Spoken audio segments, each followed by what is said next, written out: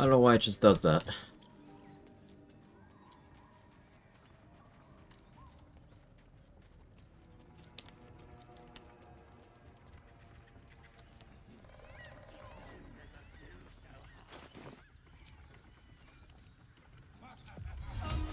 Today has proved to be an annoying day. I'm annoyed. I don't like feeling annoyed. It's annoying.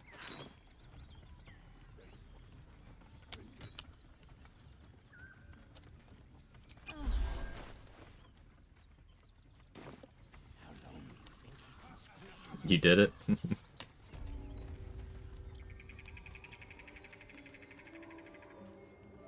Probably just because Twitch is owned by some small indie company with no money to work with.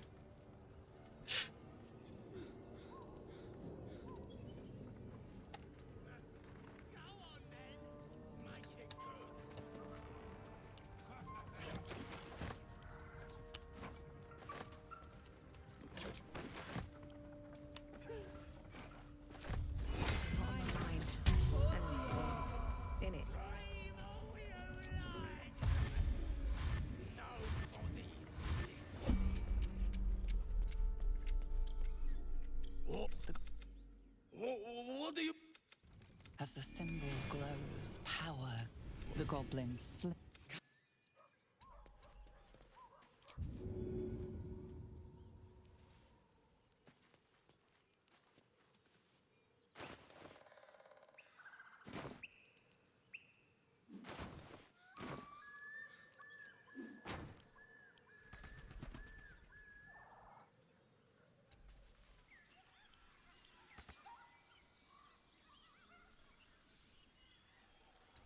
Video game?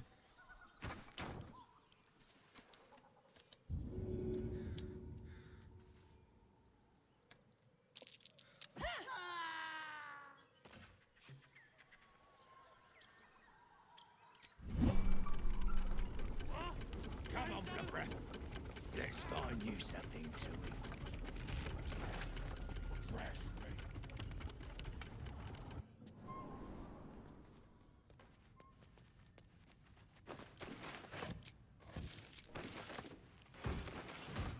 Better not be cursed.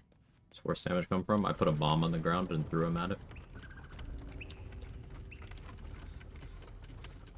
No hesitation. It's insurance in case the throw and fall damage isn't enough because of my positioning.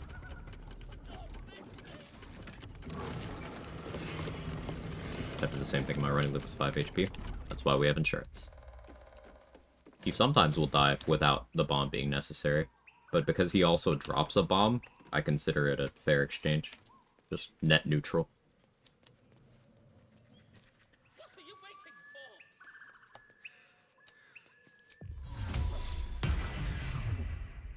What are you waiting? Cut me! Look. Well, get up. You say nothing.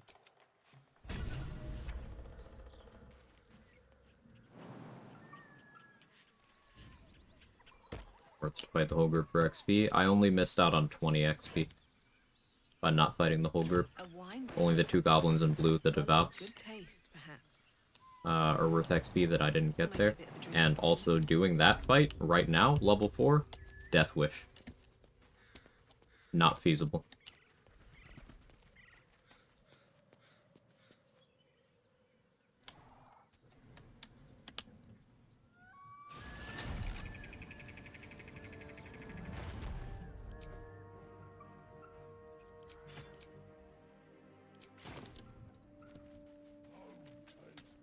One crit away from a new run. Yep. Out of sight, out of mind. Your What path lies before me?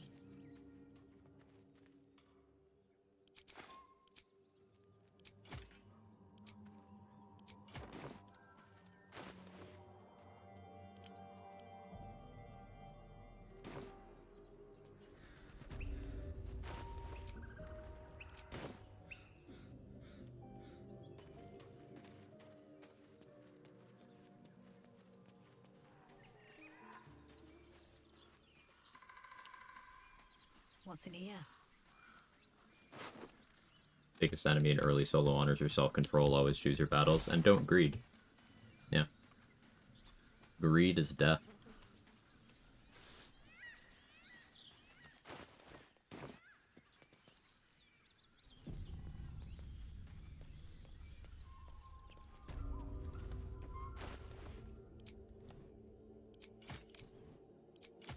Don't do this. Breathe quiet. Move with care.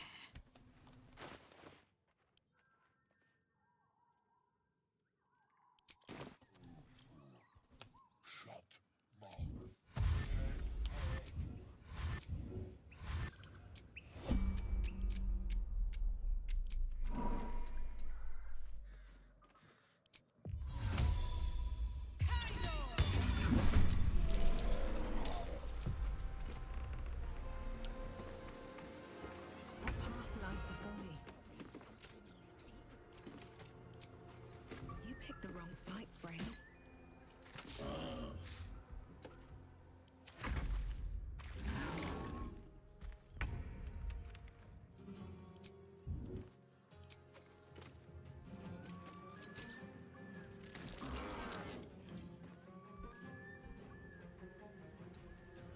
If everyone else minds their business, I'll be fine.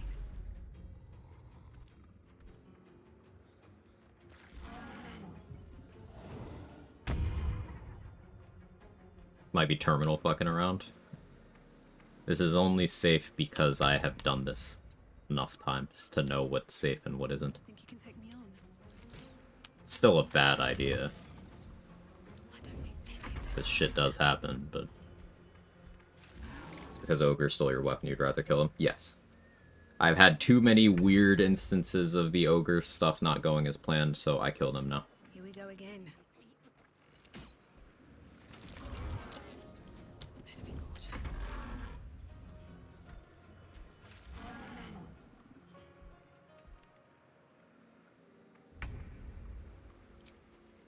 Time for some bloody work. Can't risk being in open view. What happened to the Ogres before? Bank took my adamantine mace and I had to go on a side quest to get Connor so I could revive him and then disarm him to get my mace. But before that, on one of my no-hit attempts, they caused issues. I've had times where they just kind of despawned without me being able to get the warped headband at all. Strike you down. It's just, they're buggy. They should die. Don't want to draw any attention.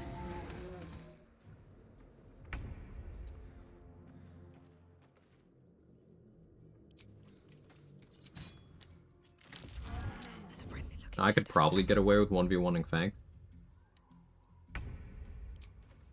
But I'm not gonna bet my life on a probably. I don't need any attention right now.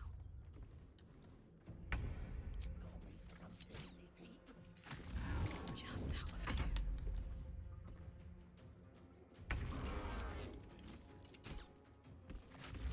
Out of sight, out of mind.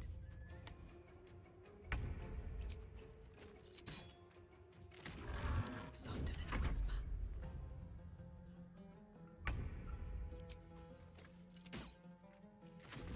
Alright, time to skulk about. Dead behavior, they just run away after you summon them in battle. Yeah, you'll have to be more specific. Rules for careful footwork.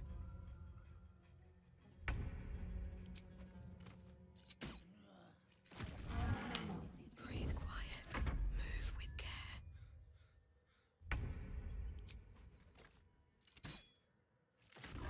If everyone else minds their business, I'll be fine.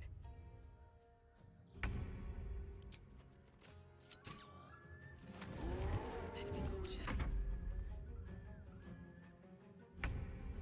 Reminds me of Oathbreaker XP this run. Nope. I will actually have Paladin investment. So, no. Will likely need the Oathbreaker Knight.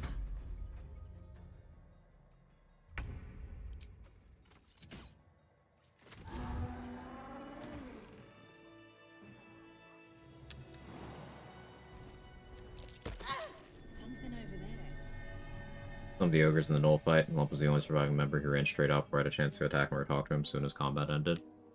That does happen sometimes, depending on your positioning relative to his.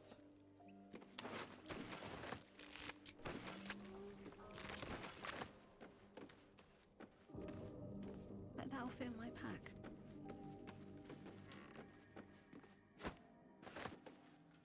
Another step forward.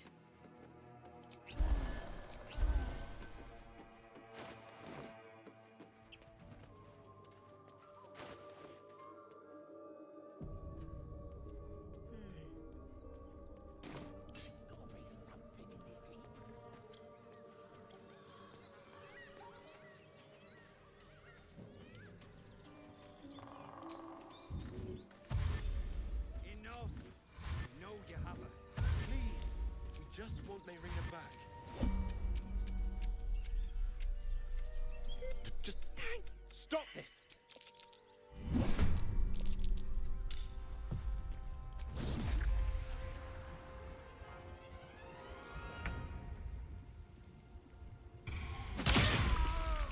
Oh my! I didn't mean for.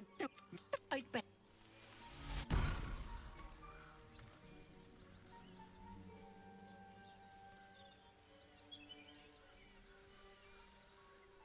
They okay?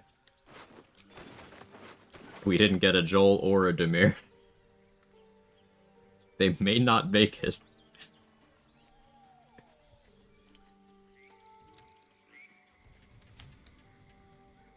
A chill runs up your spine.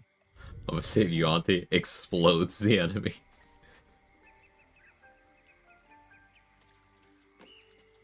They just got slimed at the Nickelodeon Awards. Core memory unlocked.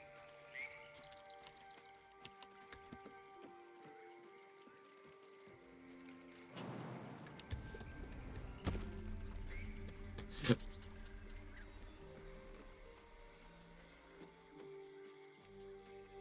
know if Lump's Blur Scroll refreshes like other vendors? I want to say it does. I'm reasonably sure that it does, Baneblade. Fresh, sweet smell of warm.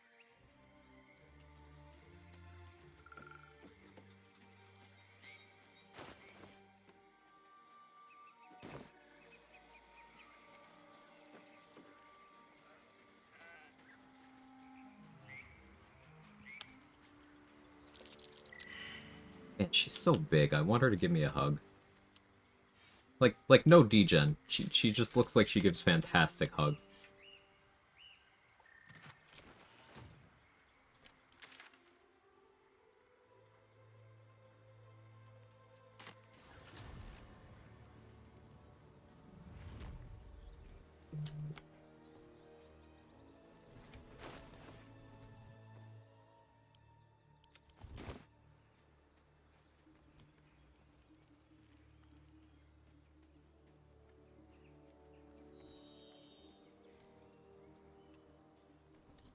Probably snap your spine in 4 places, it'd be worth it. Yeah, I mean, the ideal hug is one that I don't survive.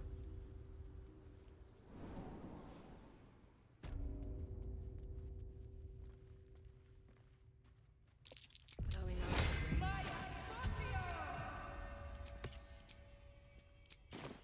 Better be cautious. Okay. Time to press ahead.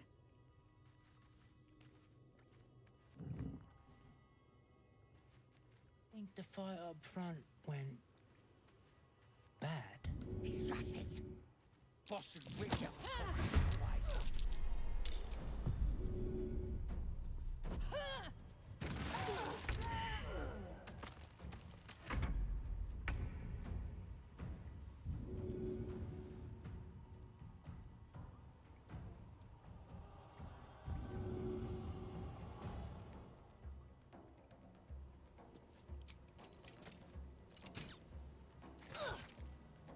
Oh, okay. Min damage? Sure.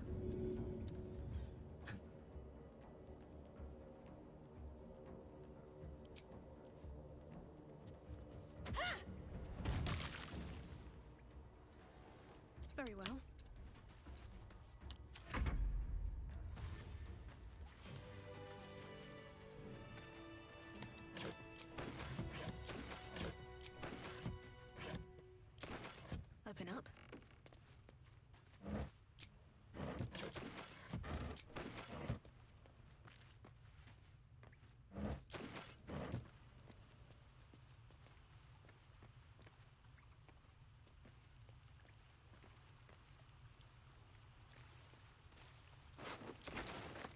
Anything? I'm exhausted. Better find somewhere to camp soon. Yeah, that is not happening soon. Bilf. Progress. Is a Bilf a bill I'd like to fuck? Is that how that works?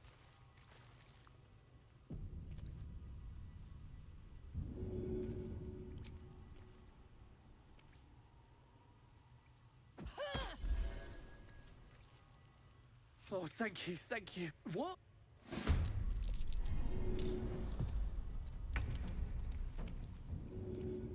Oh yes, I see the game scammed me. I love being scammed. Nah, it's my own fault I didn't wait long enough to get my action back. This calls for careful footwork.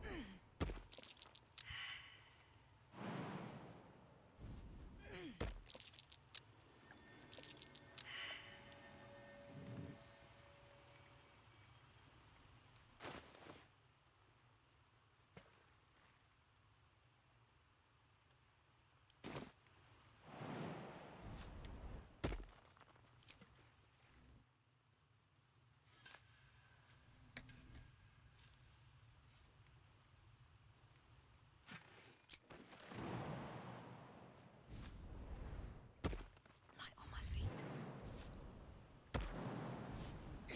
Breathe deep and move. Step carefully. There's a trap. Not pick up the key?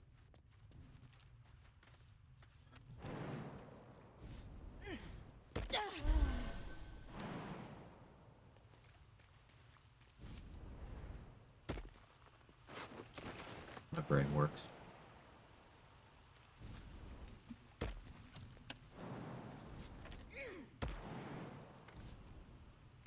It's the XP optimal way to resolve Saza. Save her.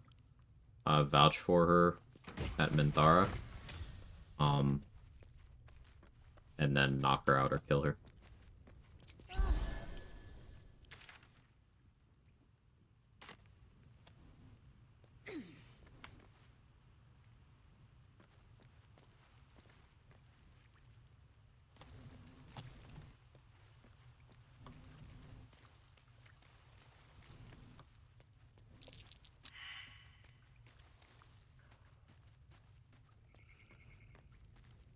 Here goes nothing.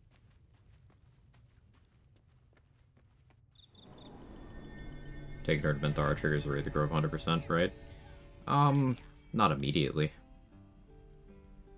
Not necessarily. You can still then, like, if you don't want to do Grove Raid or Defense, you can just immediately attack Minthara afterwards on the spot before she can, like, despawn. Shoot before you lose your nerve, teeth.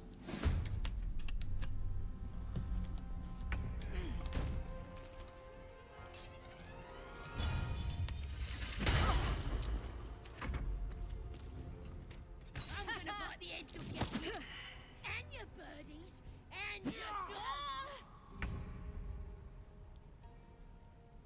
Crits don't actually do more damage.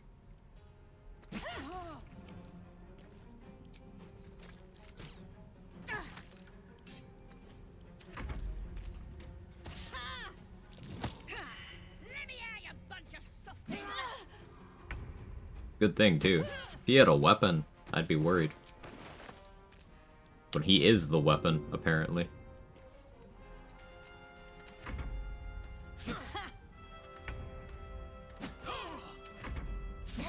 You're gonna be sorry, every last one of you.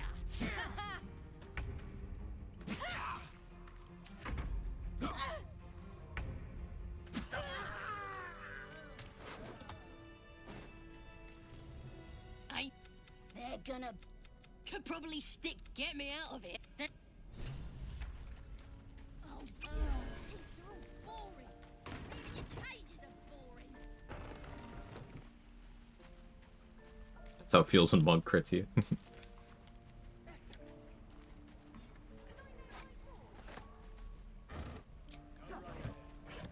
Wish they would fix the Twitch integration more than that. I wish it hadn't broken in the first place. Agreed. All crits you wake up in BG4. Hey you're finally awake.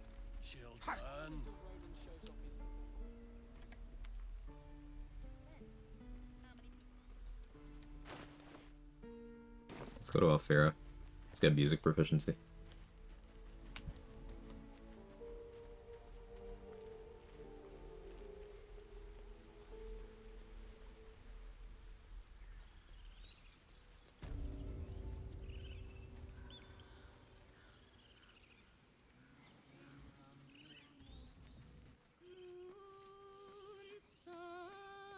I have something to ask. Please, make.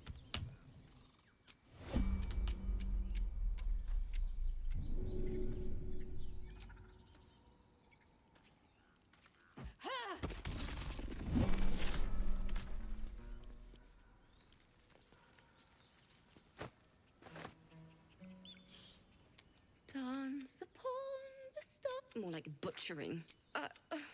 Even animal. It can't hurt. I'll dance. I didn't mean to upon the taunt her about the animals. I'd never actually stars clicked that dialogue option before because I'm not an pain asshole. will fade away.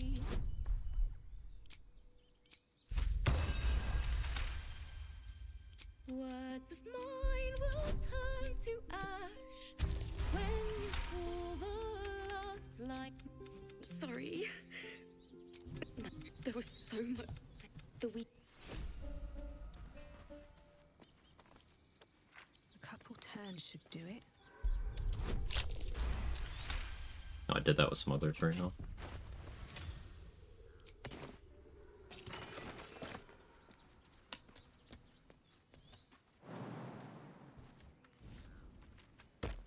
Wasn't smart. Block this innocent bard over the death of her teacher. Am I the asshole? Those posts are wild.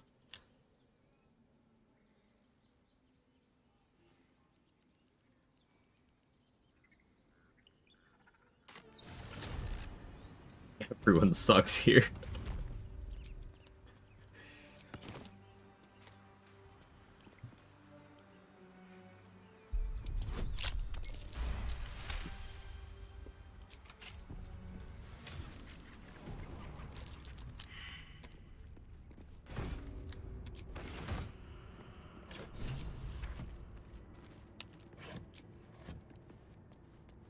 This place wasn't built for the living. Trap. Be cautious.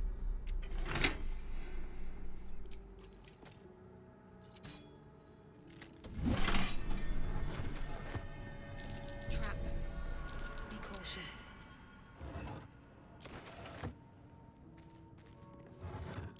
Strange. Go ahead, downvote. I don't know what you just said. I can't read. Sorry.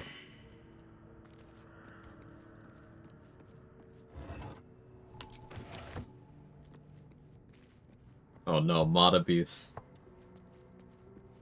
No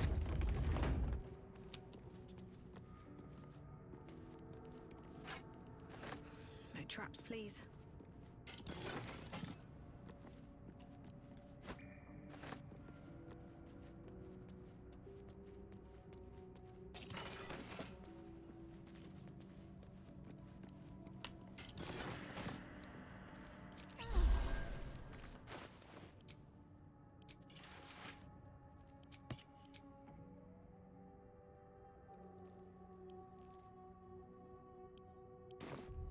Stop me yet. May as well do the fight here. What's hiding here? Armed scribes. But no sign of a struggle.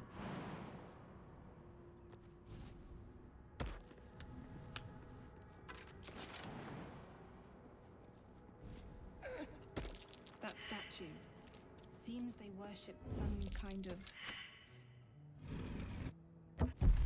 Oh, hell. Saw a post the other day with Steel played a no racism run where every time a hint of racism was said they killed the character. I believe they said they really started to struggle around the middle of Act 2 as they had no companions left.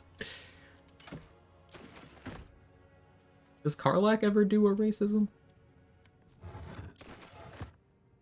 Here lies the guardian of tombs. Through knowledge comes atonement.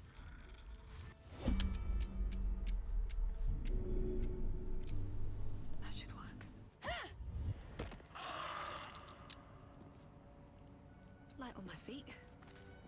I don't need any attention right now.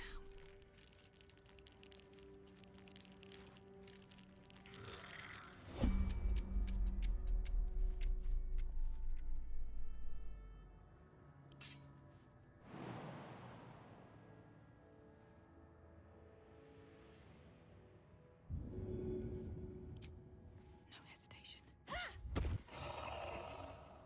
Just out of view.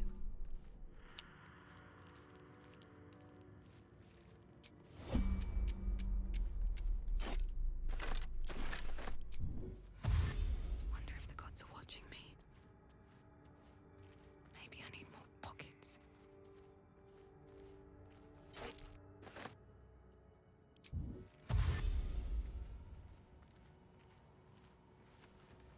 She's definitely against the demons. But demons and devils are like literally evil. Alright, time to skulk about. These boots have seen everything.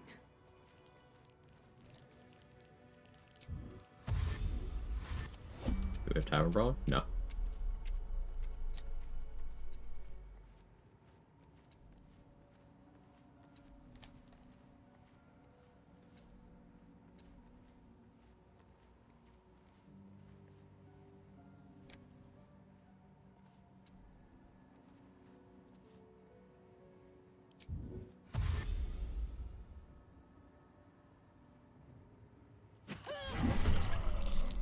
Swift as my feet can carry me.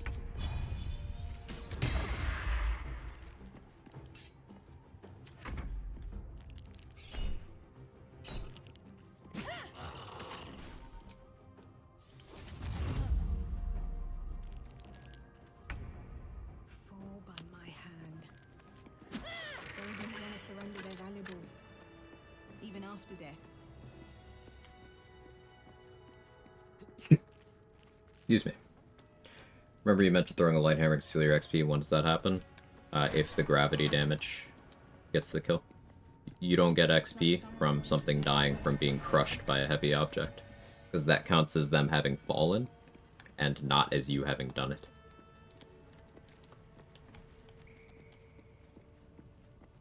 Daggers are light enough that they can never do that. That's why daggers are the go-to throw option.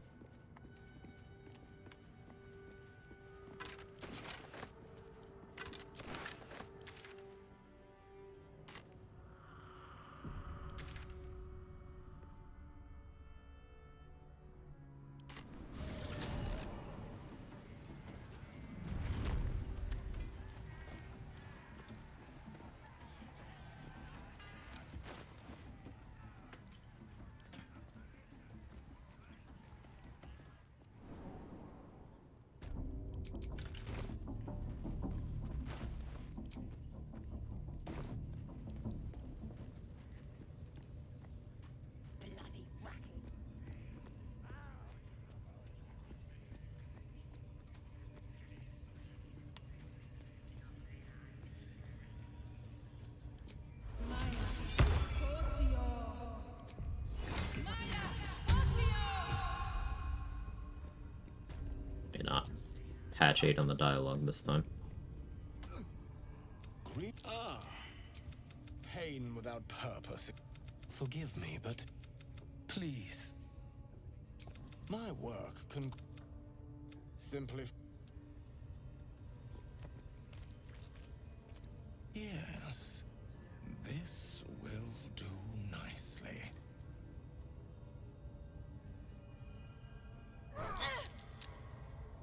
The pain you suffer will cleanse you. I right-clicked Do not once. fight it. One time. Like, I clicked once. So this is why we saved, because I'm crashing my game. If patch 8 is gonna do this shit to me, I'm going to abuse the shit out of patch 8.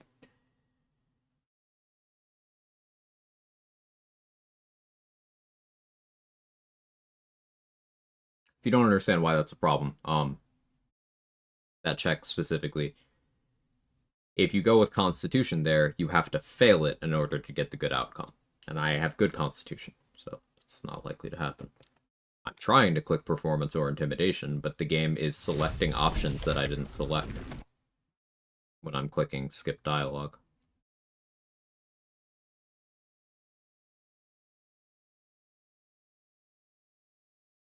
Because that's a bug, not a decision I'm making, I'm willing to crash there. Right click is not safe, only spacebar. Spacebar is also not safe. It happens with spacebar as well. You know how I know it happens? Because that's what caused it last time.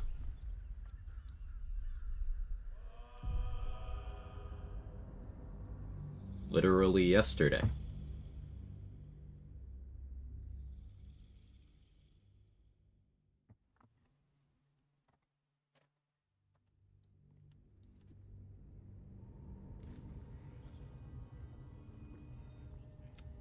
Ah.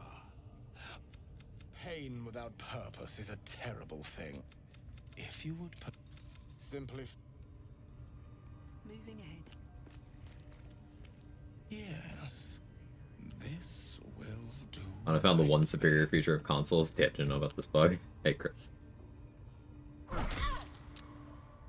The pain you suffer will cleanse you. Do not fight it.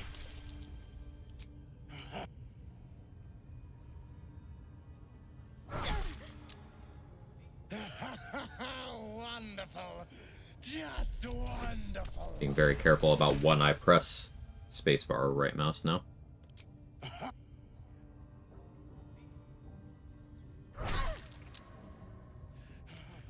That's it.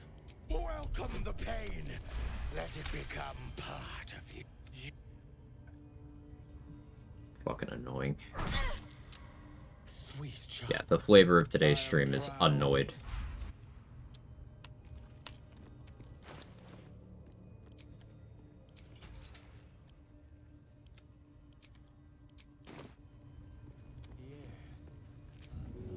Come here. May the gods take you first.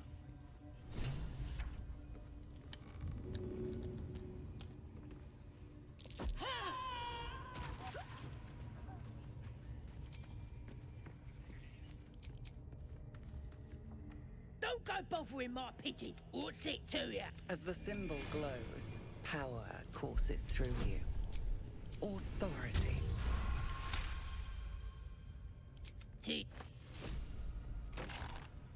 I guarantee that we mustn't carry...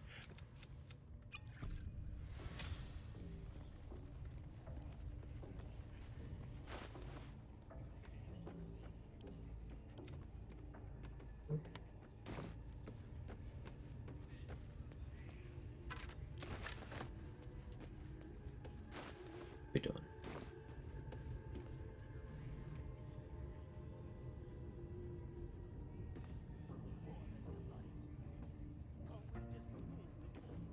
For those who are curious what my phone is going off about, apparently in the group chat they're talking about what kangaroos probably taste like.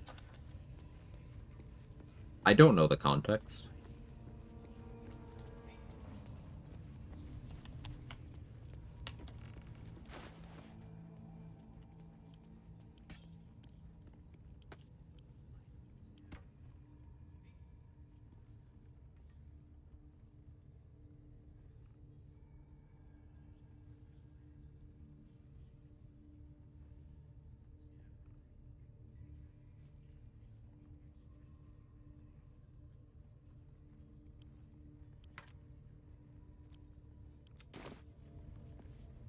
Need something?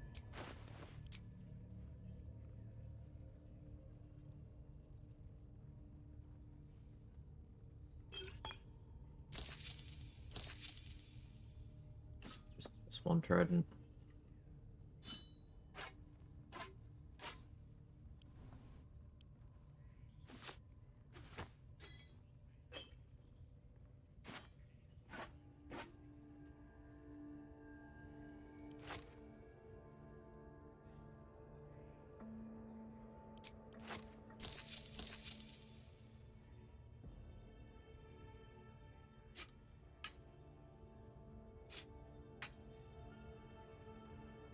Any more light hammers, Roa? Did I bag any? We just don't have any. Fine. Pleasure.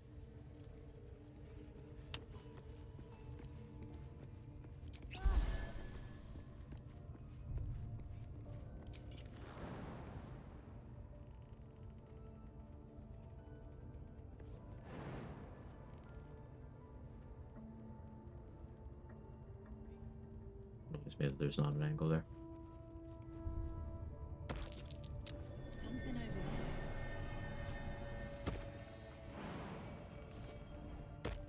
Pressing escape after skipping the first dialogue prevents the auto-select bug for me. Hope it's not a placebo effect. Doesn't sound like something that would interact, but I haven't tried that, so.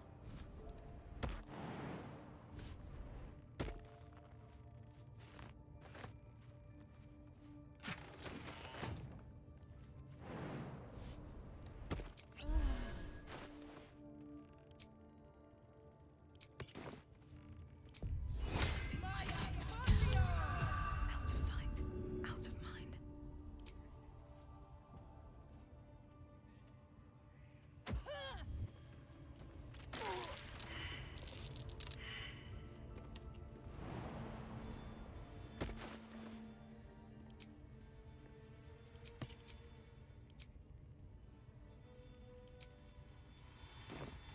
Another step forward.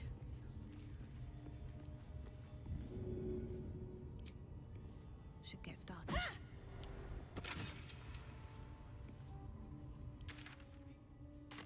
Can't risk being in open view. Save Liam while I'm here. Wait.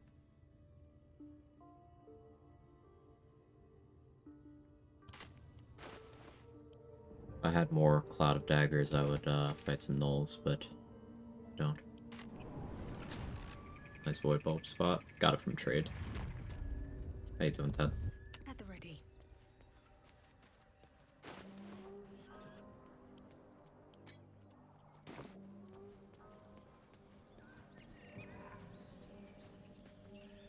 I wonder if these two are in Corrosive Flail range.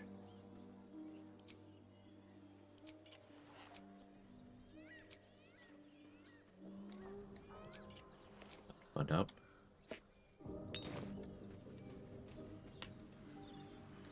They look pretty tightly grouped. Better than nothing. Just out of view. Out there, tracks.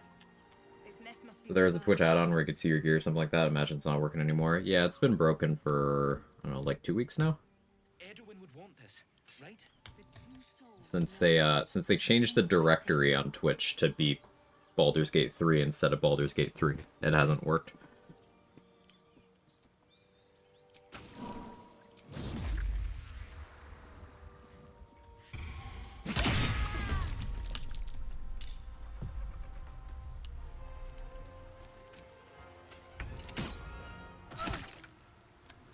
Of course you lived.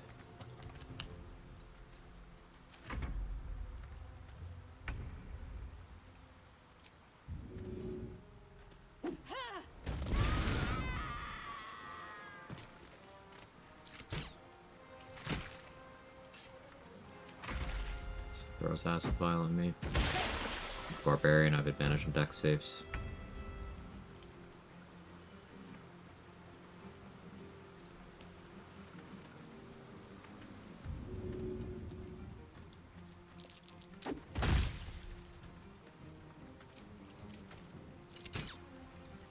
Time to press ahead.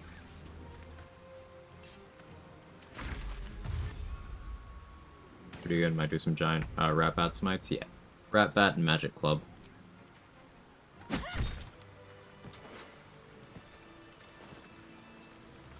Are the weapons of choice for this run.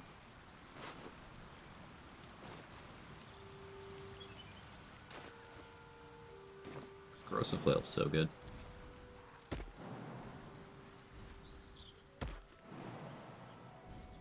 I know recency bias because I've been using it a lot lately, but one of my favorite Mind weapons. if I do?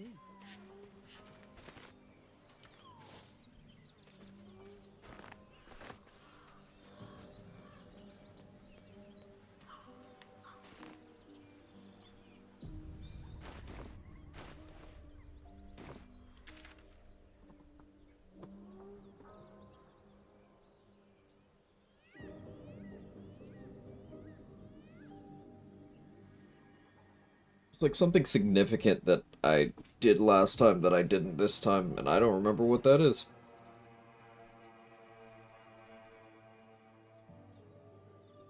I guess Arcane Tower. Make the sussy weapon. Joaquin's Rest. Yeah, let's make the... Let's do Arcane Tower.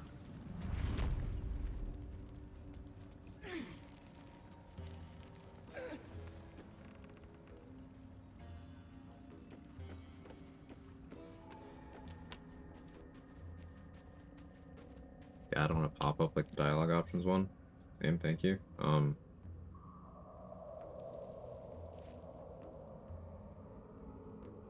on.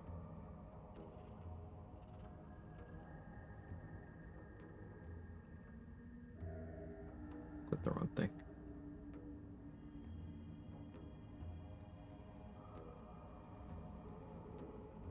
Baldur's Gate 3 Companion is the name of it.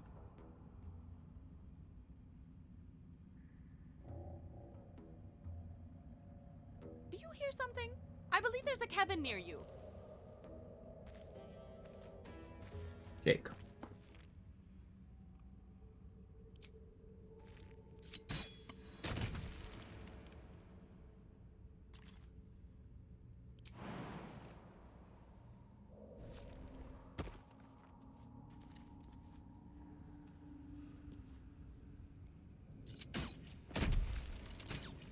Here we go again.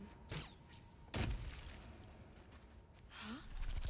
There's tunnels everywhere. Who would dig these? And why here?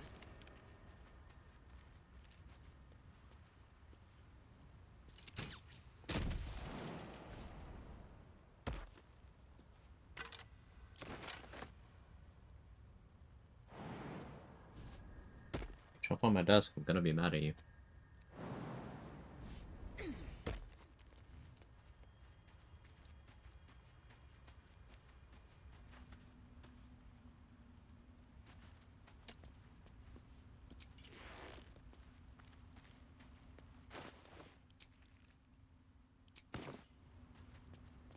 Don't do it. Scorched ground.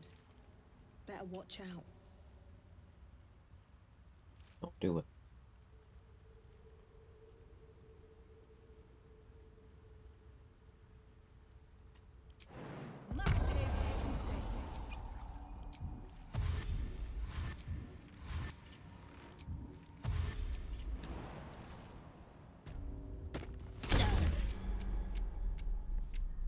Thank you for the late turn-based mode game. Very helpful. He's not gonna do it. He's just thinking about it.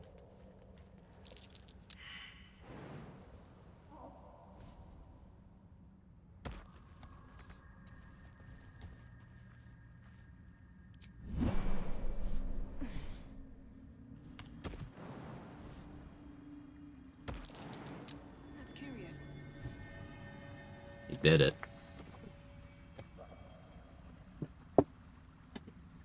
Stop it. Stop doing that. It's not water, because I topped that off. And it's not food, because I can literally see the food in your bowl from here. These flowers. What is this feeling?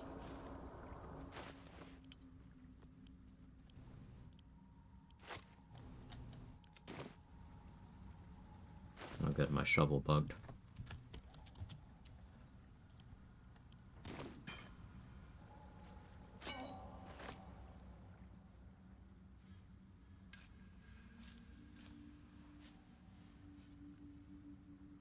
Do not do it. Swear I need to build like a fucking fortress of shit on my desk so he's like, oh, there's no room for me there.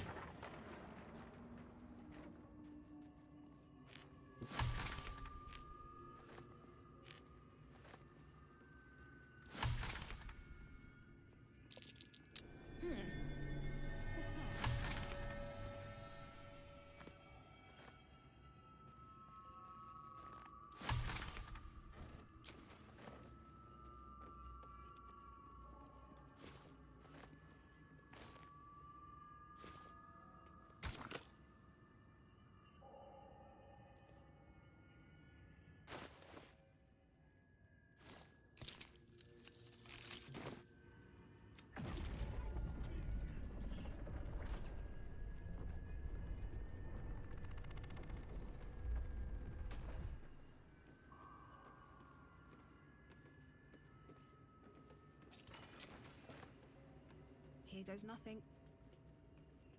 Don't.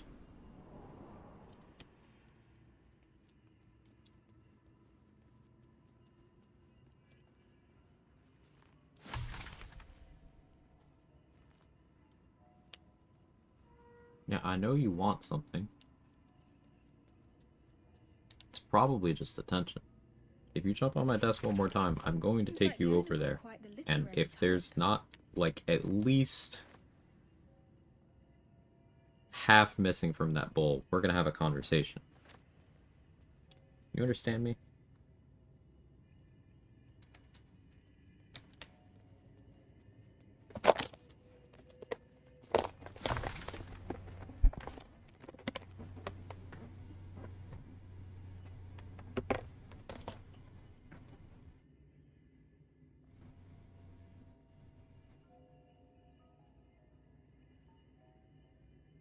Okay, those are like 2/3 full. What is your fucking deal?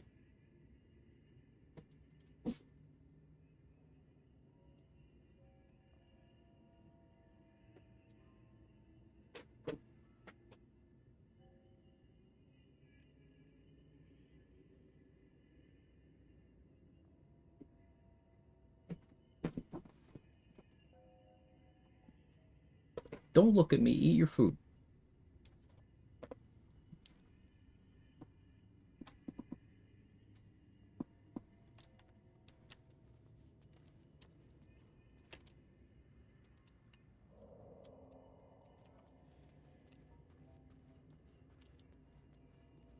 Did I read that book? I have no fucking idea. Did I read the book? Threadbare book. Okay. Yeah, see it in the log.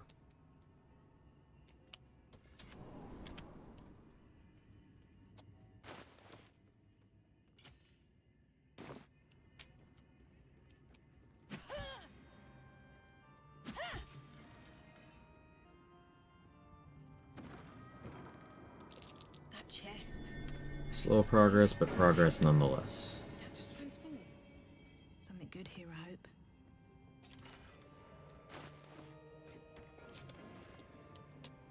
Transformation.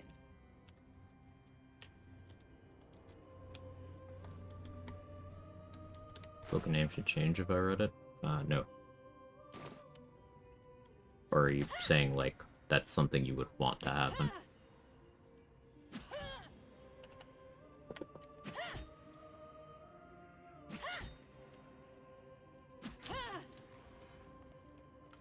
Ghost Mark's not around for a long time, is he okay? Yeah, he's just away right now.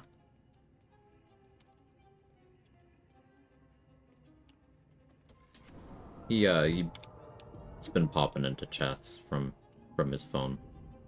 He's okay.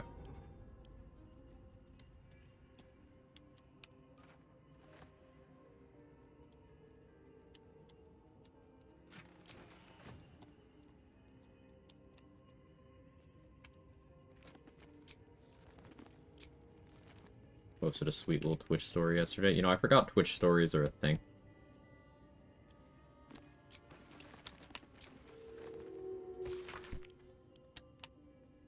How's level 1 stuff going, say? I was lurking a little bit this morning.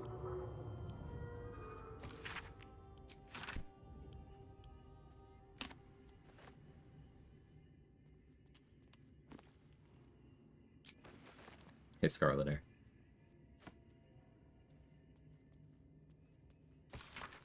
Ethel went extremely well. Happy so far. Love to hear it.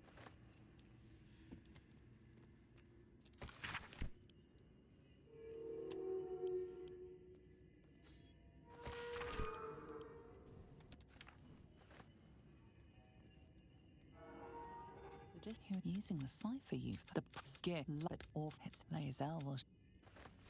Disc. Are these Githyanki markings? Blazel might know.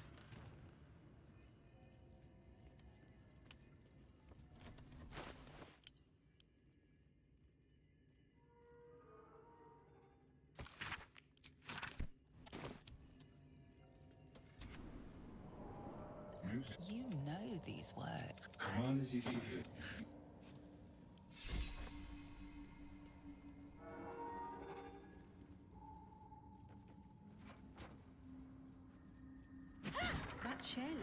for a fine weapon. Very well.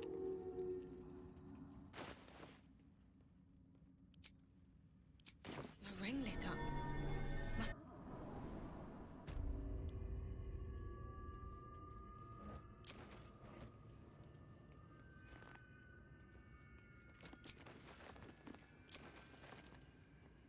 I'll take that.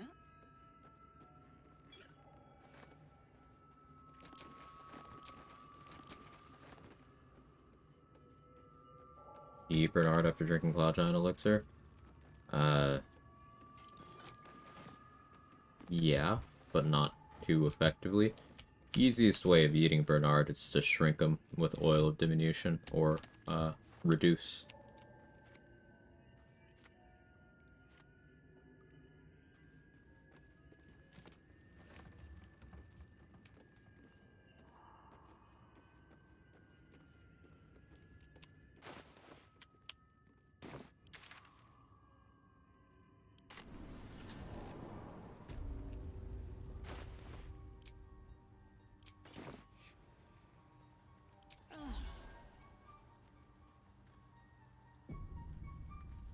Welcome back.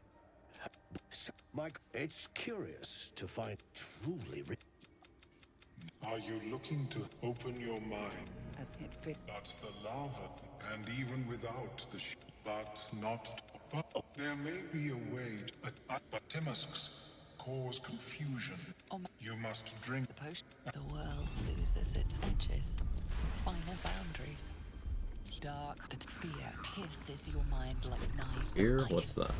The parasite digs deeper. The That lava is such an outcome.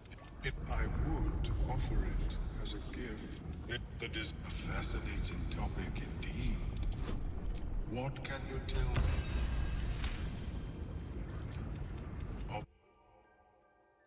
I have never seen. I greet you, son child.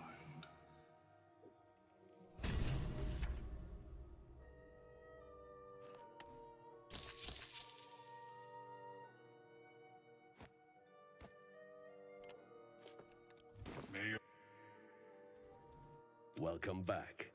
Have you... I do enjoy a good bargain. If anything in my private collection is to your liking.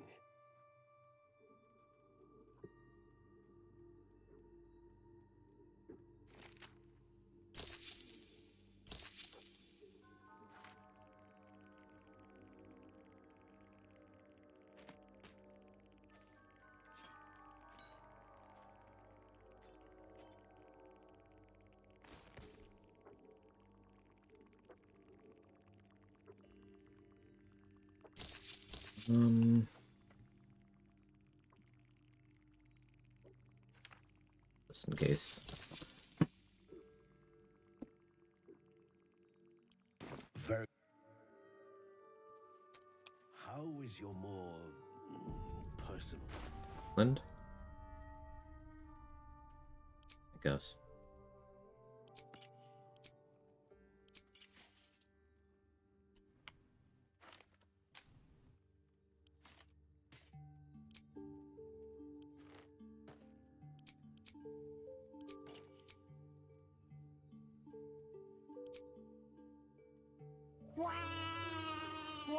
Take care.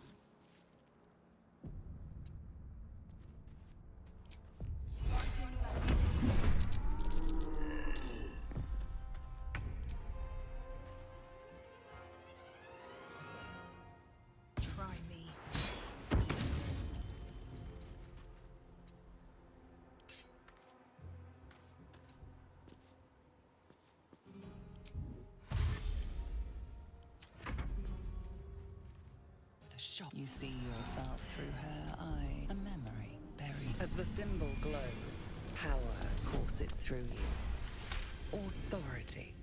Sensing its host, a shiver.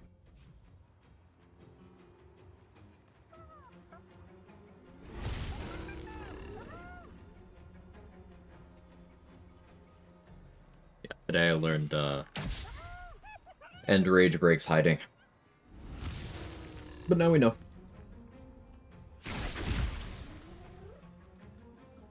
Kind of why I don't value half-orc passive too high. Yeah, no, I'm usually playing half-orc for the weight, the extra crit die, and the dark vision. Same reason I don't value other cheat death things very highly either, like Shadow Sorcerer. Meh. It can save you, but if you go down early enough in a turn,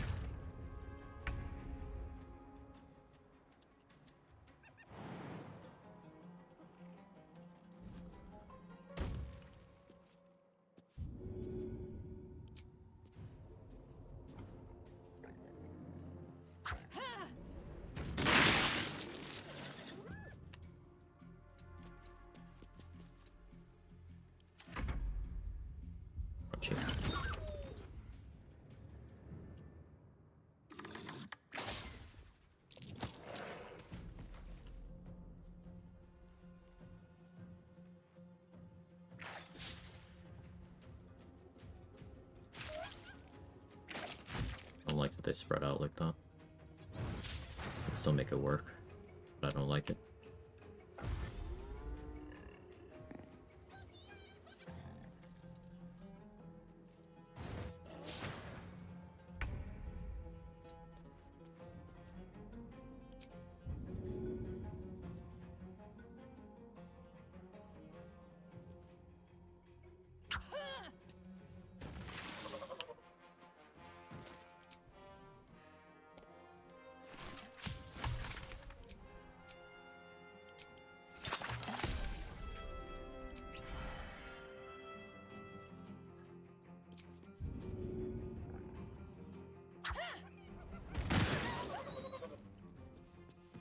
Missed. Don't waste a step.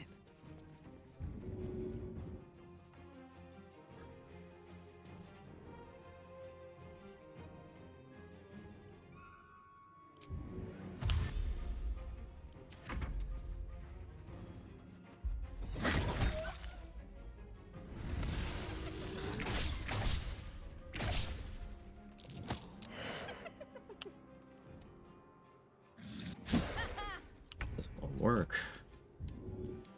Oh, should I try something else?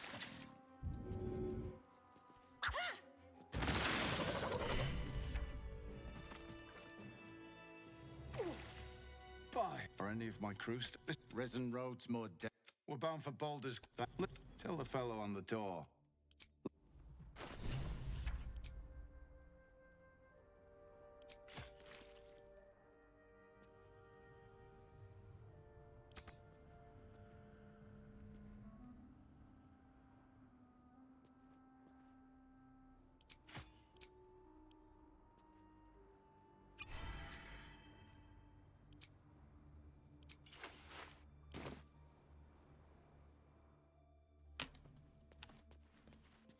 This calls for careful footwork.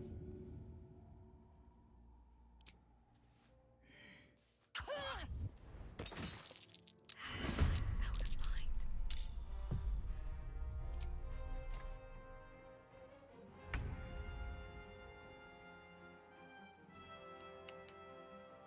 Not only did my dagger roll incredibly low, so annoyed with this game today.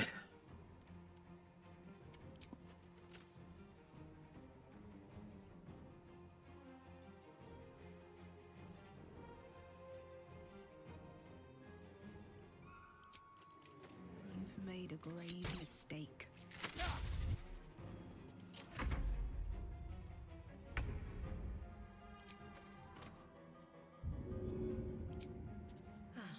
Seems like the best way.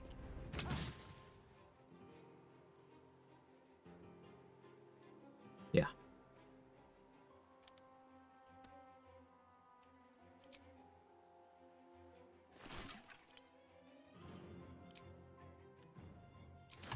Sure.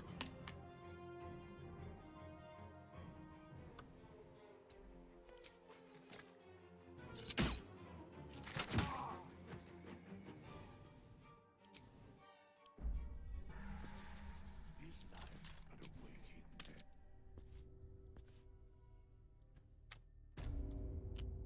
I don't know if he's even still there. Need to find a way forward. Probably not. Yep, he's not.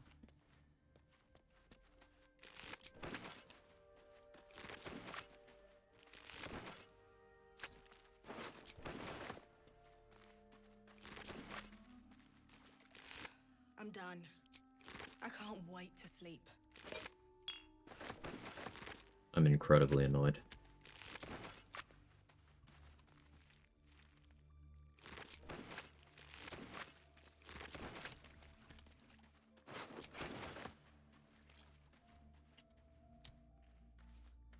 What's inside?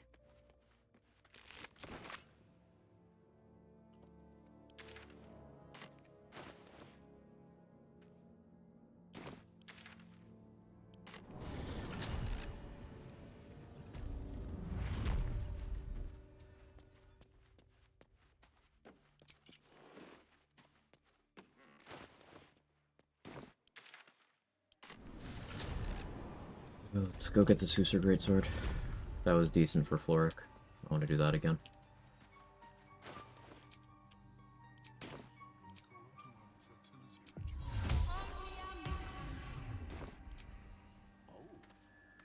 Now let's be Dwarf Lady. That always makes me happy.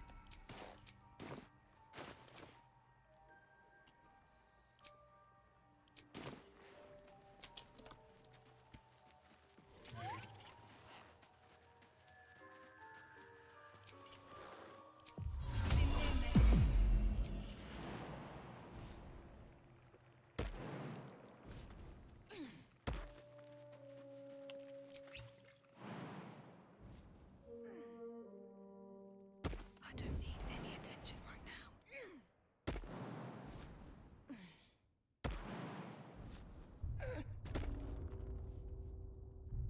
Of course, the Hookor is staring in the direction I specifically need it to not be staring in. It never does this, but yesterday and today, like, hey, I'm gonna look right there. Got the plans and the Sousa bark. Now I need somewhere to craft it all.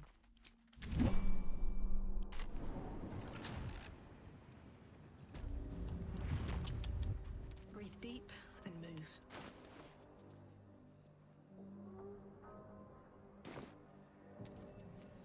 Seems simple enough.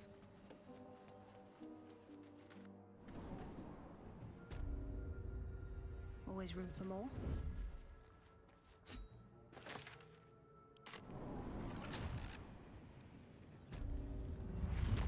Time to press ahead. 55 turns of poisons, not poisoned. Cursed to put Kill my counter. hands on everything.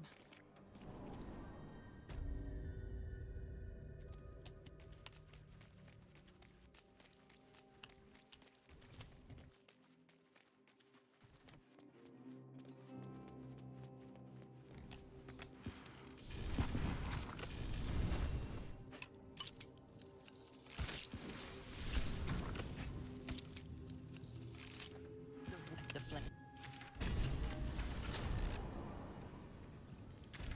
Probably still better to go from here.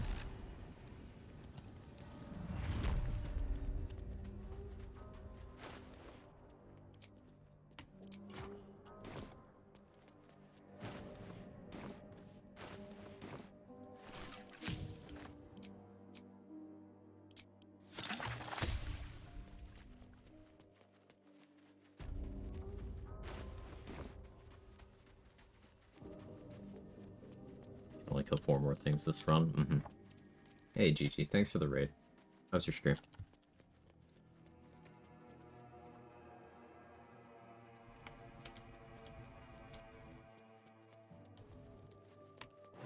I'm very annoyed today. Game is being troublesome. But I hope your session was good.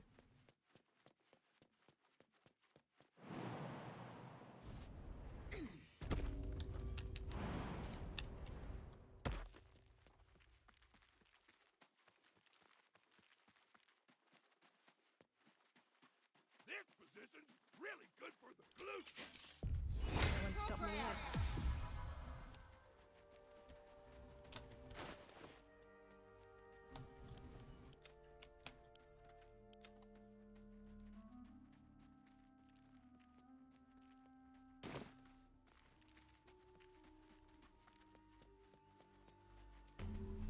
Smoke. Stream was good at the very, very end of the game. Brain's all that's left, even to the dribbles quests. Nice.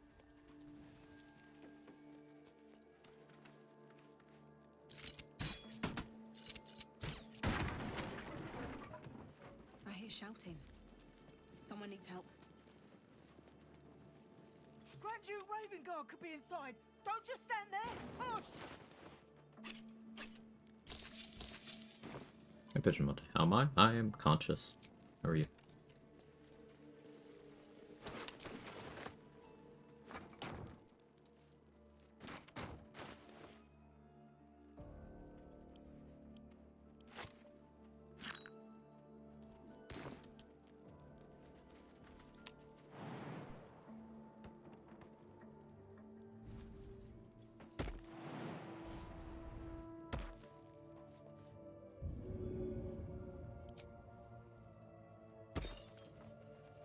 Alright.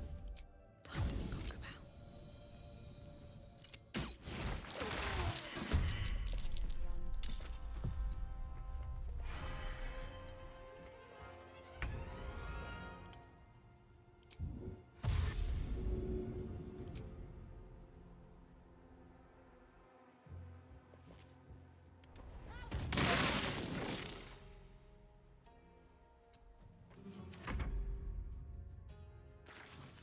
Close the guitar though, so that's cool.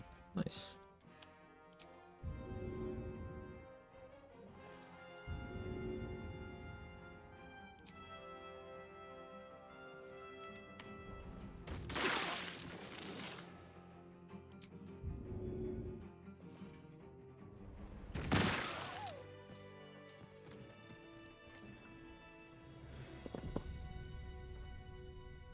Jackhammering something out there. Oh, I'm gonna crash out. I'm gonna lose my fucking shit.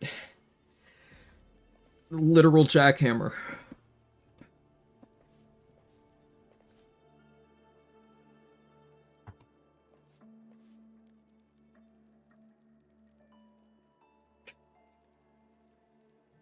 Hi, JT.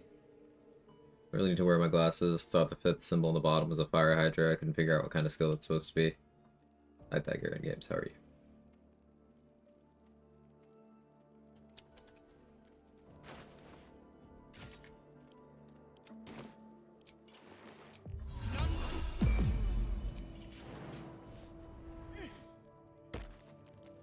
Can't slow down.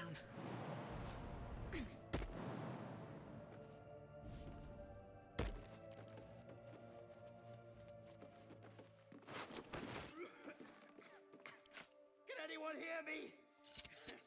Please!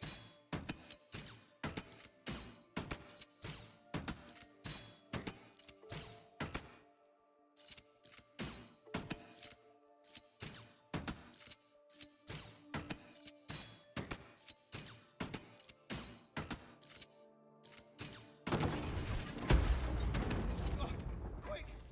Get me out!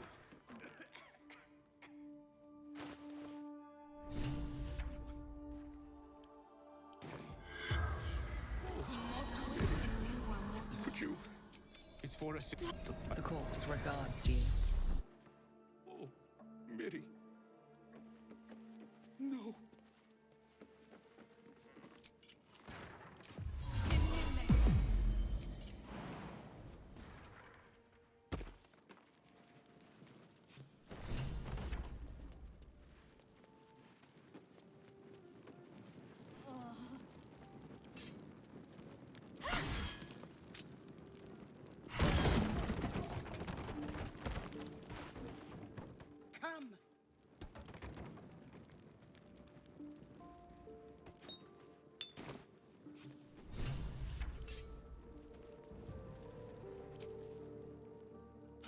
I must. And you, Not even out of the may I building, trust Florix. you're Slow your safe fucking through? roll.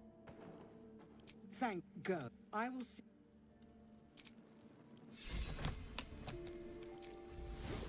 That's a friendly-looking shadow. What path lies before me?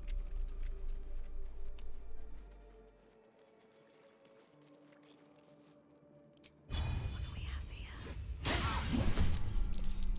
Saved on the bleed. And my damage was shit. That's so cool. I love when that happens.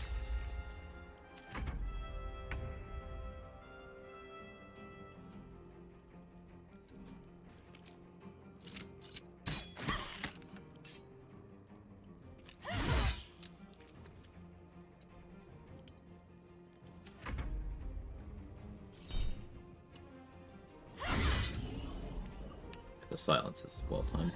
Oh, hypnotic pattern doesn't. Right. Well, she can't cast next turn, I guess. What did I fucking roll? Oh yes, a 12.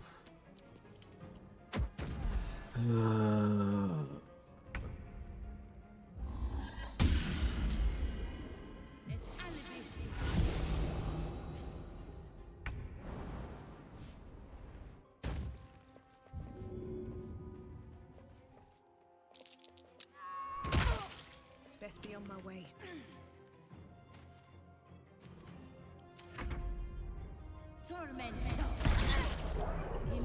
So now Verbini? Yeah.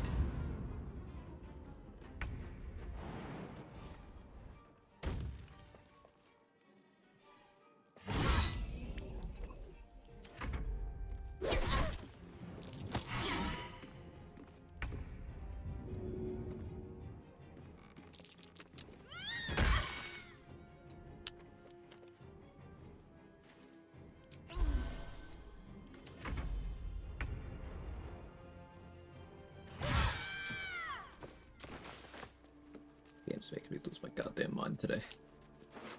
Excellent armor. Strange place to find it. I actually don't know how the whole Zunt thing is gonna go. No idea what Rugen's gonna do. Open up.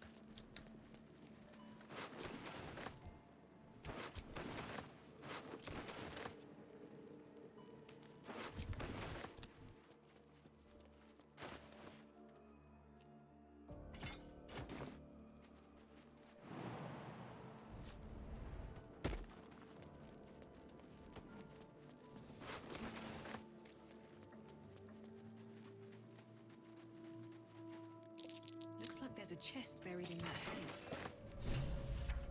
So cute, Tutu. Thank you, Tutu. I like it a lot too.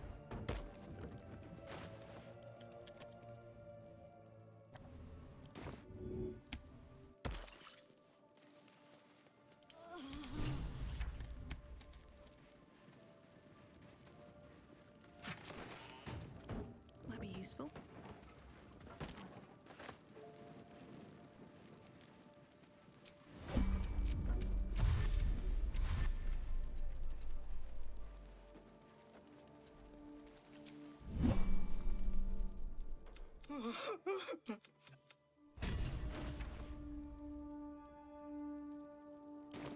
Better be cautious.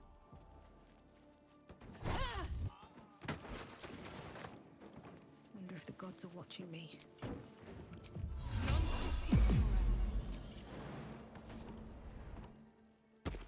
These things have stayed interesting.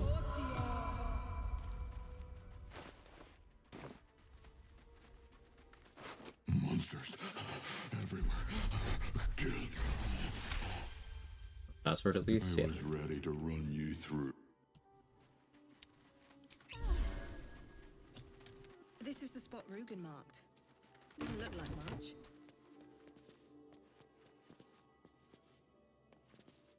You spot it. Bugger! Entrance.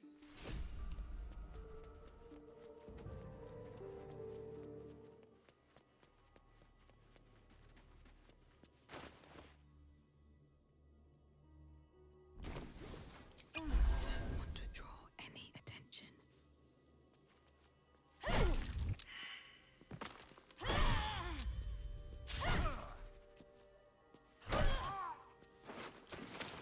the easy path. I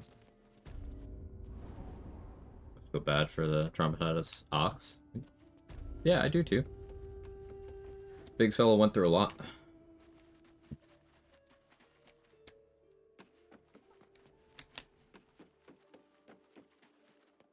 Look at that.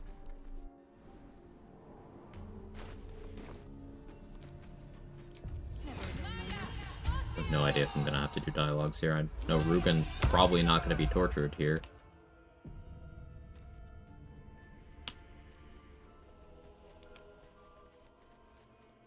Okay, he's chilling. That's Hold on. you come down. Oh, okay. Rugen forgot he's mad at me. Alright. Maybe this still works out. Though, I don't get the chest now, because Rugen already gave it to her. Maybe I check her inventory, but this is gonna be largely XP negative. I should speak up. You need to buy me. Tenfold what... Please. This also does, if it worked out that way, that eliminates my reason to kill the Zents right now. I'd probably do it anyway for the XP and the money, but keeping Brem alive as a vendor longer term does make some sense.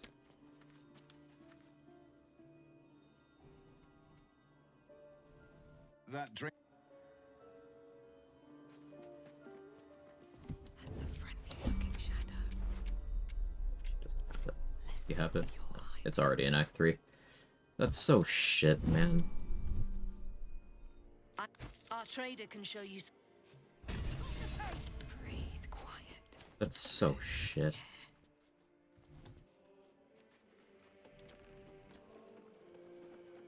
What path lies before me? Well, if you have the gold, my pet artist will make you a most heroical likeness. Shut up, Brem. Give me your shit so I can kill you.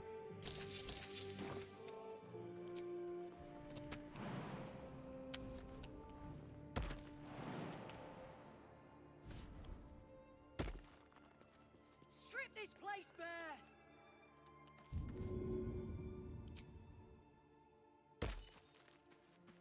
Just out of view. Let's get in there.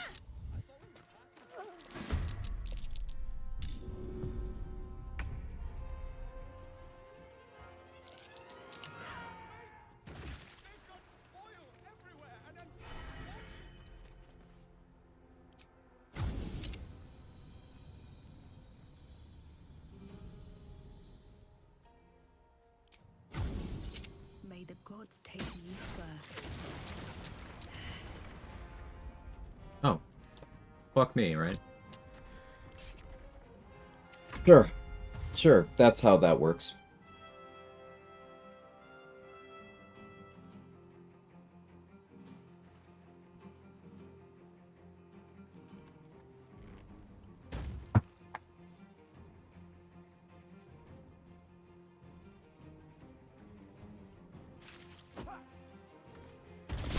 The oil trails aren't actually linked, I'm aware. I can see that. Fire arrows work differently. Fire arrows have a fuck you, I ignite everything radius, except when the game decides that they don't.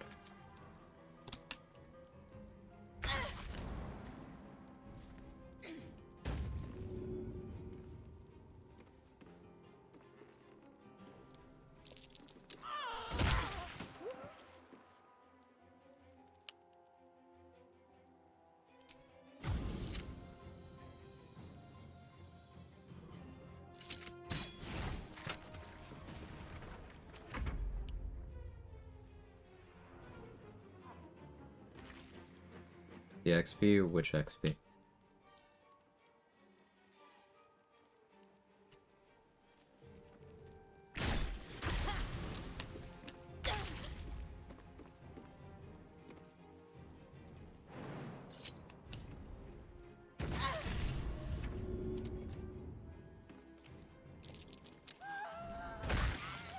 Saris!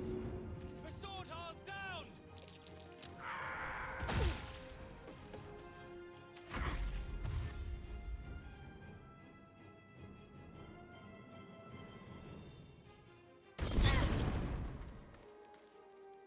Oh, I didn't even notice Brem survived too. Great. You going for arsonist oil? Alright.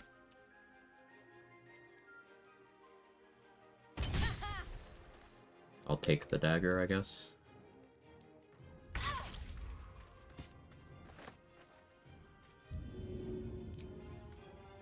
And away I go.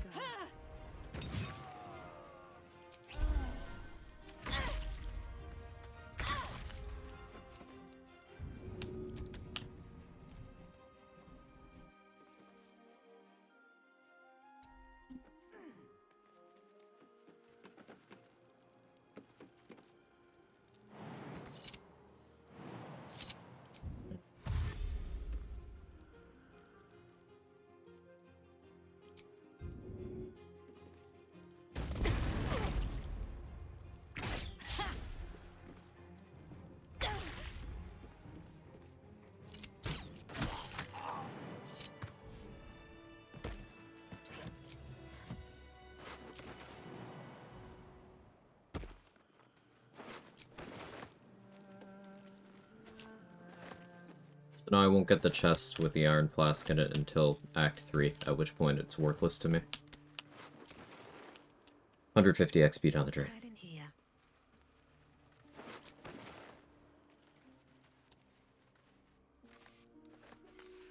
I'm done. I can't At least I got Fireball. That's the best spell in the game.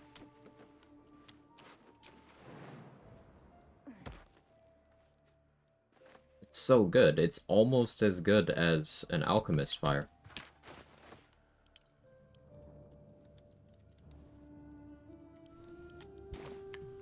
I'm kidding. It's not.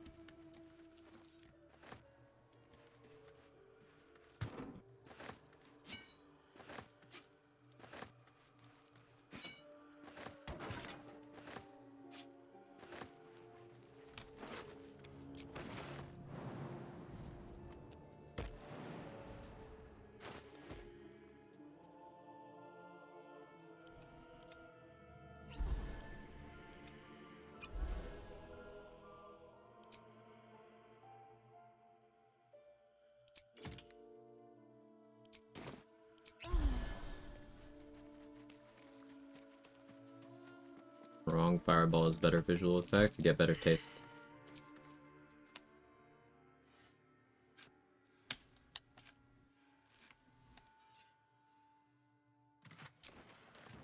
Out of sight, out of mind.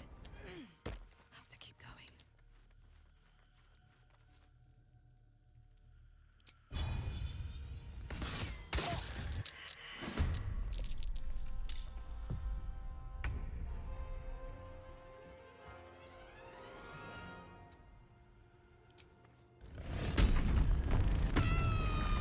Okay.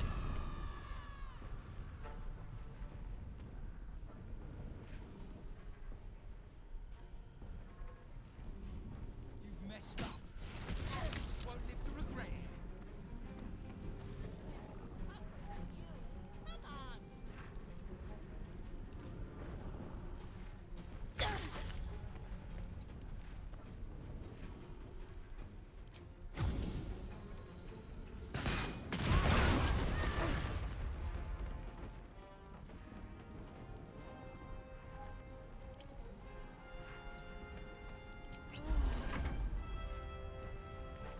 Alert and get some sleep. Had a great stream. Remember Fireballs, man. So thanks for the raid, GG. Get some rest.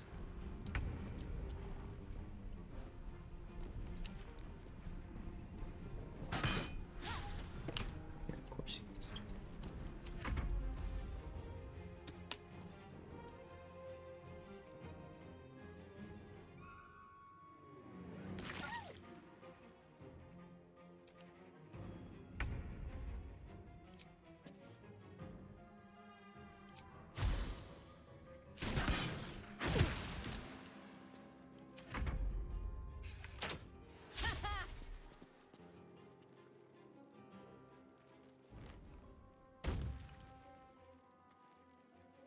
An impressive jump.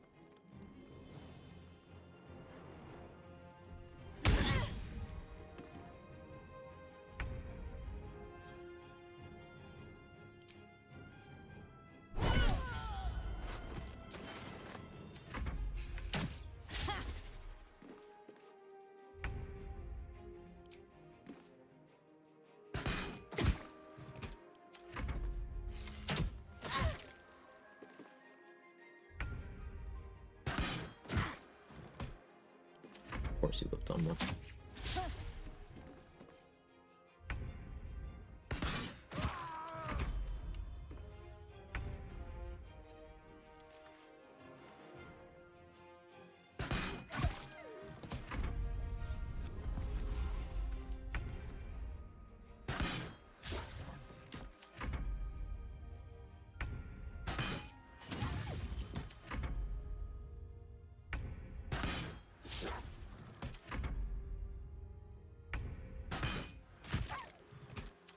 My damage rolls have been so shit that this took 16 rounds.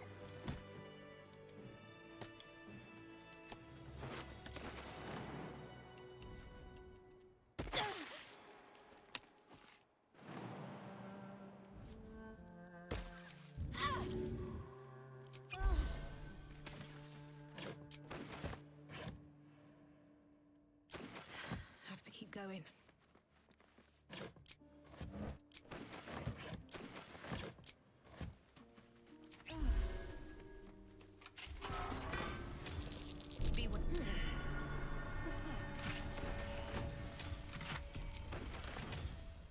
Lush Burgundy.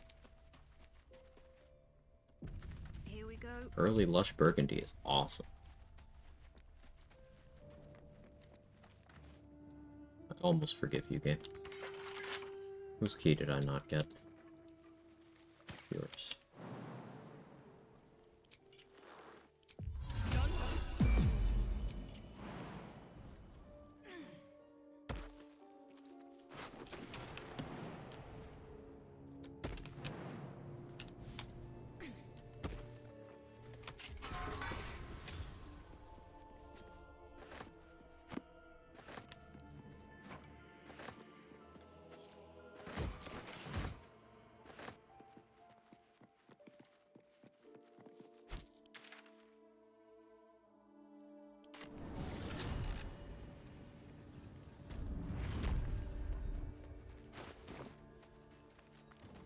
No traps, please.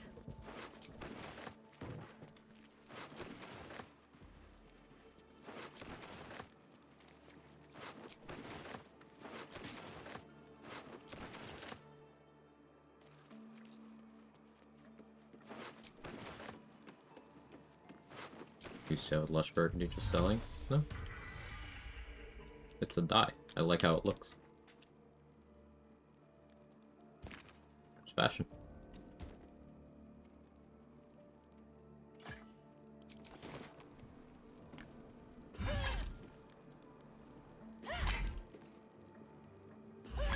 Like how I took off my disguise right before doing something that would directly want me to keep the disguise active. That's always nice.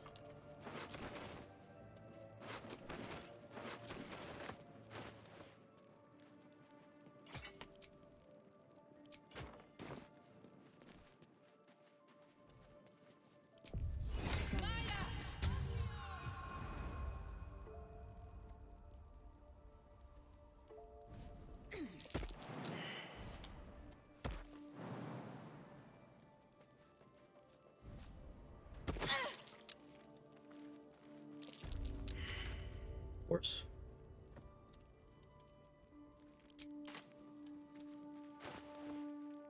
$544.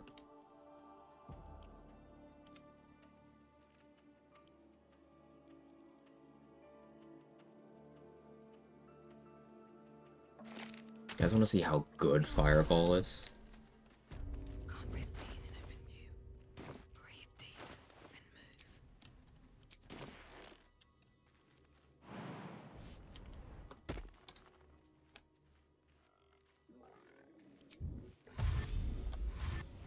Look at this. It's gonna do so much damage.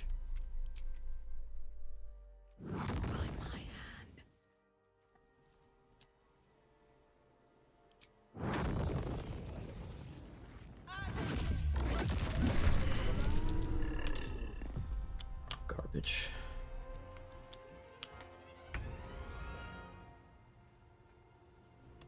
another step forward.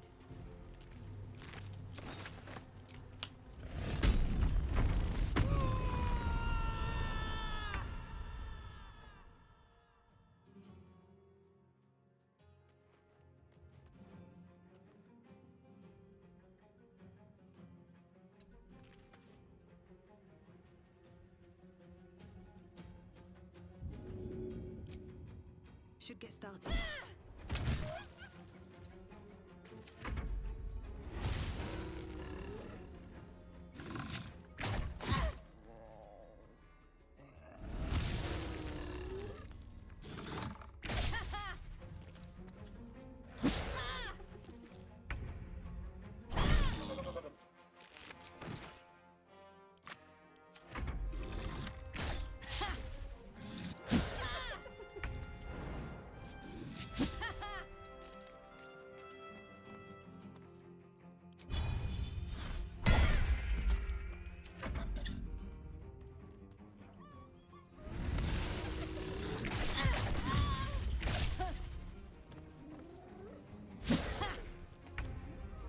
Rage was the correct play.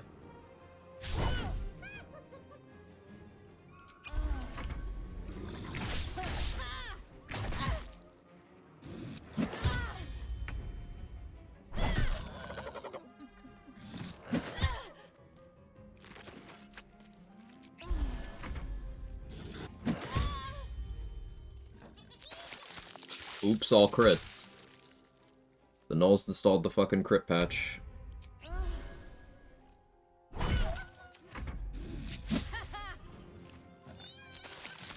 There.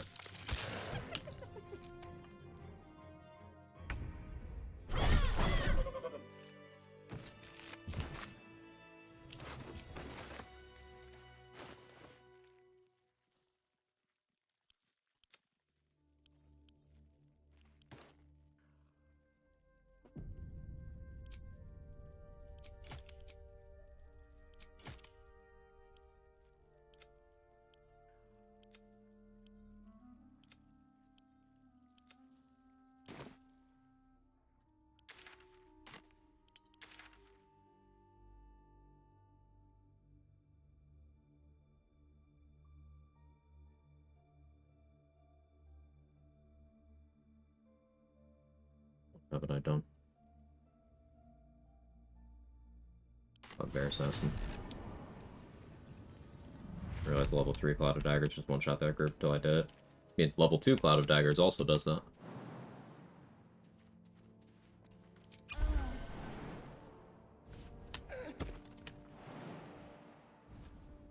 Cloud of Daggers is good.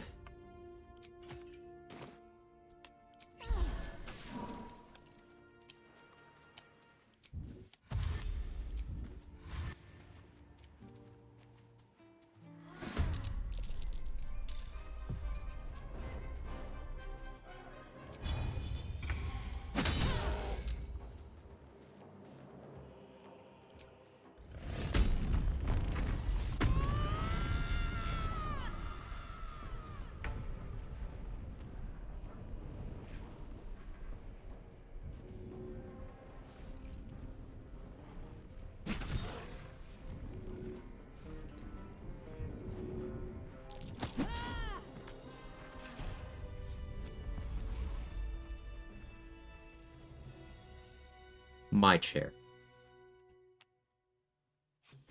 Let me guess. You'd care to explain why you reek of the hells?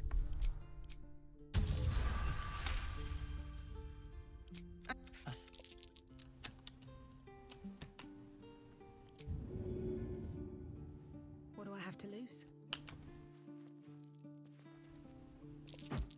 I'm done. Your act.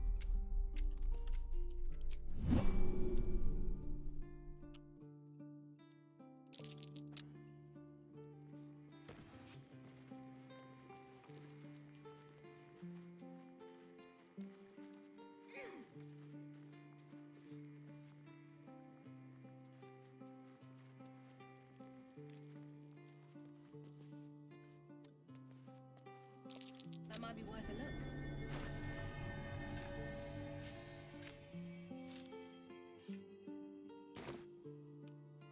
It's a bad day when Quag is eating tiefling refugees. I mean, there's a few that I always eat, but when I'm stealing their chairs, you know I'm in crash out mode. You see, you're in my territory, and I want you gone. Are these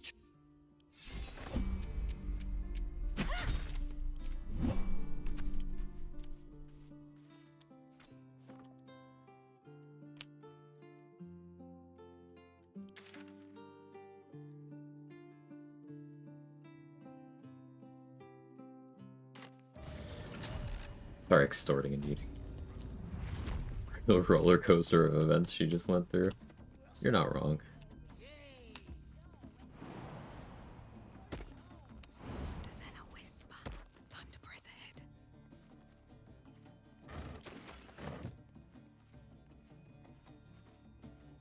Not sure if it's worth in terms of opportunity cost, but plant growth with Cloud of Daggers or Hunger of Hadar seems like a pretty dope combo.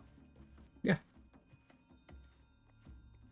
The tricky part is you need to keep fire away from plant growth. Any amount of fire damage in its area will immediately burn the whole thing up. But if you can do that, that is a good combo.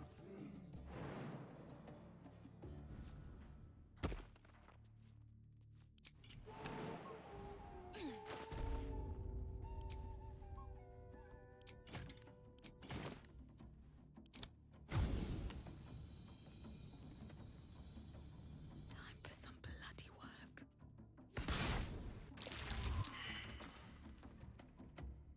Moving in.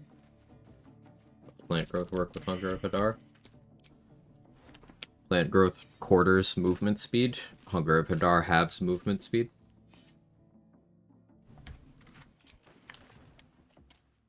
Wish I had a bag of holding.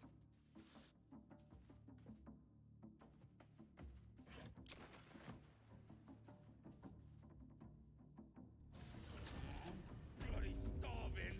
What do you call They finished cooking that dwarf yet? Chasers are dead. Ruddy cob, split foot, Tark the toenail. Legends. Guess I meant to ask, does it get quartered or 12.5? Quartered total. Or rather, 12.5. Sorry.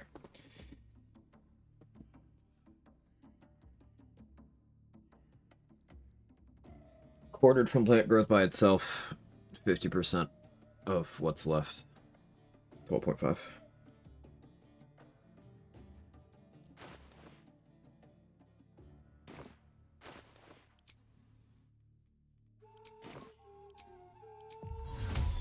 Can't even enjoy a drink in peace.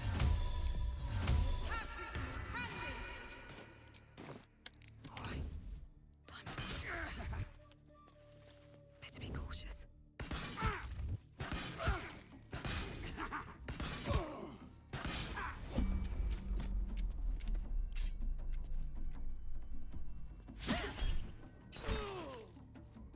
Thanks, Tenacity. I missed you too. Taste. We'll lurk now, have a good one. Take it easy, Sora. Could do Black Tentacles and Hunger of Hadar somehow. You would need 2 people for that. It would work, though. One is a surface, the other one is a cloud. That does work together. This calls for careful footwork. May the gods take you first. Seems like a good moment to talk.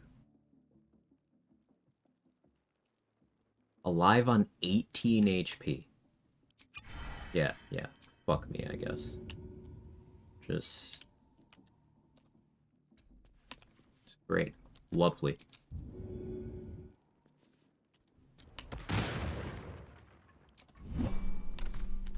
I don't know how that even could have happened, On my way.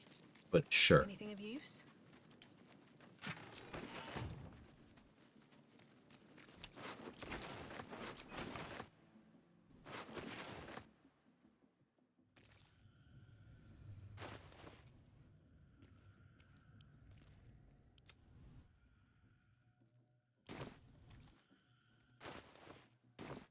These big folks could guard the place themselves.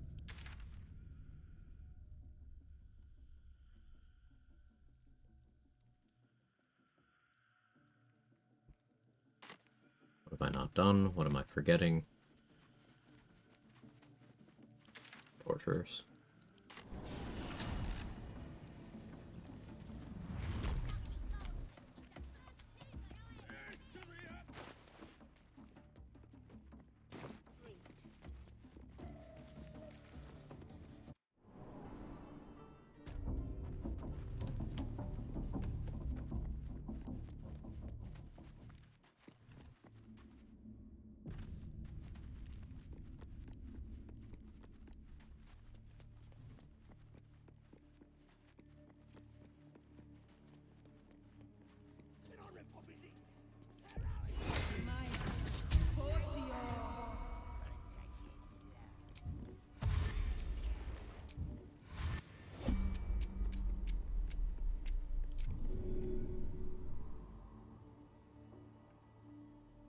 strike you down.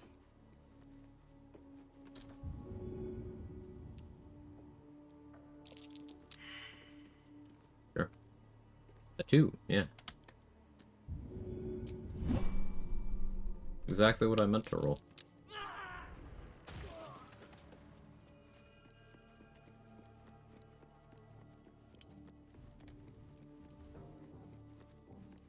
I don't need any attention right now.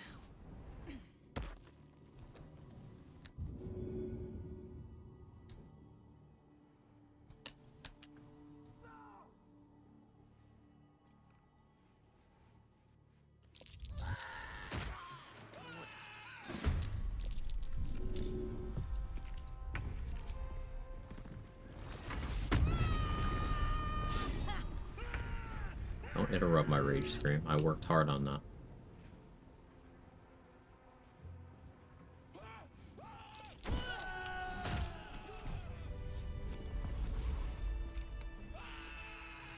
Liam, stop screaming.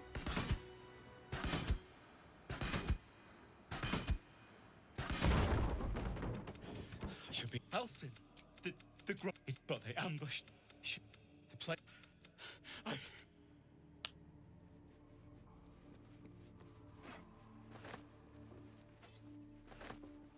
If not over, then I was raging not consuming my rage charges because I'm ending my turn before the game checks.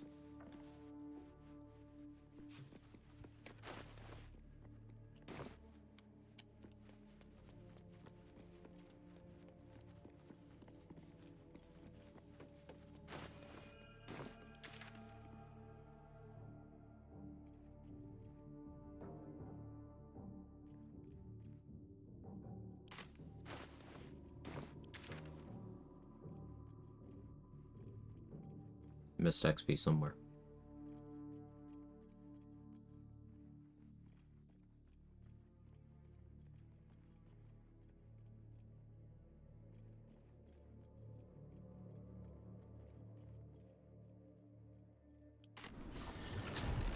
If I rolled low on initiative, got rid of the drum, he couldn't have.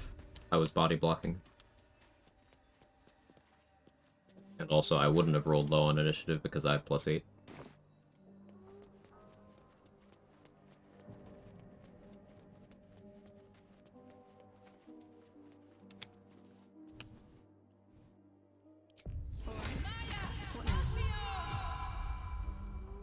Alert? Yep. time for some bloody work.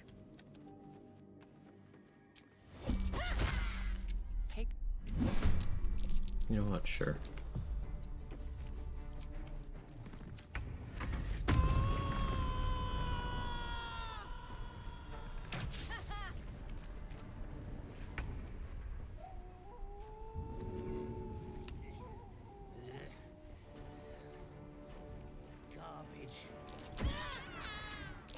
Of course that aggroed all those. Sure, why would that not be the case? Why would I expect anything else?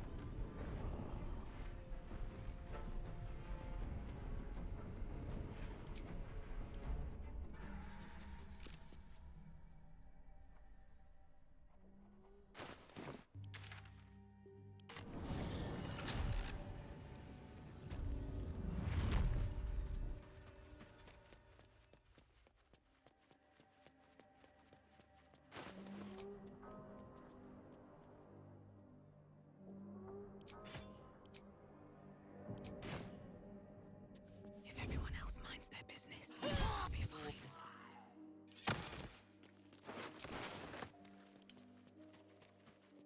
One day I'll catch a break. Well, missing all those perception spots and such caught up to me.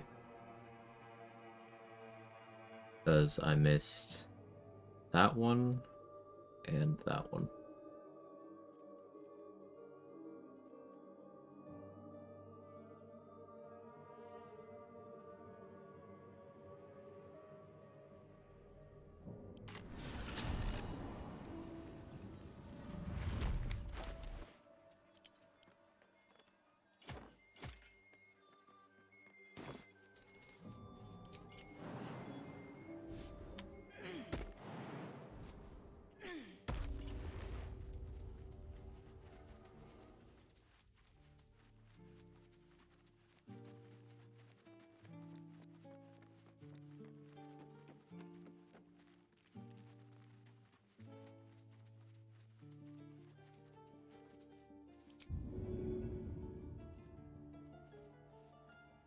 You picked the wrong fight, friend.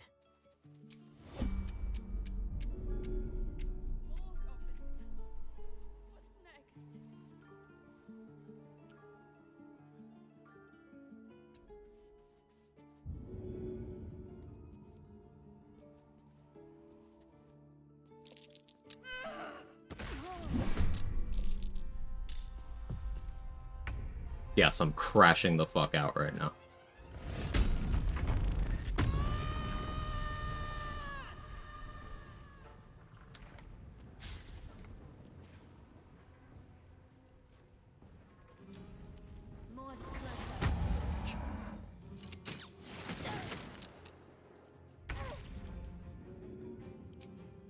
All right then.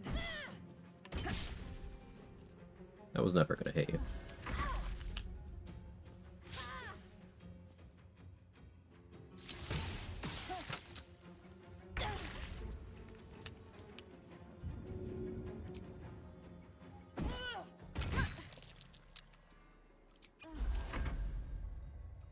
Zone beneath the Risen Road 2, that one's not XP.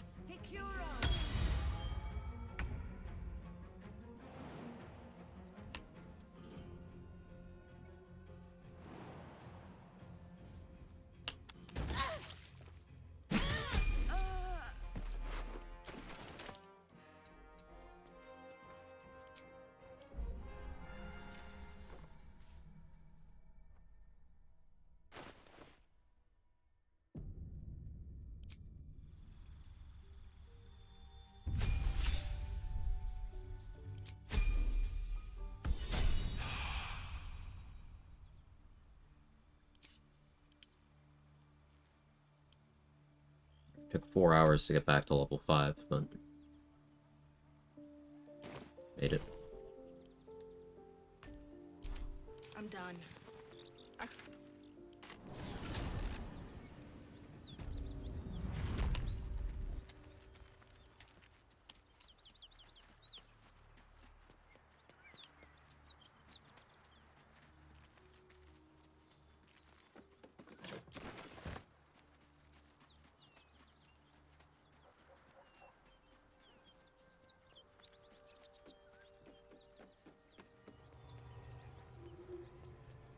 I have something to ask. Need any supplies? We've fewer mouths to feed now.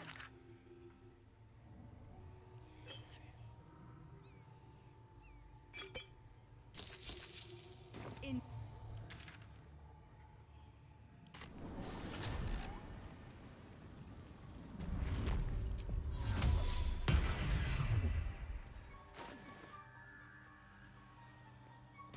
Perhaps, but at such an accelerated... I greet you, son child.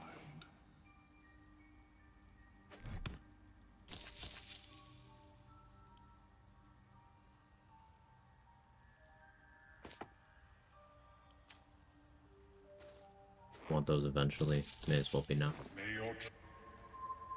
Welcome back. I do enjoy a good bargain. If anything in my private collection is to your liking.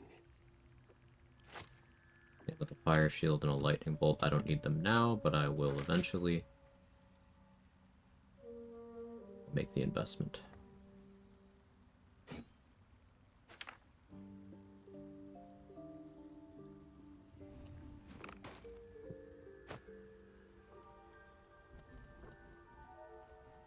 This is, of course, predicated on the idea that I have enough to sell to meaningfully make up for these purchases, and I kind of should have checked first,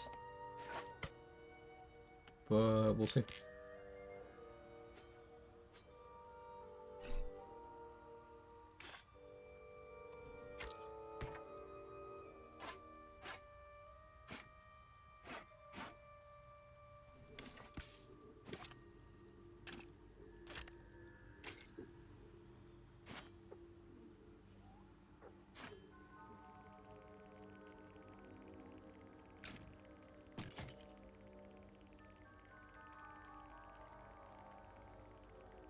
Considering selling that, but I'm not gonna. Still potentially useful.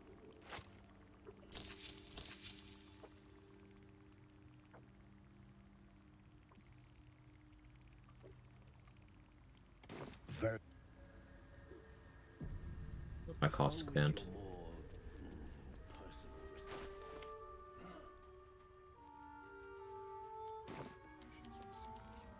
Level 5, we can go to Grimforge.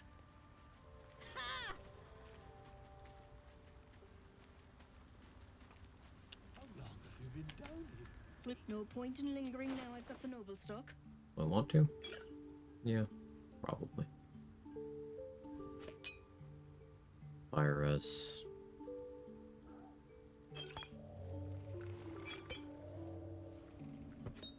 Actually make sure that I do that this time.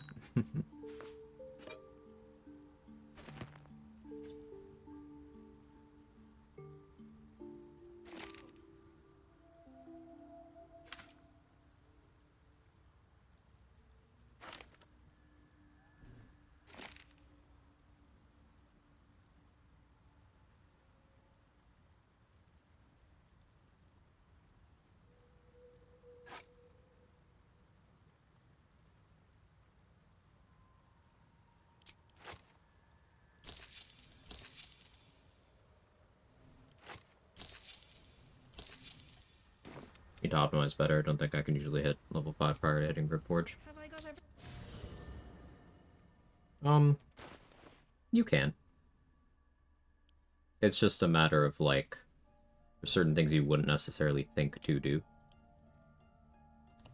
Like, Joaquin's Rest before Grimforge is not something some people are used to doing.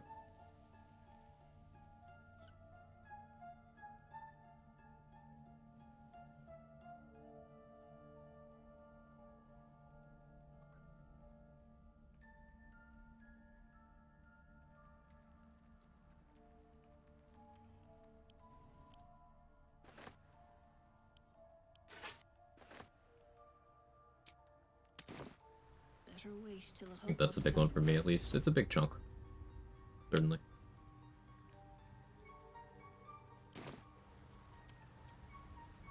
Will be no point in lingering now I've got the noble stock.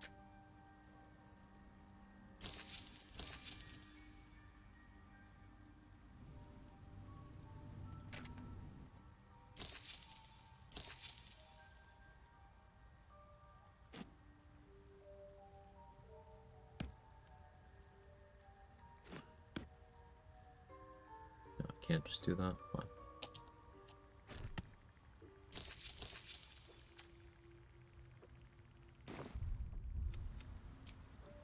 That's that then. The level into Hexblade makes sense for an Eldritch Knight. No, you lose the feat, you gain Hex and Hexblade's Curse in exchange. Yeah. 11-1 EK Hexblade is a pretty common split, and it's quite good.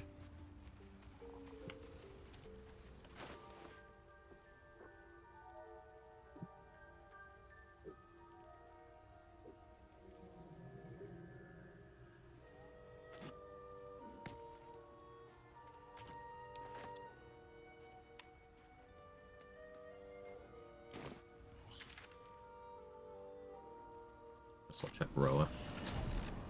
Thank you, you're welcome.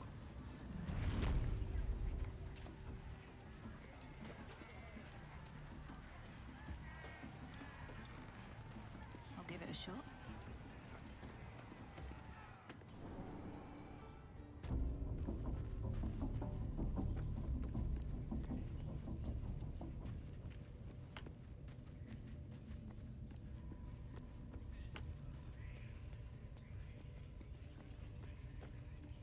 Should do the dialogue with Dror Axelin too.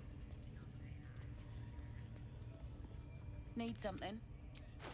So I'll do that now. There's the Cloud of Daggers. Ice Storm's pretty good too. Bag it up right now. Kind of out of budget. Polymorph we want. It's out of budget, but I'm buying that one anyway.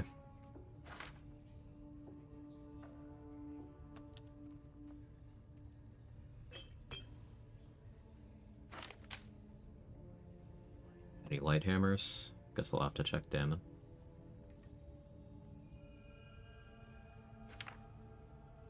The invis I'll grab to save myself some effort later.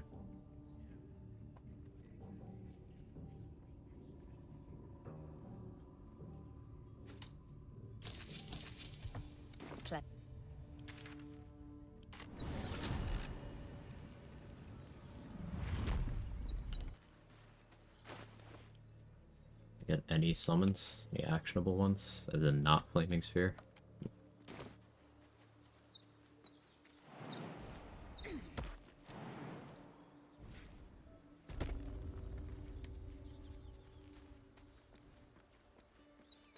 Warm elixirs outstock, mats for unavailable. Ah, good point. I'll go back to Dareth and do that. Take a level 5 or 6 though, neither.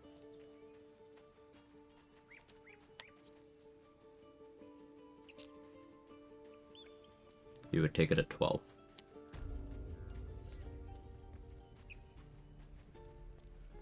It's not worth derailing your fighter progression before then. Of course, but please remember, you're not the only one in need.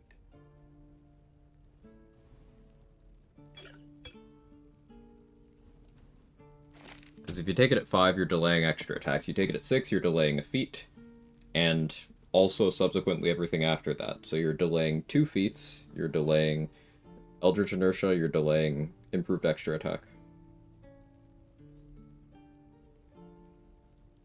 X is the icing, fighter's the cake. That's a good way of putting it.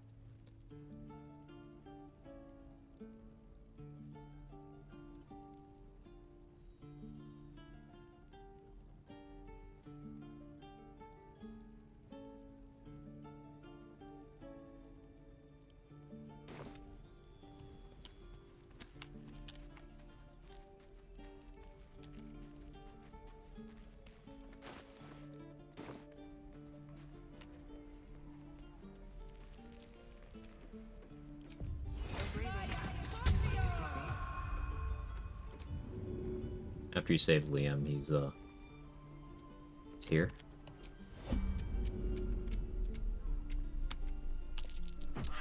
Now he's there.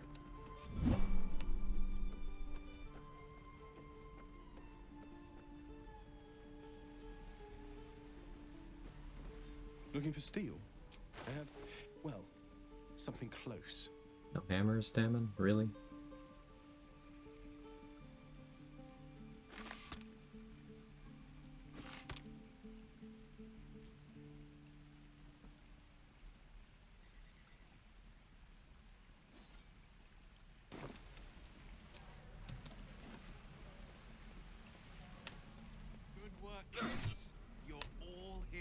I'm gonna miss out on will approval because the Joaquin's dialogue's gonna override. Ugh.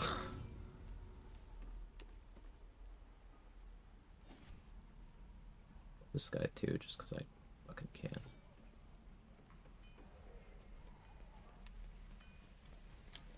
What to bring?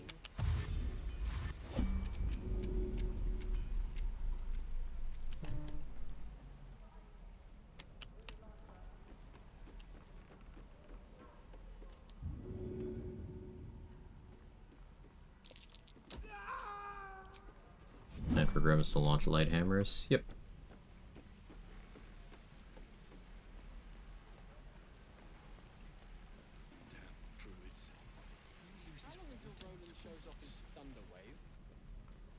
We're close to the threshold where the tieflings would leave if too many more of them died.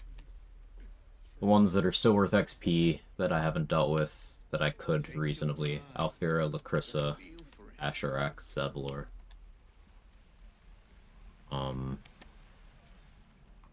That's So I'm gonna opt to not doing that. Hobgoblins? Maybe. Oh.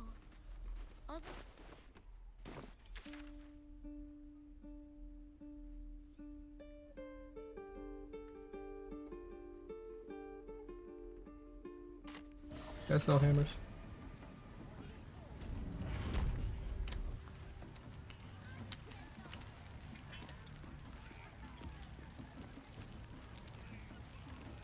I got stuff if you got corn. Does not. Get I was out of cope, but keep drinking. You lot spend all your booth. look at Skybreaker.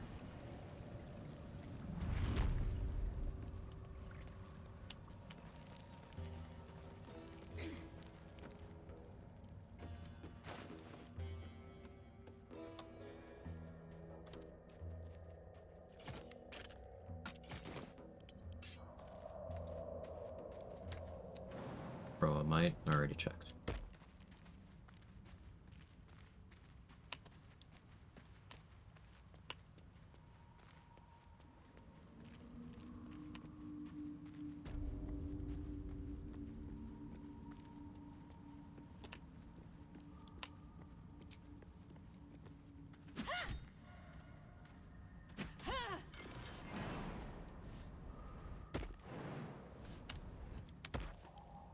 Don't give me trouble now.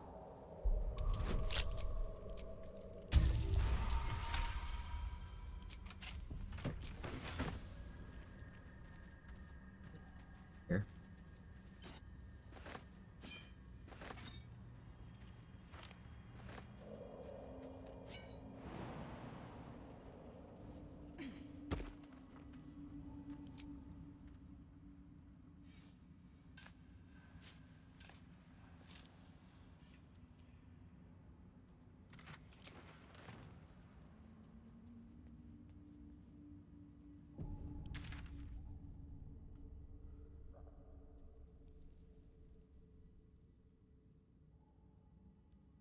Pretty sure I threw an animate dead scroll in somebody's backpack.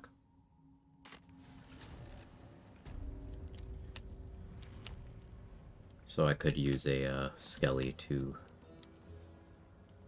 get the Drow XP.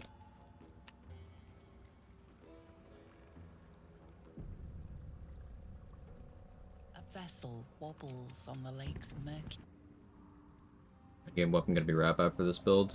Magic Club is technically higher, but if I get sick of Magic Club, then Rabbi. Or not Magic Club, Twisting Branch, I should say. What about Gek? Where's he? Come. You continue. Well, I'll be. You Spit it out! drug. You're Who's the hoon, Greyman? Another slave for the dig? That your twat sold sharp, but I'm warning you. That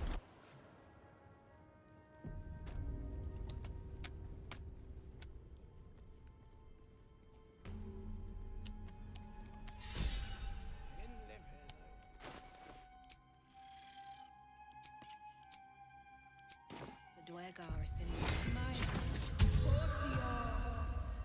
This is Branch Smiting about to go wild. Only against Fiends and Undead, and only after we hit level 9. We for his business here. Otherwise, very tame. He keeps us small. Keeps us. I give her the gold? Hell no. Father Mermuth is our past. I told her I'd take her head before she takes my gold. He's like, oh, okay. You don't have to pay her.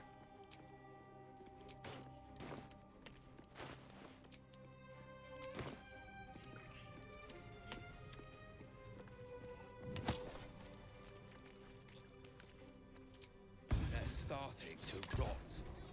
I don't want to draw any attention.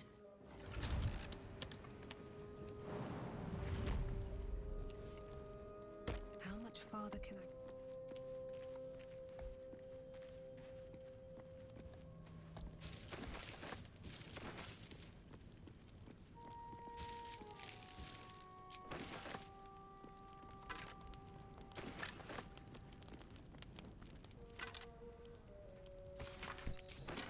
You look at the skeleton.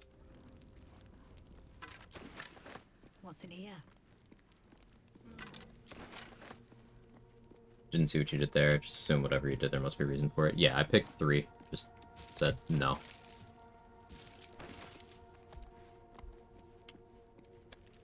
Last time I got patch 8, I was giving her the monkey. Oh. Is that a euphemism for something? It sure sounds suggestive.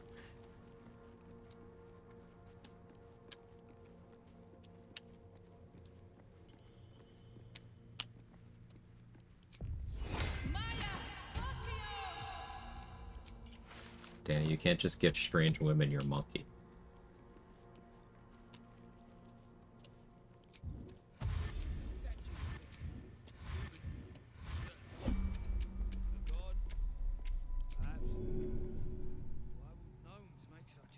Death won't take me yet.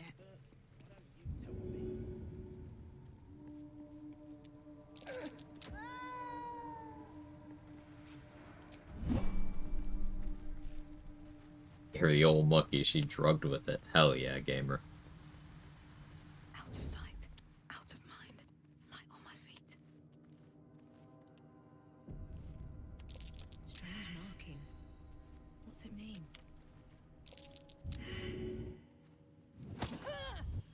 Just out of view.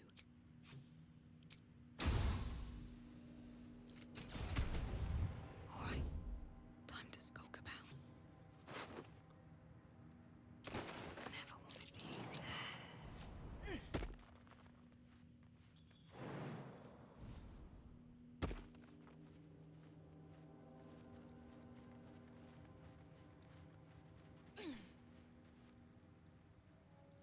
Light on my feet. Well, that's one way to do it. Yeah, I'll come back for the 3rd one when I'm ready to fight it.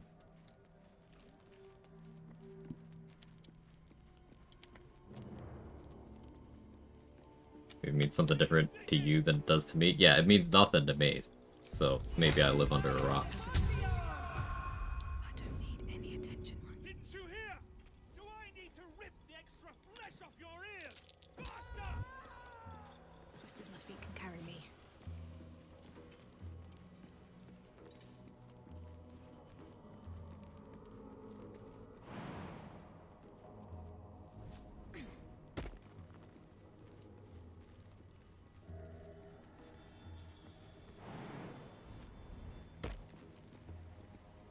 Doesn't look like anything at all. I never watched season 3 of that.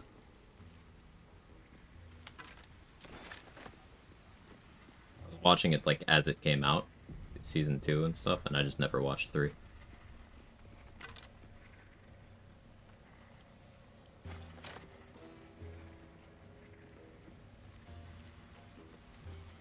Didn't finish season 2. Season 1 was definitely the strongest.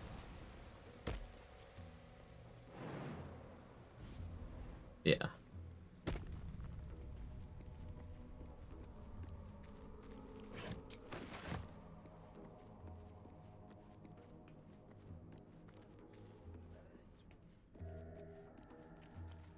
Wonder what's past this.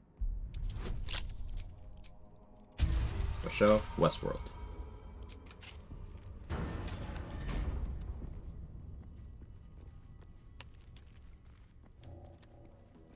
Open up.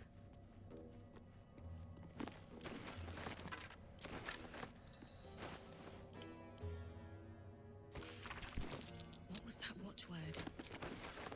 Looks splendid. Give a light spell a try. That should get us into that chest. What if Wondrous Gloves are best in slot for Swords Bard over some late game options like Helldust, Legacy, etc.? Never. Never ever. Why would they be? Still.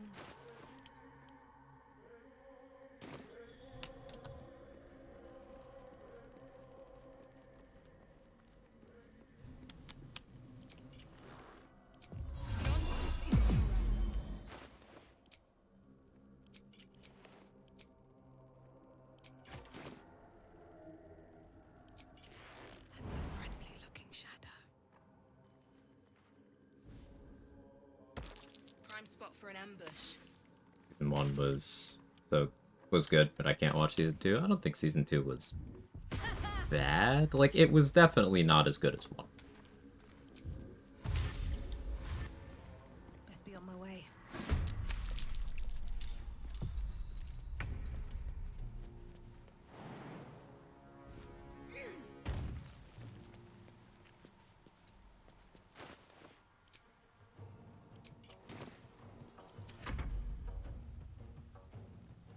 Don't know how to value the +1 AC, 1 more flourish against the 1d6 fire and Helldusk. Poorly. AC is a borderline meaningless stat by the time you reach Act 3. Even when AC tanking, it's not worth giving up your glove slot for Wondrous Gloves. And sure, getting one additional flourish sounds nice, but how often do you need one more? And also, remember, clicking flourishes is mutually exclusive with clicking other things. So you cannot flourish and arrow many targets on the same action. At least not on the same attack. You can't click Soulbreaker and Slashing Flourish or, Defensive Flourish or whatever you're going to do. Can't click both. You can't click Booming Blade and Flourish. Can't click Divine Smite off the bar, which is the one that matters, and Flourish. But even if you could, the difference of getting one more at the cost of your glove slot, not even close to a good trade. Glove slot is probably the most competitive slot in the game, more so than weapon. Your gloves are more of your damage than your weapon in a lot of builds.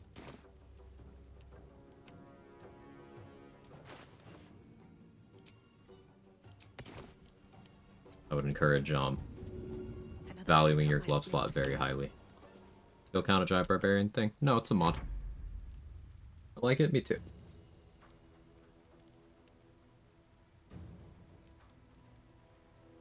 Also ignores every other pair of gloves, right. Helldusk, Crater Flesh, Reviving Hands, Spell Might. Many, many others.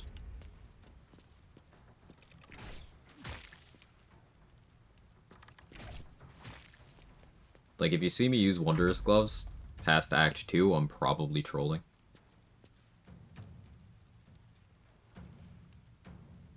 Very infrequently I'll want to hit a specific AC bracket, and those might come out. But, like I mentioned earlier, for the purpose of AC tanking, if you're doing that in Act 3, Armor of Agility and Nimble Finger Gloves, just better. Nimble Finger Gloves do not have a stat cap. You can use them to go from 20 to 22 dex, which is also +1 AC there. It gives you other benefits.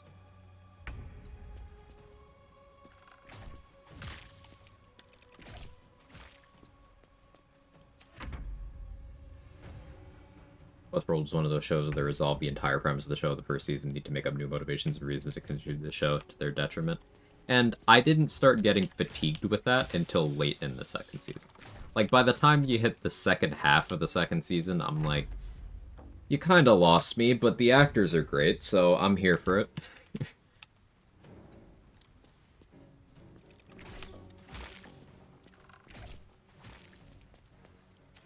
Like, the cast in Westworld is just kind of crazy. Like, if you've never seen the show,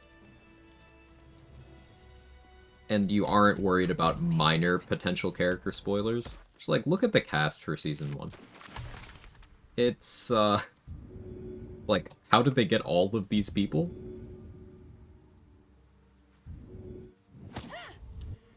You got Anthony Hopkins, you got Jeffrey Wright, Tandy Newton.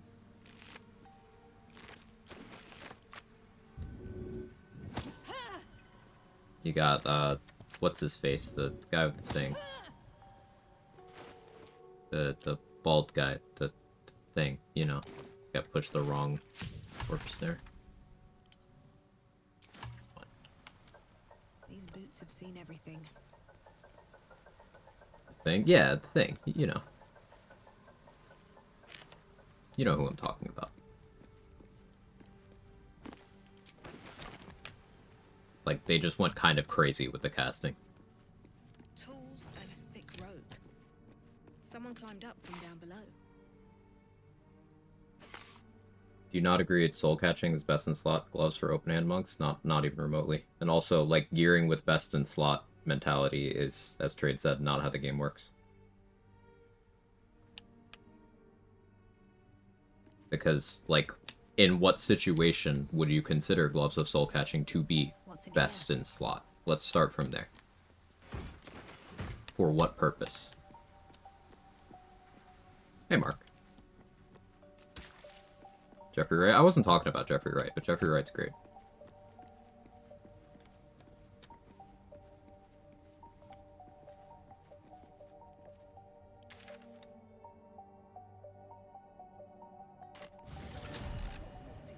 Soul catching's in the same game as Creator Flash conversation ends there. I mean, Helldusk is also just practically superior.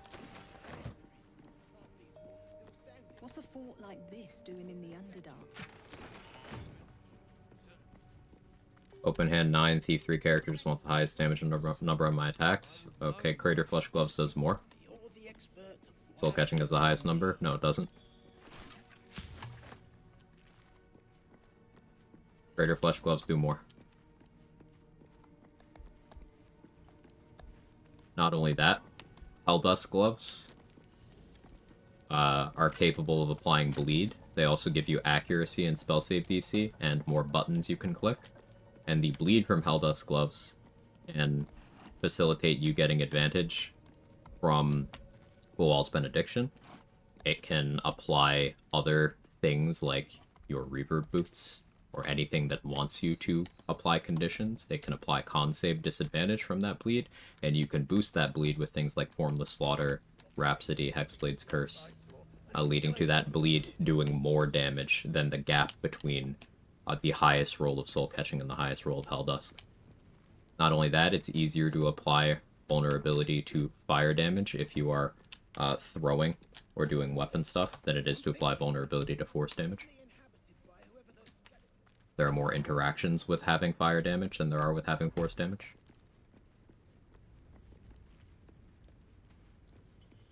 And boosting the necrotic damage from Helldusk on your punches is also easier than boosting the force damage from Soul Catching.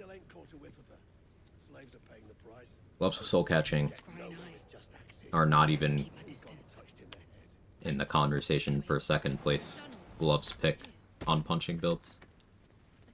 They're a somewhat distant third. Fourth. They're still behind Flawed Helldusk, too. Distant fourth place.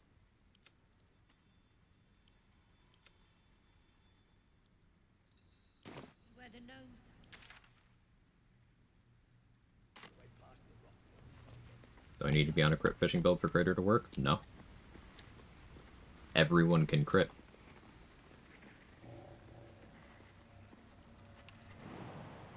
Everyone can crit, and there are many forced crit mechanics. Many.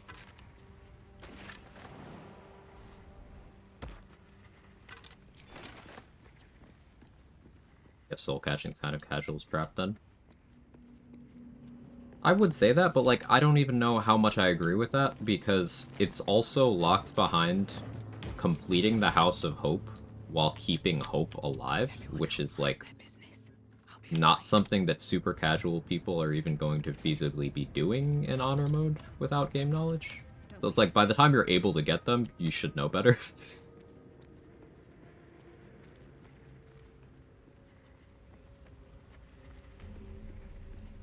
No traps, please.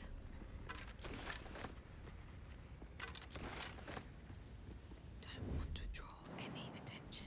But even if that part weren't applicable, and very much is, you gotta keep in mind that all of the other gloves we mentioned are available for much longer sections of the game. You can be stronger sooner, and then fully not care whether you get the gloves or not. Best thing about Gloves of Soul Catching is boosting your saving throws.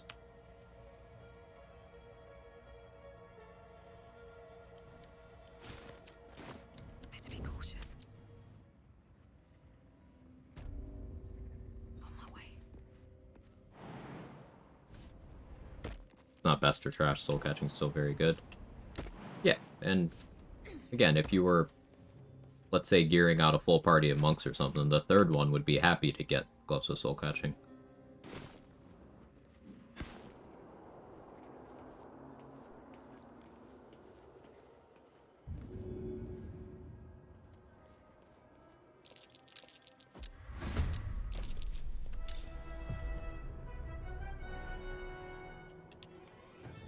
I feel like I'm less casual than most attempting solo honor mode runs, and you're absolutely right. Still pretty casual on this channel. You'll get there. No, just came prior to watching this channel, mostly came from YouTube guides and Reddit posts.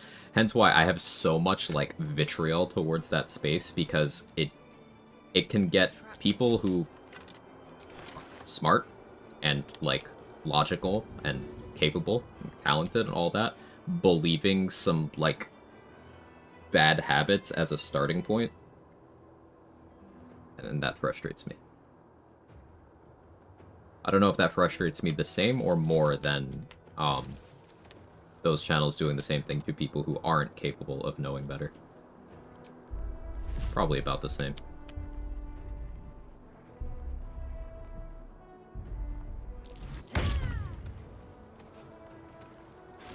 What path lies before me? Oh yeah, Mark, how's ovulating?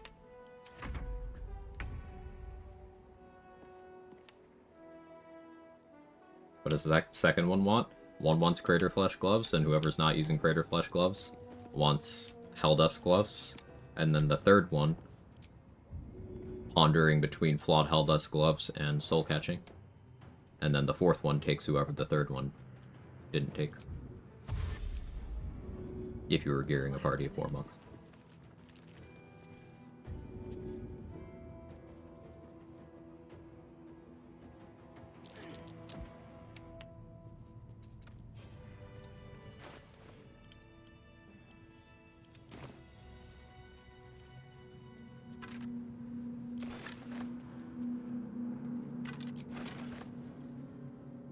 Not applicable to me. Hold monster, crit the fuck out of Raph in the first round, so I don't know what those soul pillars actually do. Don't intend to find out anytime soon.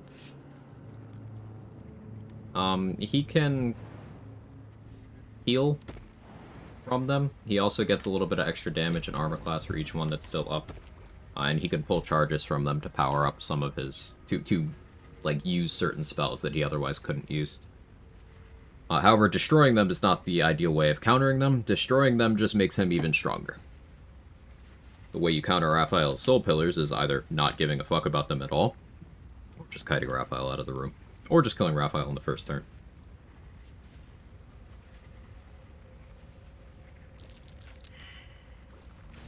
My preferred counter is the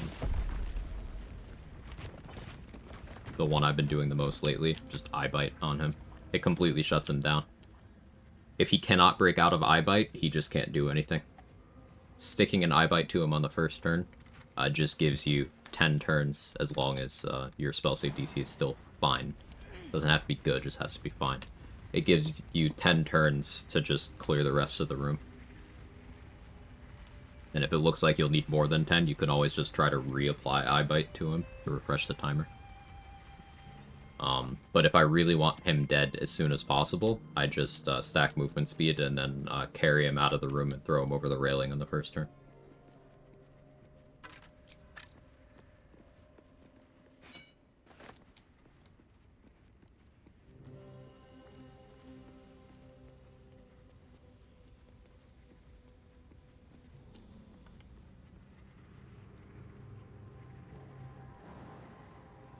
Fine, fine. I don't understand the question, Bambley. Can you rephrase?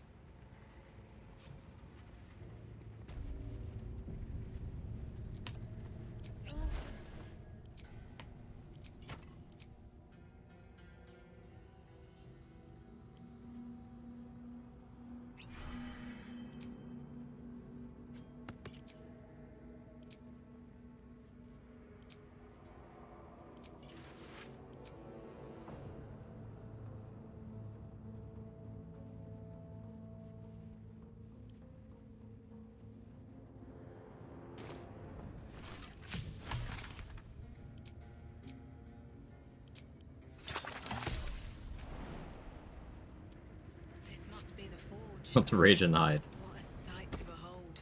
It's a good idea. I should try that. Raphael regain all his HP in Act 3 if you do the knockout exploit in Act 1. Yep. The trigger for him healing is you entering the House of Hope.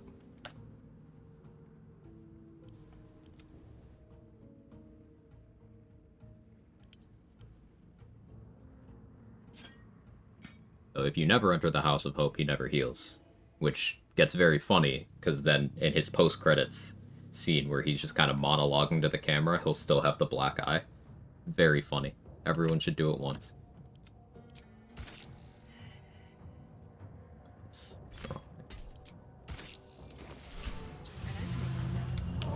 That bomb should fit perfectly.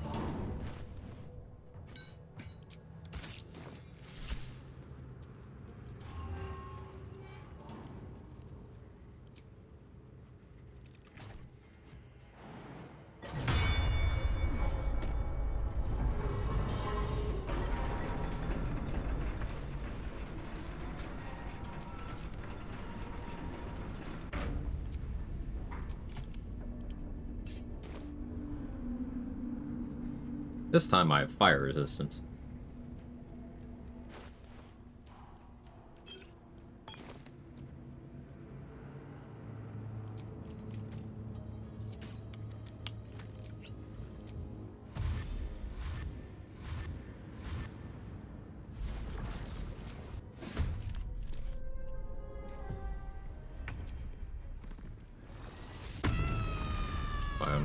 Why was I using Corrosive Flail? Because it's a good weapon. Why wouldn't I be?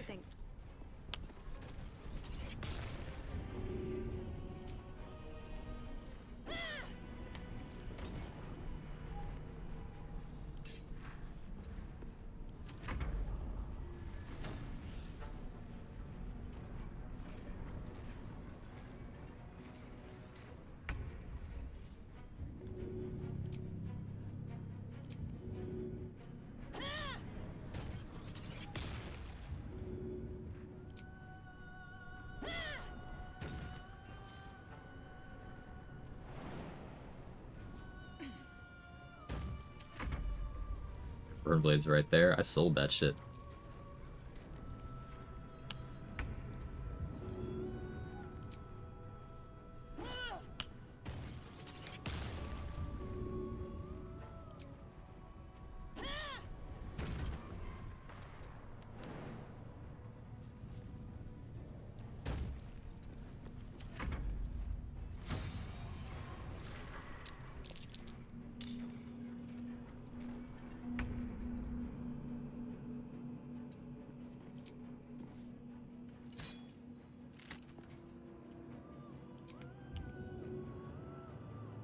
Methods.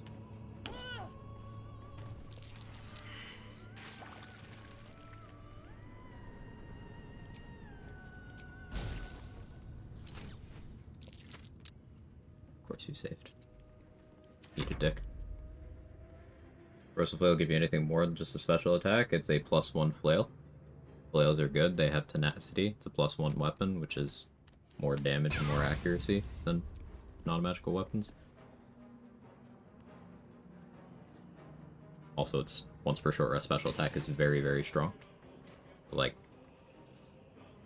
it's good. Why? What else would I be using?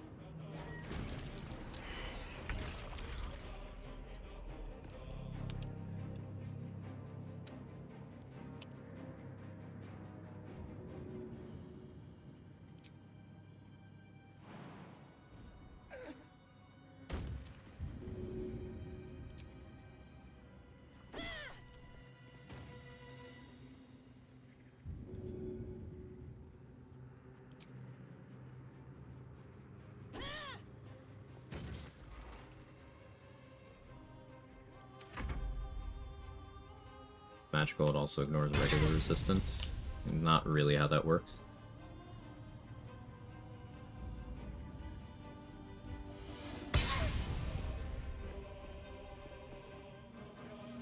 This is the difference fire resistance makes. This same series of events last time killed me. About 5 hours ago.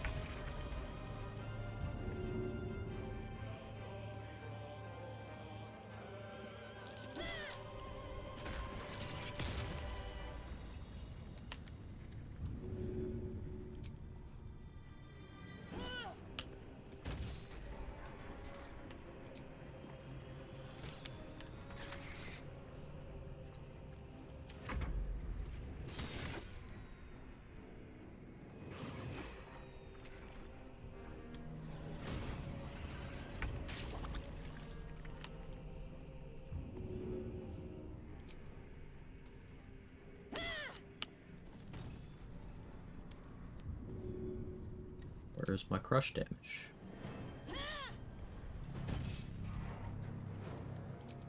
Game said no crush damage today.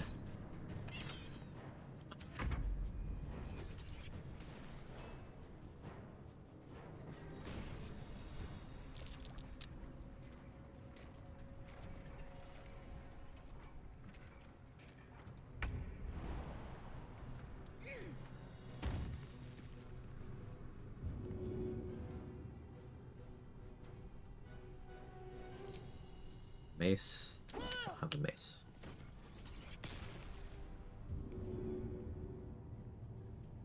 Want a short sword?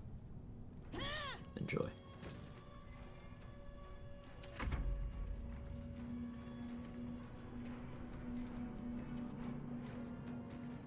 Pussy's Father Lives it any good? Did you read it?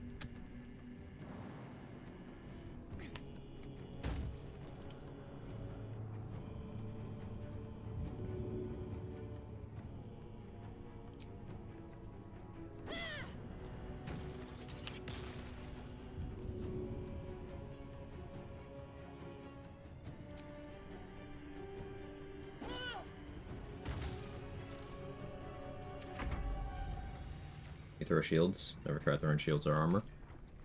Do I have any shields I can throw? Let's see.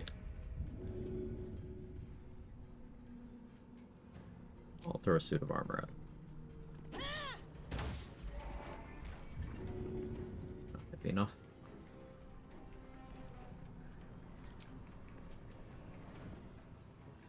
The light crossbow.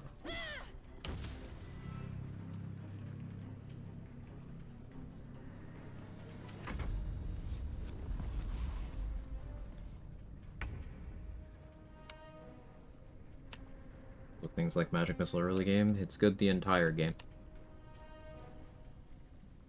Your evaluation of whether things are good or not should be based on what they do. It's not a vibes thing.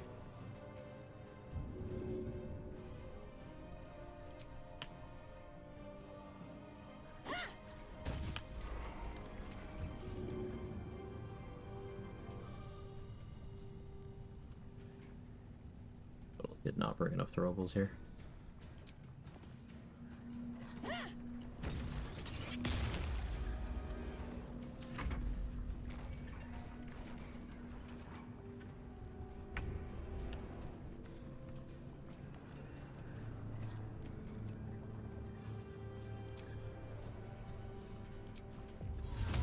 Only because I have extras.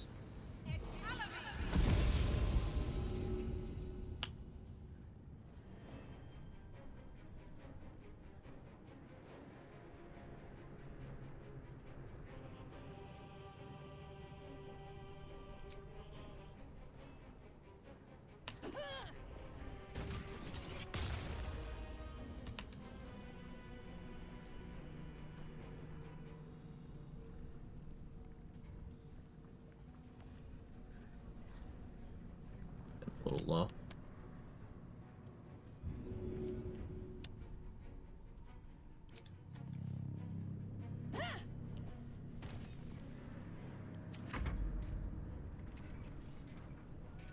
Yeah, that's reasonable.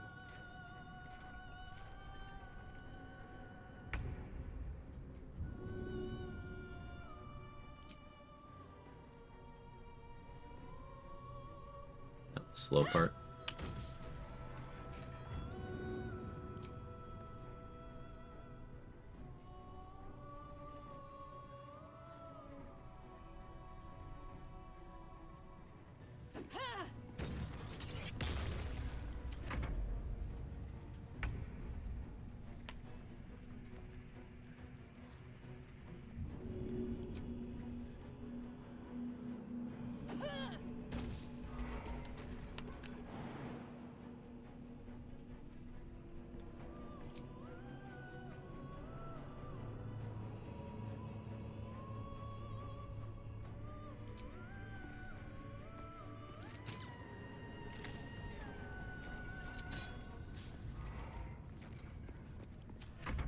That won't work.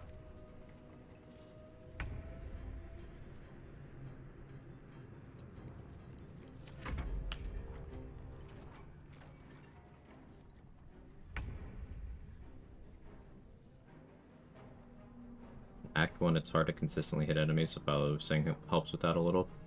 Let's look at this feature. Let's look at this together.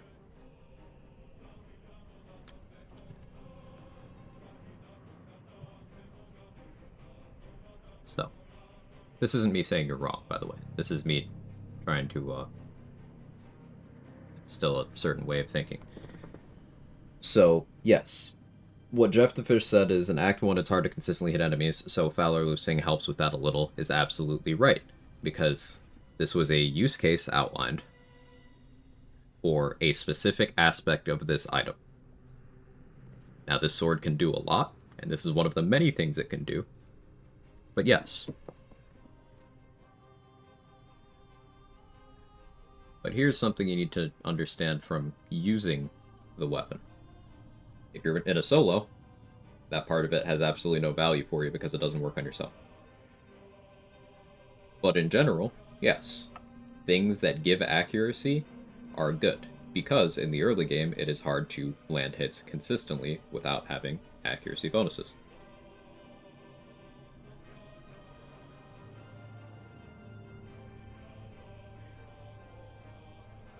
So, the way to determine value of things, in my view at least, is, okay, what do you need? And then what lets you do that? Might sound simple, and sometimes it is, but I have found that some people struggle with viewing things through that particular lens.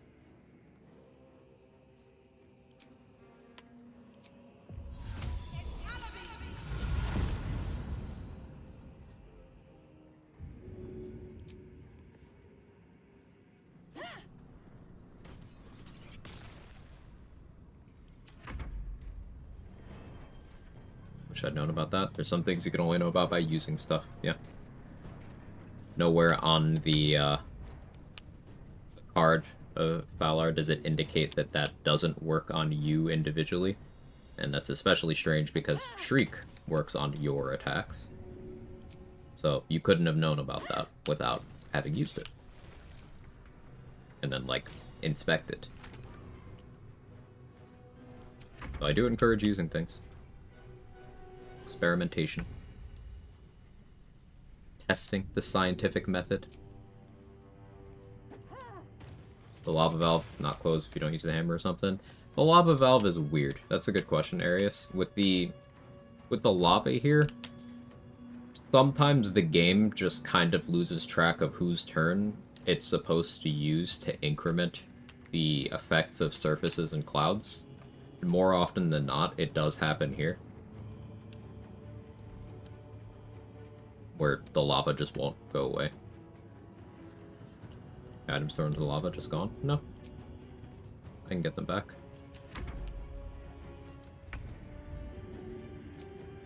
If it's not a destructible item, the lava doesn't destroy it.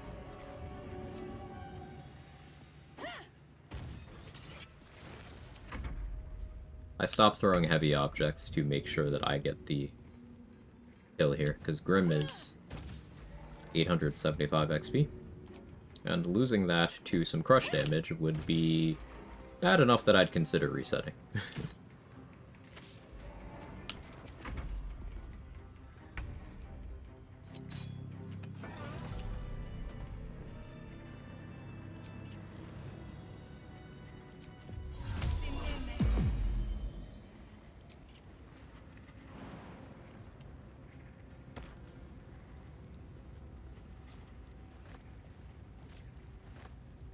Notice you're doing more damage by throwing random stuff. It's because Grim resists piercing, is vulnerable to bludgeoning.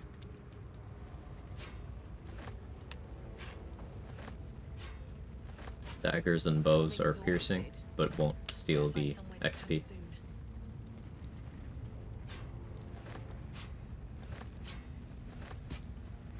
Risk of losing XP to gravity, get it now? Yep. That's why you won't really see me throw heavy throwables at anybody either. Because why would I risk their XP? One of the many reasons the returning pike is actually a piece of garbage and you should always vendor it. Unless you're doing a level 1 run.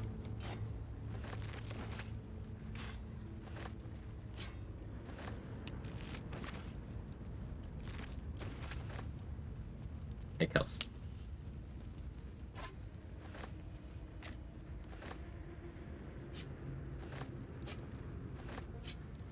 That'll fit in my pack.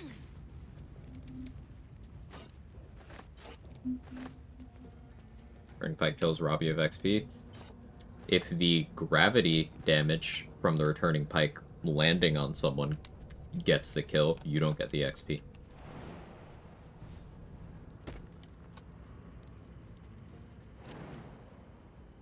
Not only that, it takes up both of your hands and does not do more damage than spamming these non-magical daggers that I just keep in my inventory. It is simply worse across the board.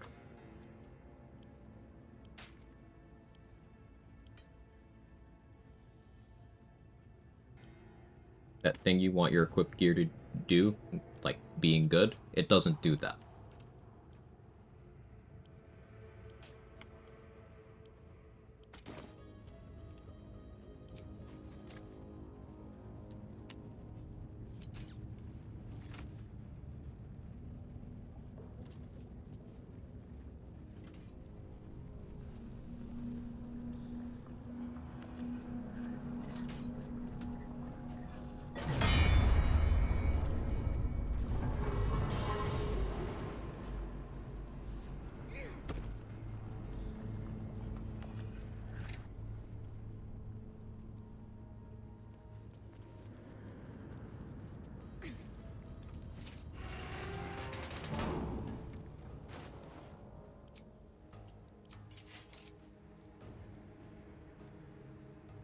Still on the fire, Russ.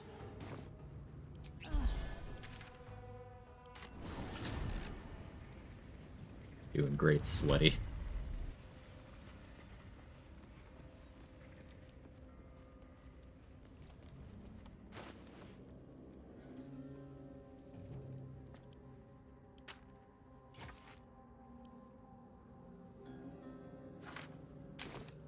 Softer than a whisper. Ex textura.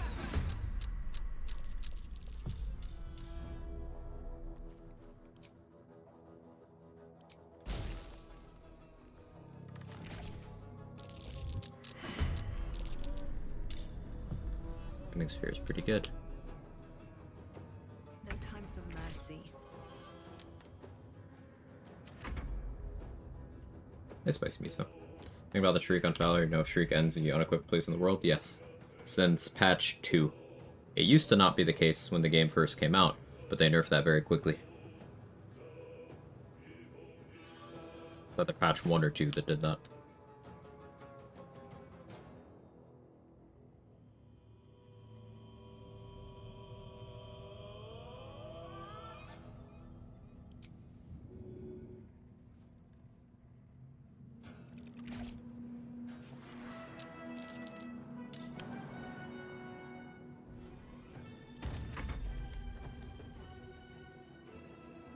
Am I doing how's the playthrough? I'm doing okay.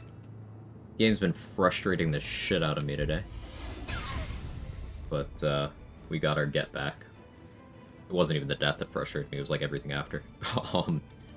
We got our get back. Grim. Working on level 6 now.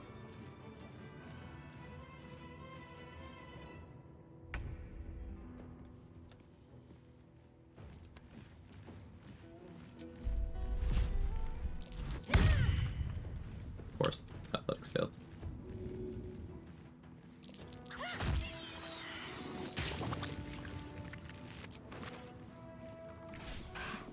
Of course I missed. Very scared of these methods after what they did to Dade. Yeah, the magma methods, both here and in the Grim fight, some of the most dangerous enemies in the run as a whole.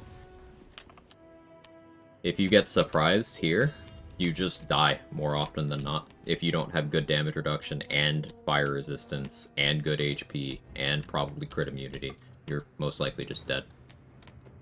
And the ones in the Grim fight killed me earlier today, so...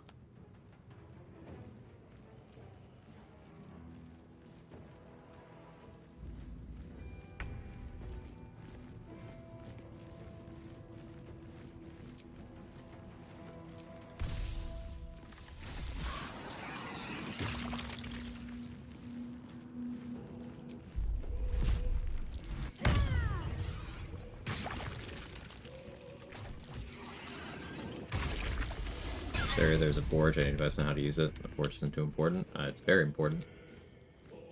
The forge here is how you make adamantine gear, and if you don't use this forge, you can't get critical hit immunity until Act 3.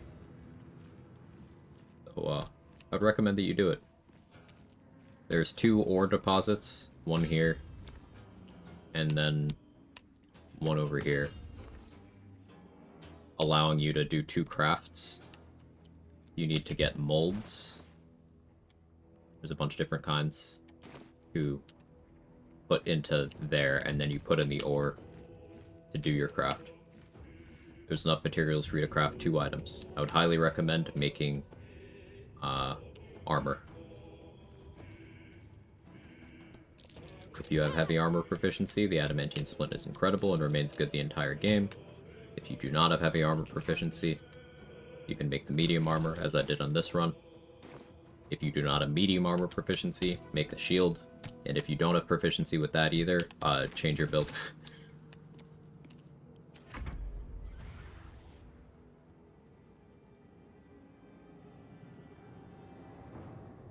How should I value adamantine scale mail against Helldusk, assuming I can't find crit immunity elsewhere?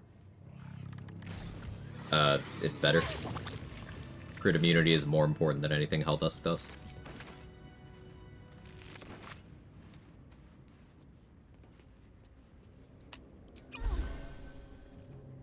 Why is it better than Cheese Raphael armor at this stage? Read your items.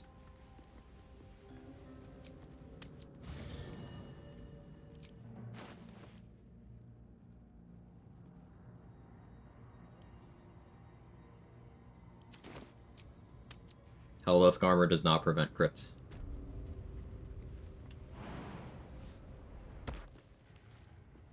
Breathe quiet. Move with care.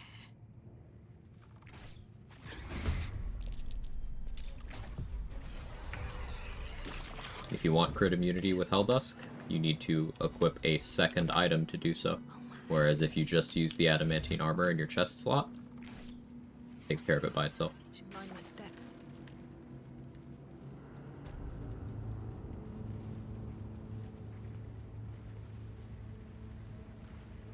The reason why I do the Raphael knockout is for the XP.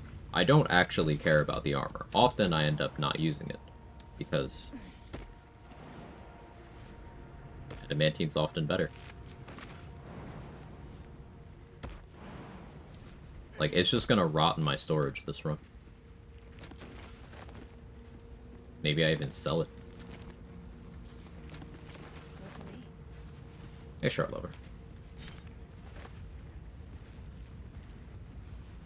Like having Helldusk as an option for the free fly and for some fire heavy stuff, you don't realize how valuable crit immune is until crit ends your run.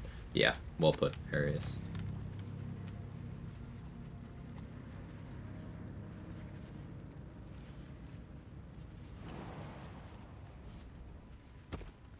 Knock Raphael and get the armor act one, really? Yeah. I'll do it in a little bit. By a little bit, I mean not right now, but it'll probably still be a while.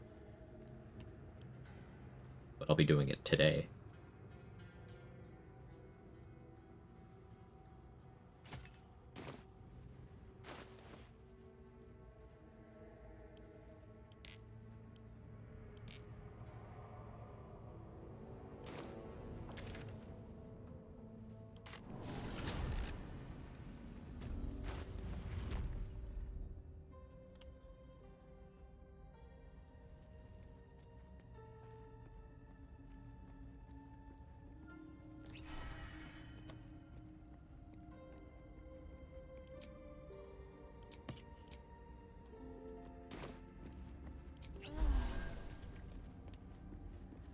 I don't mind having to use the adamantine shield, and sometimes that's fine, but what if you want to do a two-handed build?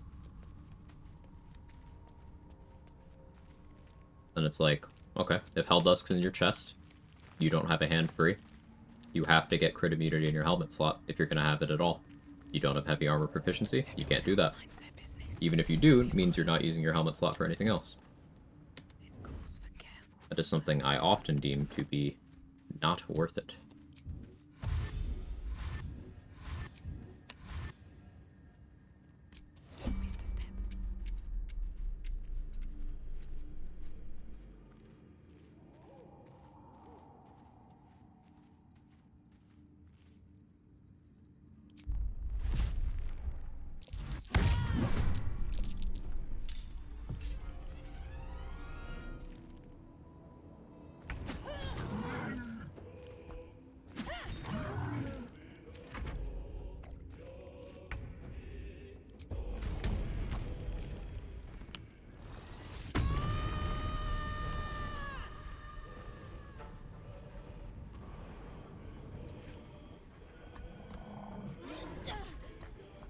Why we raged. First step is the hardest.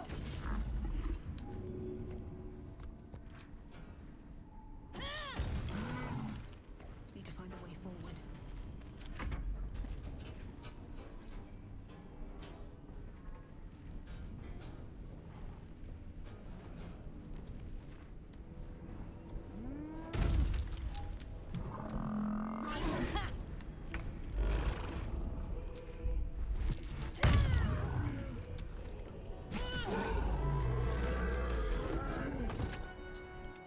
What now?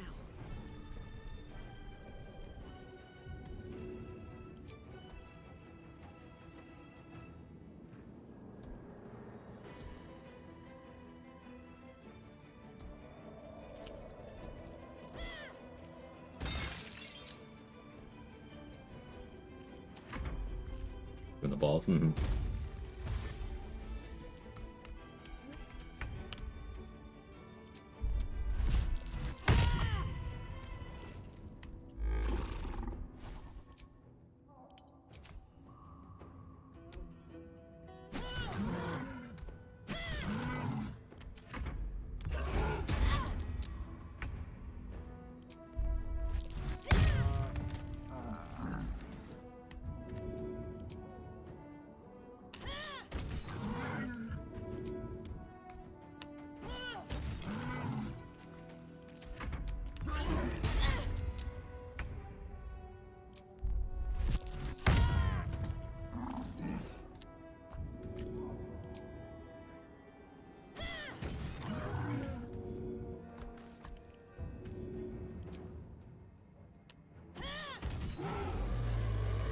Good use of a rage charge.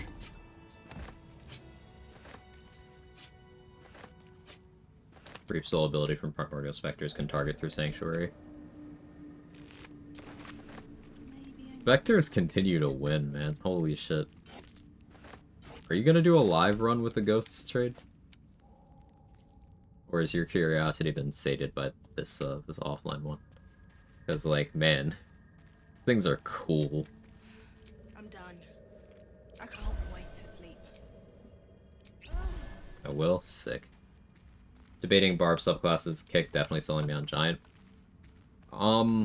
With Barb subclasses, like, Wild Magic is incredibly niche in its applications. It does have some, but it's very niche. Berserker's straight up bad, so it is often a competition between Giant and Wildheart. If you don't have anything super specific in mind for Wildheart, then it's hard to argue against Giant. Giant's very, very good.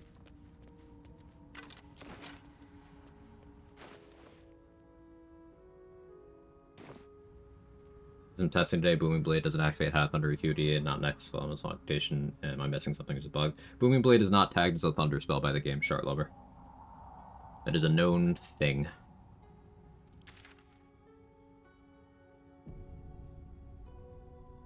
Using Fowler with Rogue so I can sneak attack. There's another option I could consider. I mean, situational. It is a good weapon that can sneak attack. There are lots of good weapons that can sneak attack. Depends on what you're doing. Depends on what you have access to.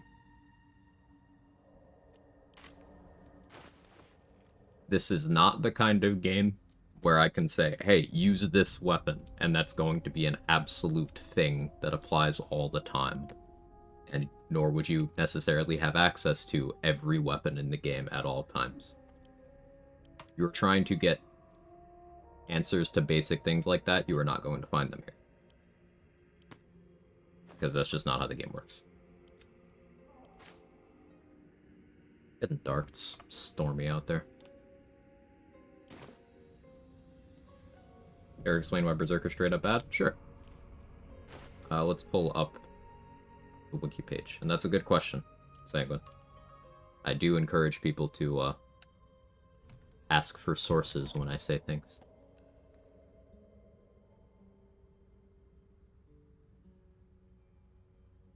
Okay. There's the wiki page for Berserker. Level 3. Rage becomes Frenzy, and these are the things you get while raging. As a bonus action, you can make a melee attack with your equipped weapon once per turn. Keep that per turn thing in mind. Or you can throw with your bonus action and it is a guarantee prone. Let's see. What is the bonus damage on rage throw? Normal weapon damage. So just normal weapon damage. Additional damage is a lie. You just get rage.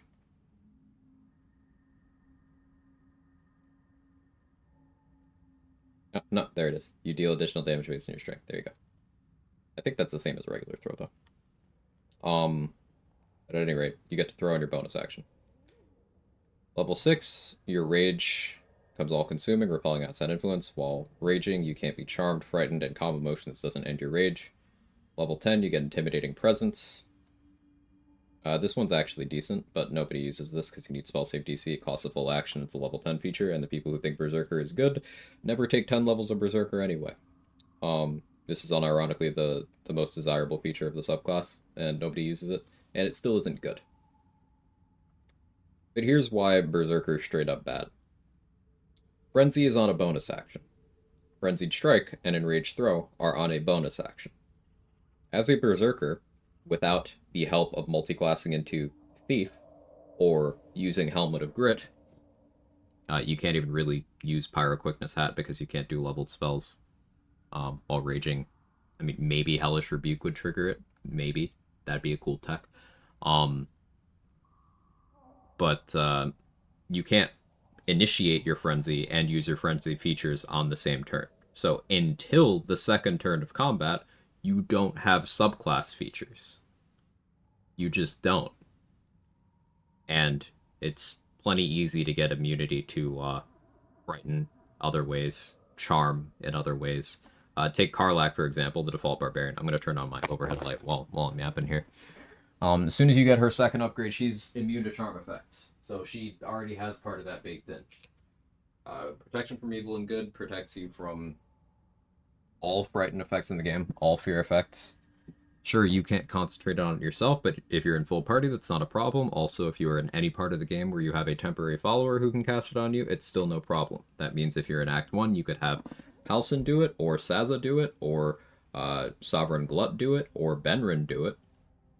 If you are in Act 3, you can have Hope do it, or Xander Tubin do it, or Floric do it, depending on which map you're in. Not only that, there's other gear that gives you immunity to Frighten, especially in Act 3. Gortash's clothes do that, the Emperor's Heavy Armor does that, Saravok's hat does that. So, you don't need to care about that. So that leaves... what? The ability to throw on your bonus action? Imposing an accuracy penalty on yourself each time you do it? Giant Barbarian gets that at level 10. No penalty. And they get that on top of everything else Giant Barbarian gets. Elemental Cleaver, the ability to make any weapon bound and do more damage, including ranged weapons. And it gives them the thrown property, so you could even throw things that you can't normally throw for good damage, but you can still throw them for good damage. Giant also gets the additional carry weight, in and out of rage. They get Thaumaturgy, out of rage. They get their kick, in and out of rage. They also get double their rage modifier on throw attacks.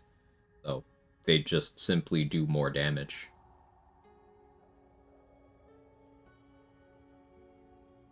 Am I going Barb 10? Probably 9.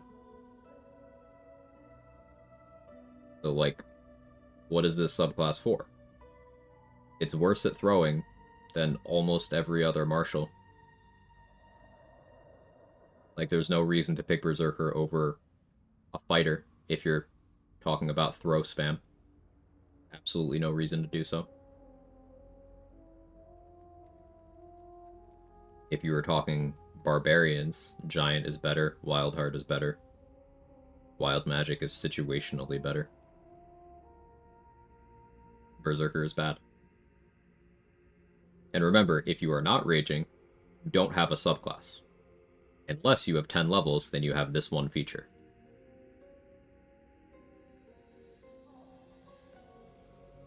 Which, if it fails on a target, they're immune to it until long rest.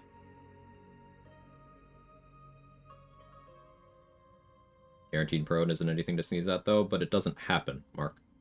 That's the issue.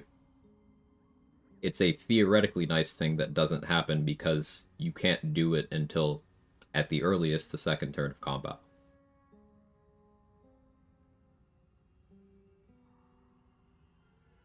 Also,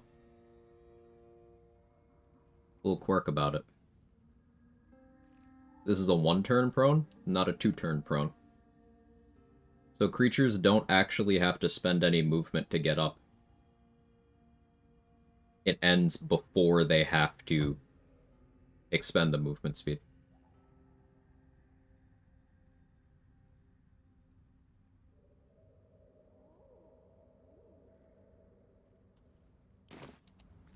Berserker's bad. Whole YouTube builds Berserker's thing is BS? Yes. Always has been.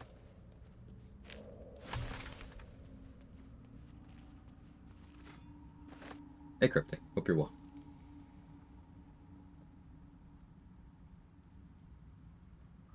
Guess the only thing it has going for it is the ability to make a weapon attack as a bonus action. It's heavily punished the more you do it. It doesn't work with Thief. Right, it's got the once per turn cooldown, Sanguine. Yep. I considered going Berserker for that bonus action attack for this run. But the thing is, you also can't do, like, special maneuvers with it. You're clicking the Frenzied Strike rather than being able to click, say, Divine Smite or Booming Blade or whatever you actually want to do. It's just a regular attack that continues to impose a stacking penalty to your accuracy of up to +10.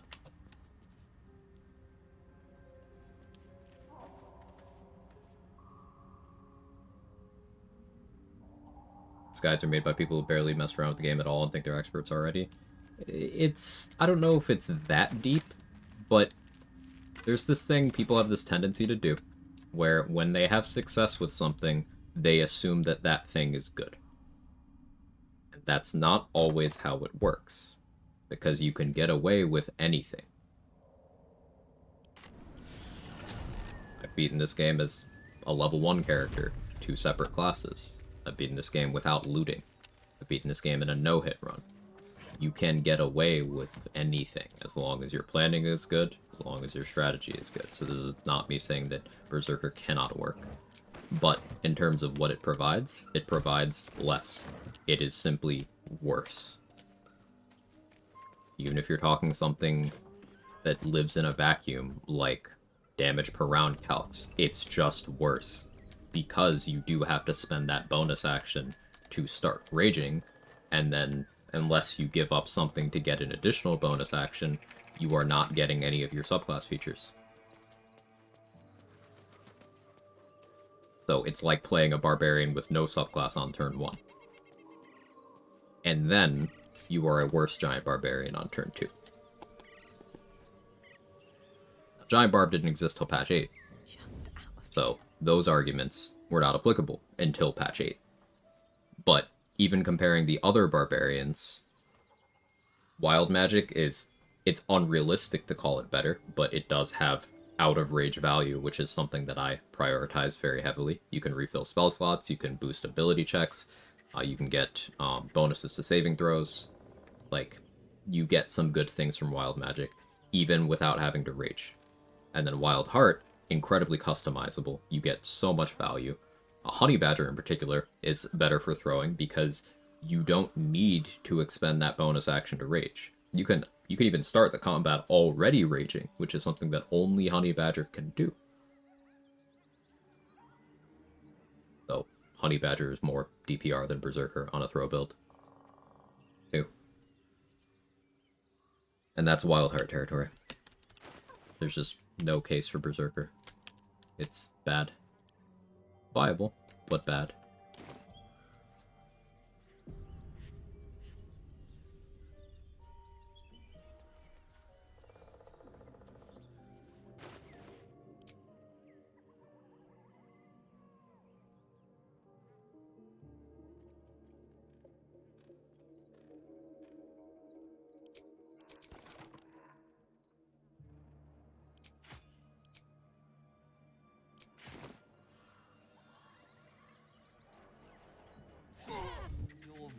The life you took.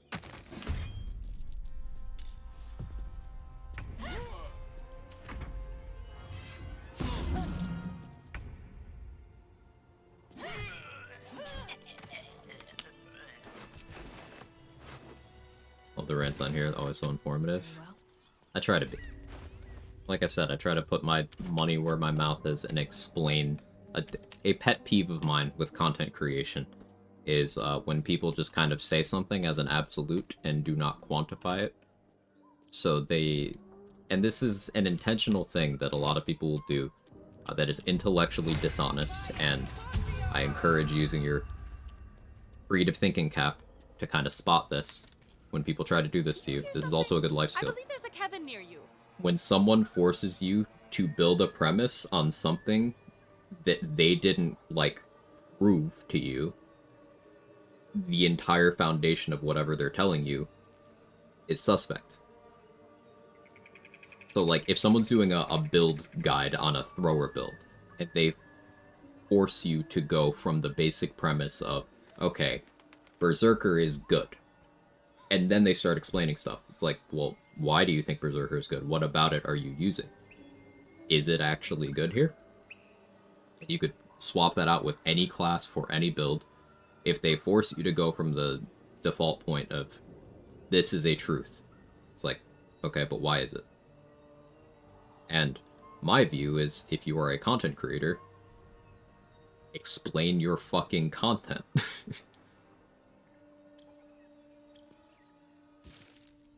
So I have a lot of enmity towards a lot of YouTube, Reddit, TikTok creators, and I make no secret of that.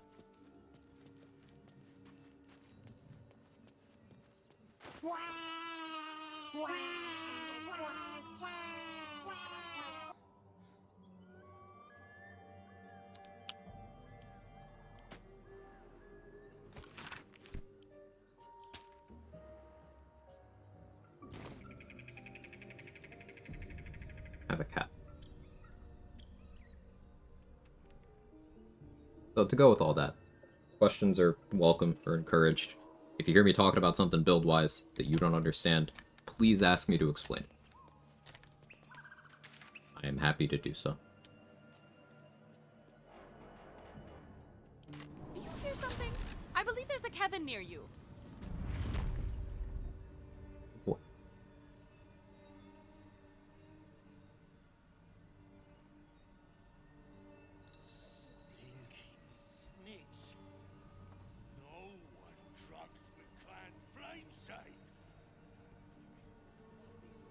Need a dedicated cat cam. I almost got one a few years ago.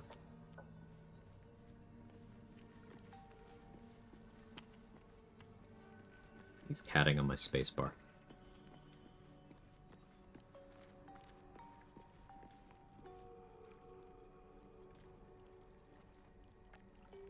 Such a big old boy. Yeah, he'll be a big old boy. That's you.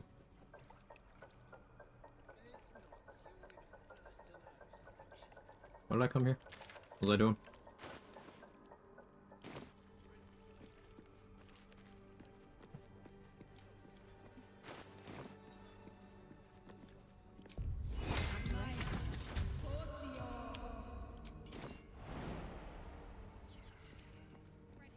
Talk to this guy.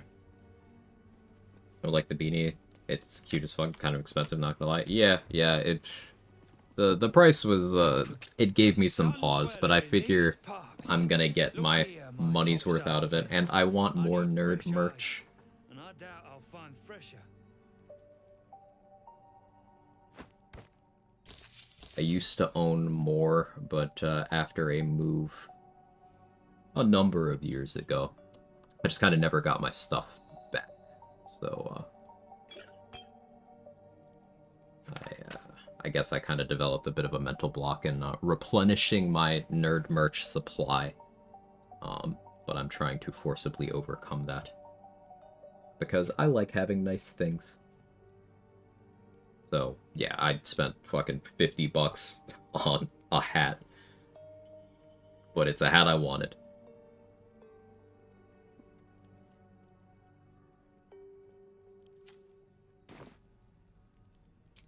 Take a look.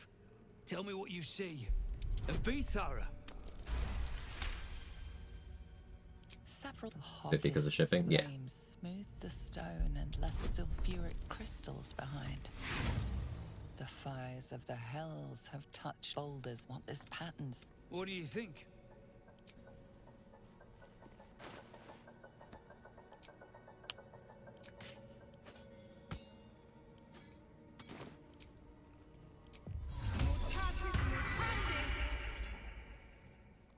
A sun dweller.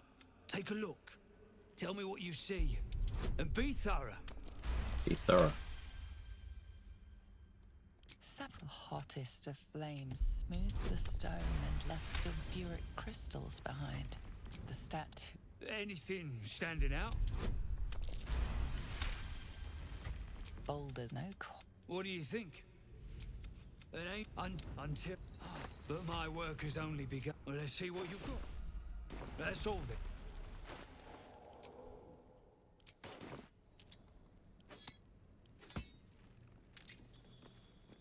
The walls are deep gnome make. Well, the chiseling is... That is a good tab name, isn't it? Lumber camp. They didn't live here, though. Steps are too big. Inhabitants were drow-sized at least. The skeletons. Quiet. I'm thinking. Probably inhabited by whoever those skeletons were the others found.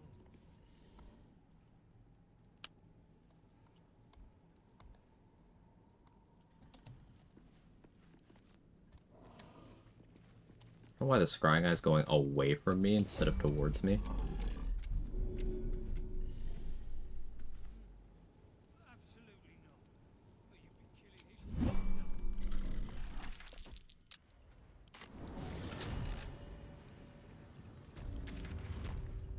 Bit of an underhanded trick there. I threw the scrying eye, and then I made sure I wasn't in a place where a crime response could happen when it died. So we got the XP.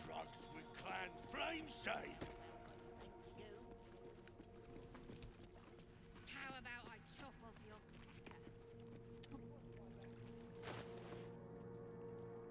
pecker? 2.2k to level.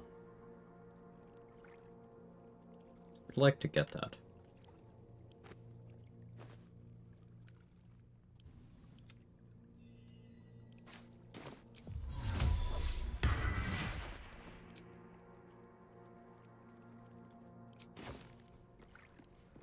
There's 1 minute left, we can go for that.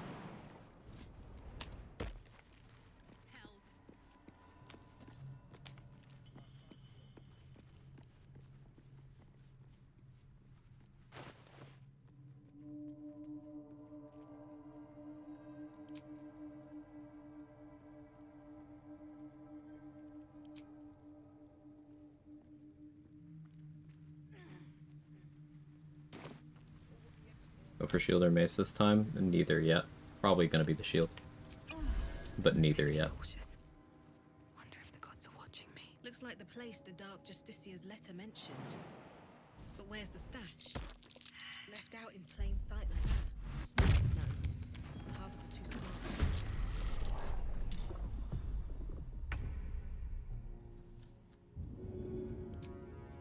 Maybe I should...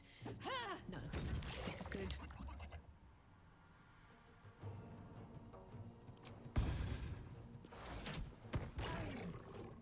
These boots have seen everything.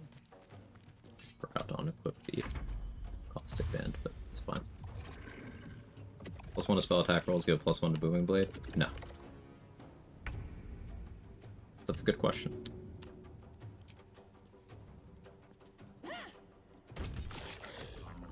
I'm actually not even 100% sure that it wouldn't. I don't think it would, but I'm not confident in that answer. If that means anything.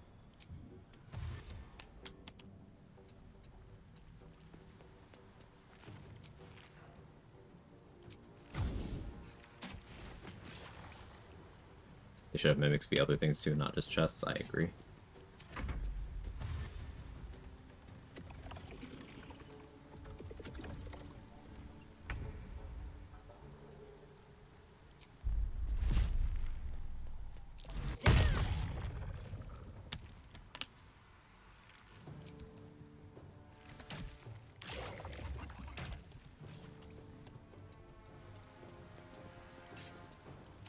In range.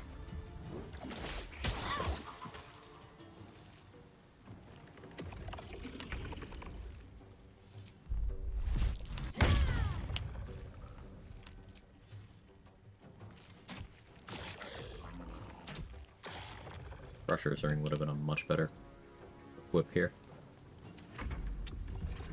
When running 2 people with heavy armor proficiency, you should probably go for 2 splints instead of splint and shield, right? It depends. Because remember, one of them can wear the Grimskull helm for crit immunity. Splint's really good, and it's not necessarily a bad call to get 2 splints. But you do have options. Bet that'll fit in my pack.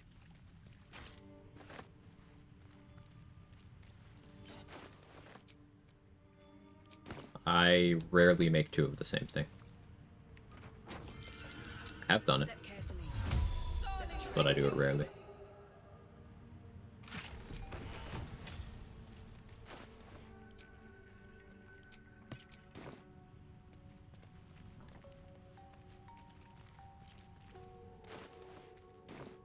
$2,000 XP. I have no reason to go for 6 pre-Raphael. Doing it because I can.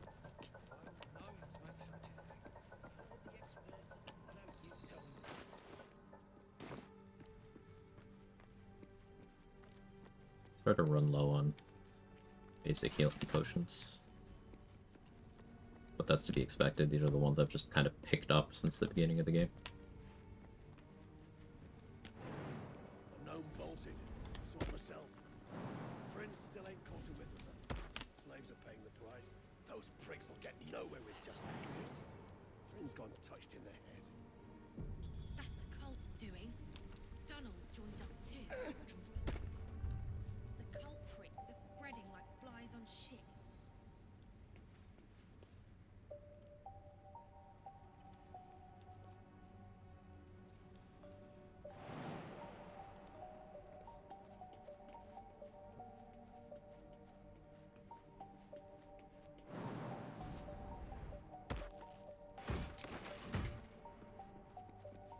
The Quag be bad at playing a meta draw ranger like Atrus because he wouldn't have 2 adamantine scimitars.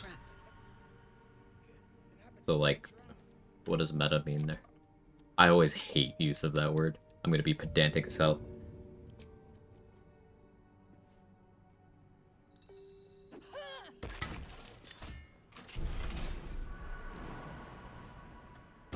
Step carefully. There's a trap. A Sharon idol. Put it in scare quotes. Gotcha.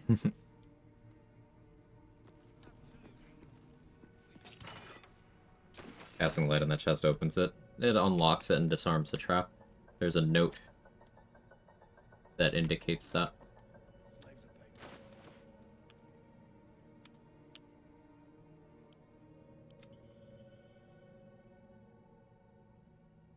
Remember any other really good heavy armors this early, to be honest?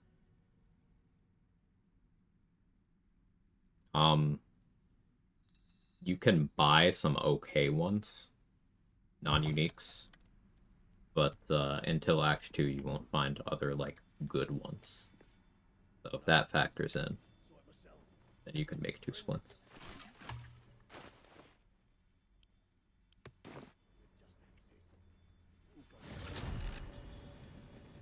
Look weird, now my arm hurts. I feel that. Welcome to Olge. Enjoy your stay.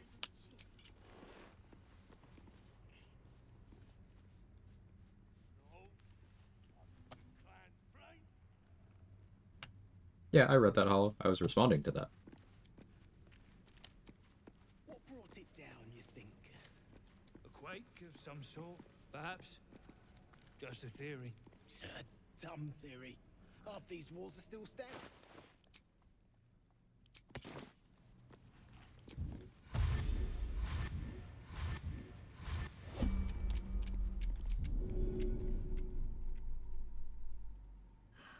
Another day, another fight.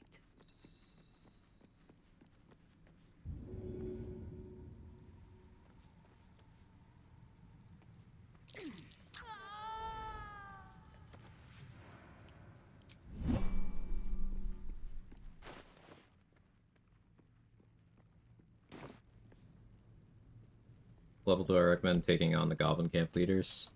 I usually do it at 5 or 6. You can do it at 7 if you really squeeze the XP out of the Wilderness and Underdark. but I usually recommend 5 or 6.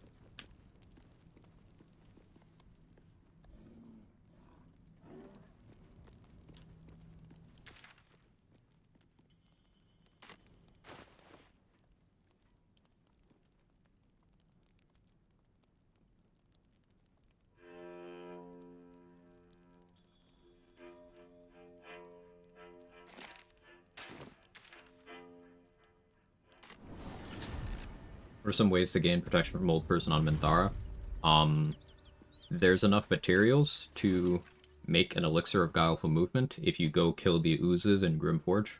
That's how I have the maps right now. So often you'll see challenge runners get this elixir of guileful movement and then route out so that they take care of everything in the map that they want to do that this would be relevant for while under the effect of this. If not this one, then at level 6, the potions themselves and the materials enter vendor inventories. So at level 6, you can buy or craft them directly, instead of having to go to the fixed location. Alternatively, don't be a person anymore. So that means on Druid you can wild shape. And then she can't hold person on you.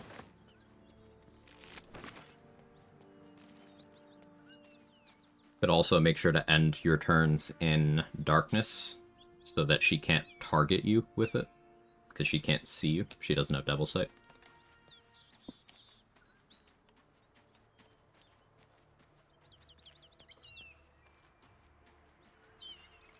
Alright, time to skulk about.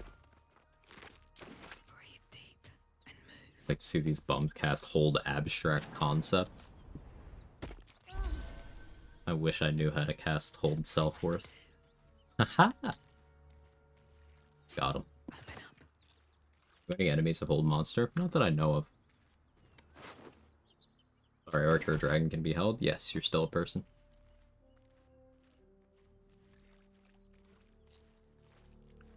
Hold any semblance of sanity.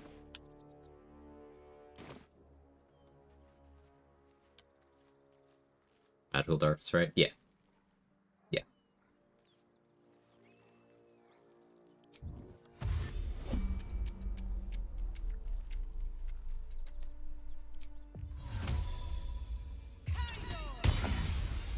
The creature's eyes roll back.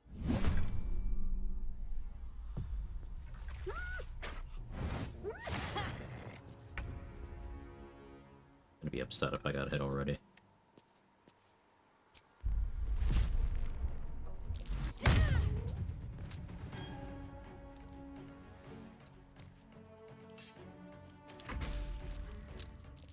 Negative. I am a neat popsicle.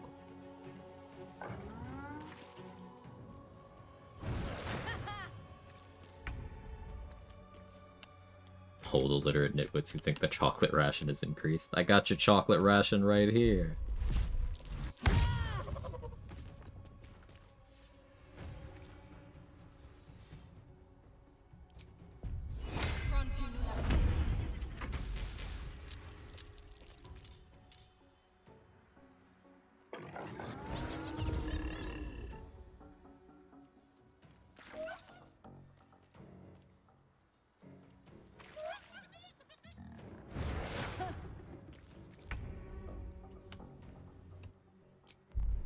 Don't worry, I've legalized meat popsicles, thank you.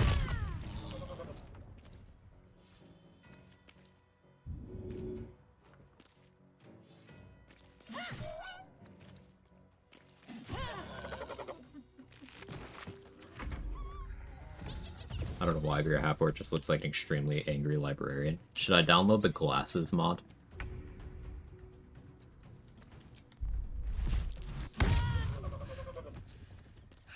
Damn gnolls are everywhere. Anything of use? I kind of thought about doing a smart barbarian run and wearing glasses. I'm stupid.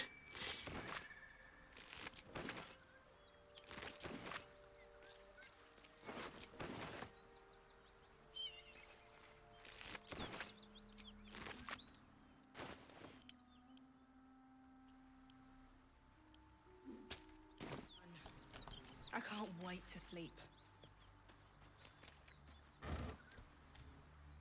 Still going with angry George Washington. Sexy George Washington. Thank you. Also, that sounds like something on Urban Dictionary. Can someone make sure that sexy George Washington is not a thing on Urban Dictionary?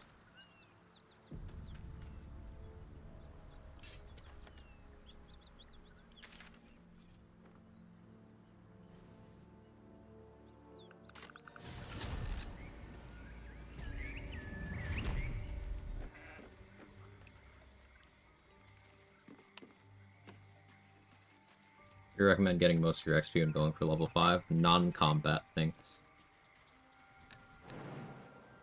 Dialogues. Things of that nature. I don't fight much before level 5. I have done runs where I haven't fought at all before level 5. It's not, but George Washington sexual is. It could go on.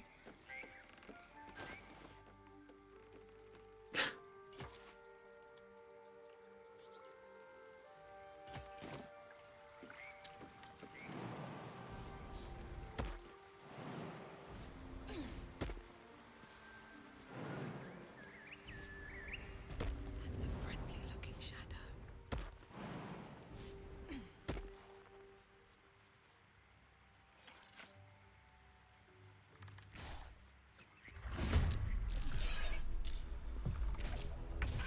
Your boy missed. He's just someone who has a sexual attraction to George Washington specifically. Oh. So like Republicans or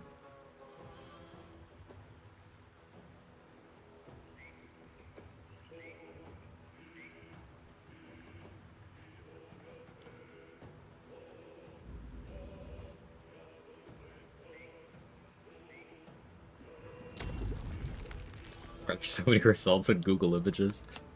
How many of them are AI? I don't think lust for the father of our country should be party specific. But like, all those guys were bastards. And they're not hot enough to justify it. That's the real important thing. You've heard of the hot crazy scale. Get ready for the hot evil scale.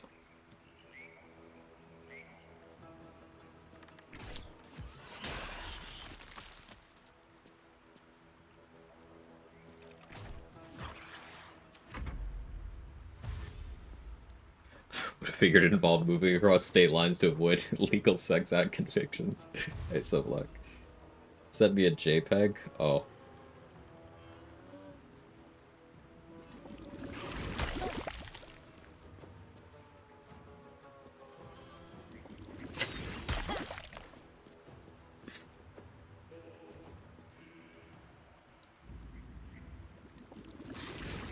Yep.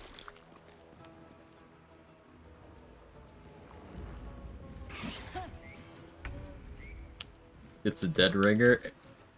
It is, and I hate you.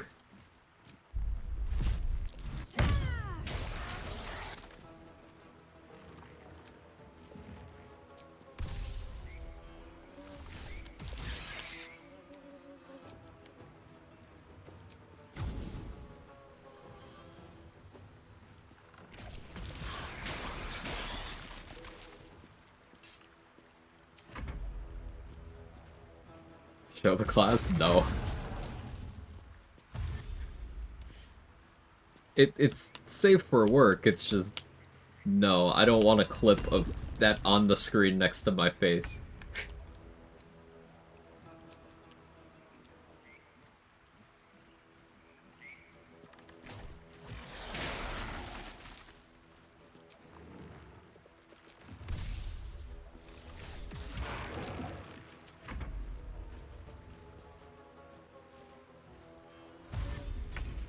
Your duo, can you have 2 people on the sledge? Yeah. I think you could even fit 3.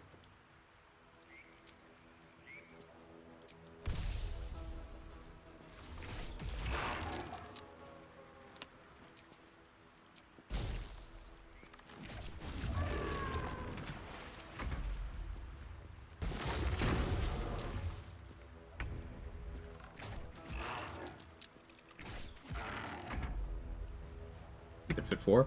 There you go, thank you. I was not sure. Get the same amount of XP from talking to Quag and turning against Shadow Druids as killing her alongside? Not sure. Shooting things very titty-stringingly. Uh-huh. The game has been trying my patience today, Trade, so I am, abusing it more.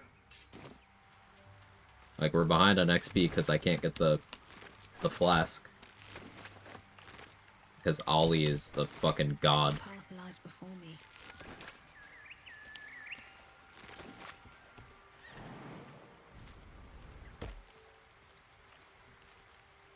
Am I clicking weapon attack for using special arrows? Because it's showing me the menu where my special arrows are.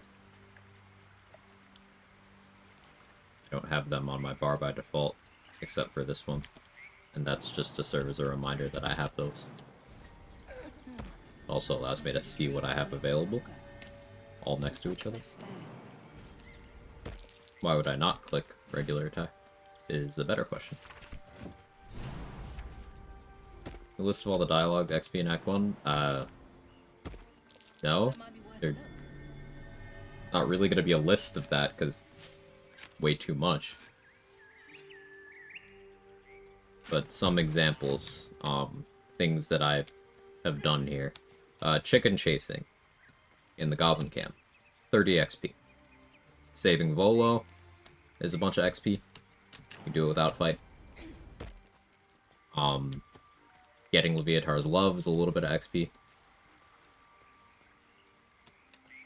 Talking to Zevlor and getting him to tell you to go to Nettie is a little XP. Telling Zevlor you'll help him, you know, stop the ritual is XP.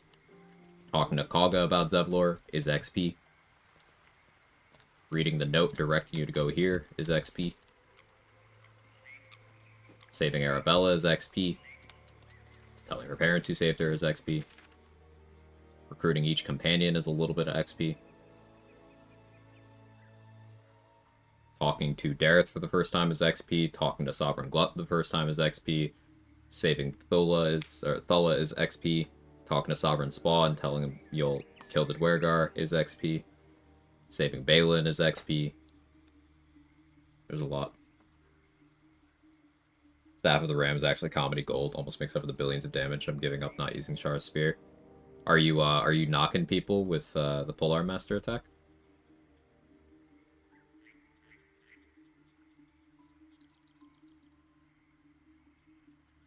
This is a Glomp Grove Defense run?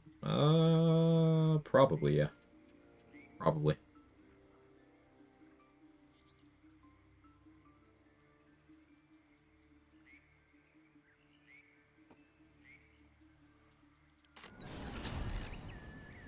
Again with Santos just for the lulz, that's funny.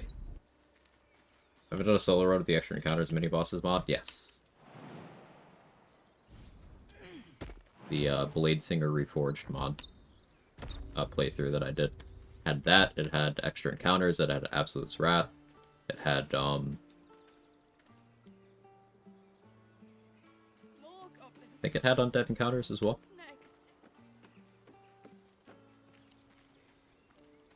That run. Glomp means no Moonrise. Oh, yeah, never mind. No Glomp. Yeah, Minthara's dying this run. Poor boar.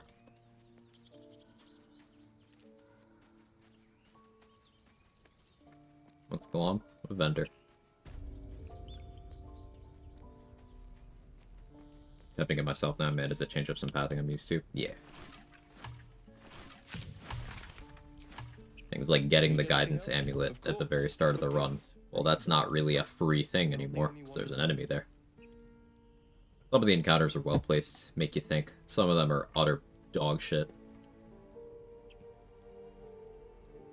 But some of them are nice. Good cut. Sylvanas be with you.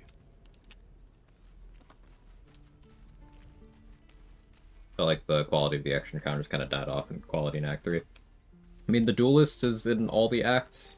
He's in all the maps except well, he's in the Wilderness, he's in the Shadowcurse lands, and he's in the Lower City. So, thankfully, Rivington and the mountain paths are devoid of that garbage. But Rivington has its own garbage.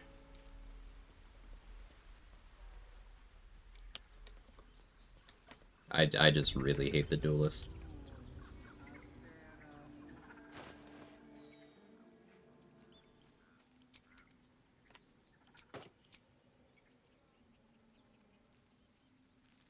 Doing this without Ring of Protection would cause me some issues.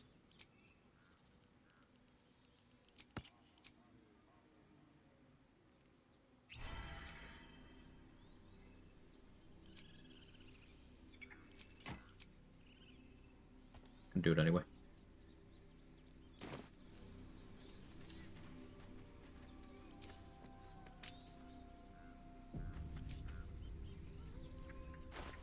Never saw him in Act 1. He did piss me off when I saw him in Act 2.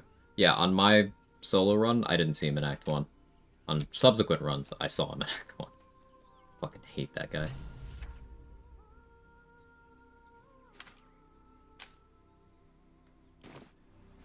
I don't need any attention right now. Dino Portal or Duelist, which is better?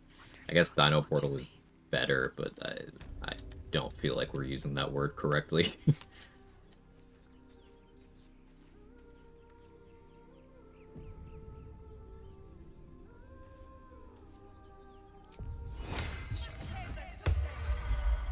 Can't risk being in open view.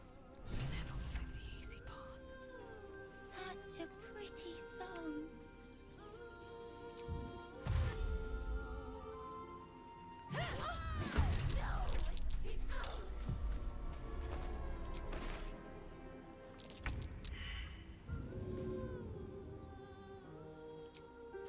Hope this ends well.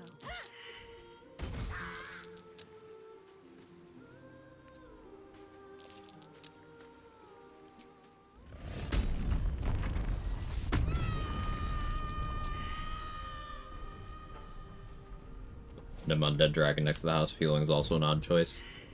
Yeah, and it can't really do anything because of its position.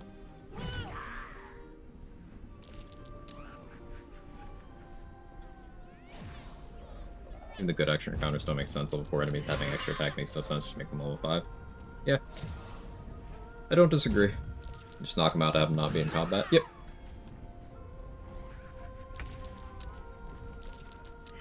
Does the Arabella quest turn in XP scale with levels? Not to my knowledge.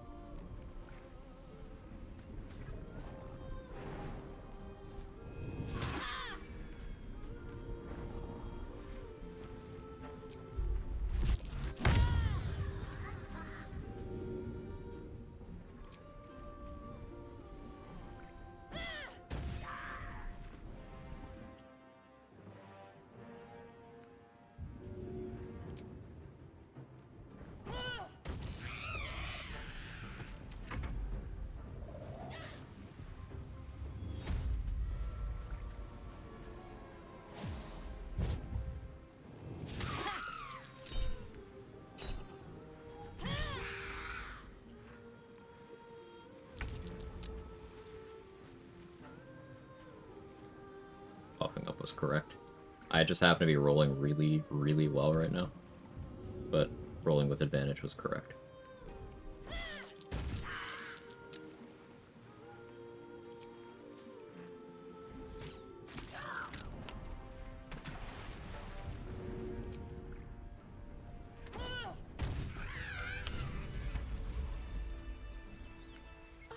Are they gone?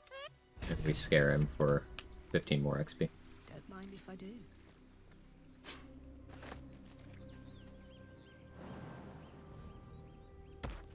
When is it possible to acquire Emp Staff? You can disarm him in the prism after you've had the conversation where he hands you the gummy and stuff.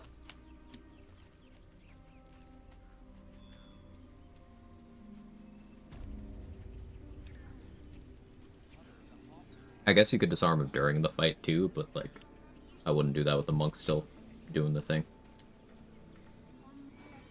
I mean, maybe if you're doing like honey paws or something to be safe enough.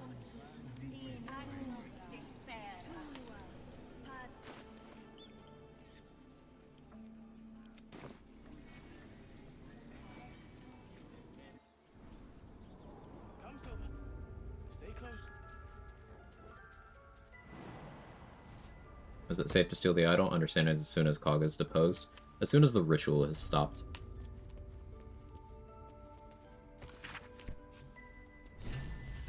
Forgot to read that.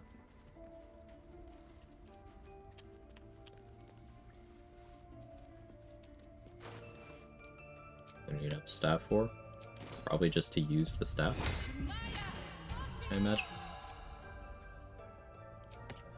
Because it's a unique item. I think Imperial Retaliation still doesn't work. But yeah.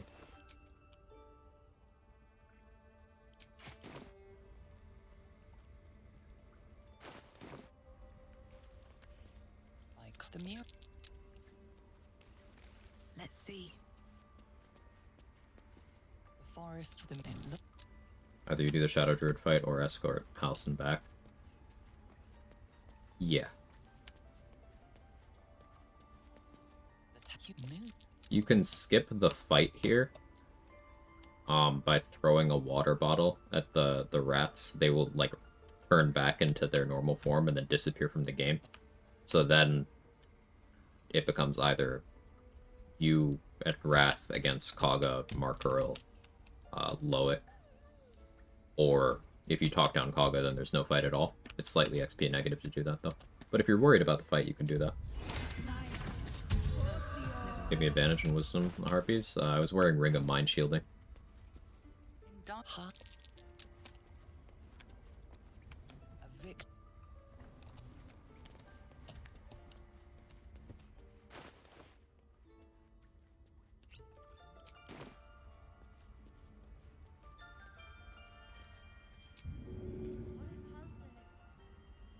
Silver buddy, I don't want you to be here.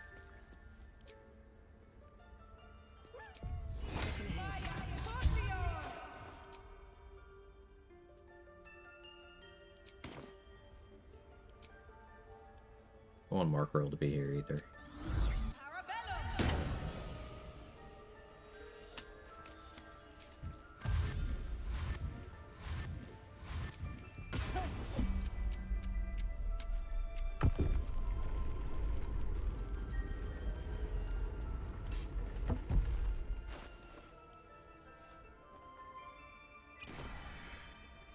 Why are you here?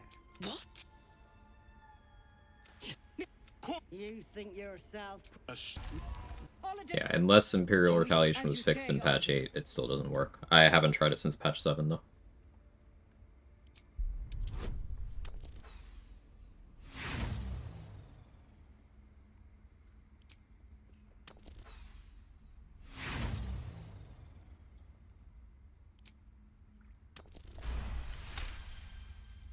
With the grove taken for Clintwood, I care.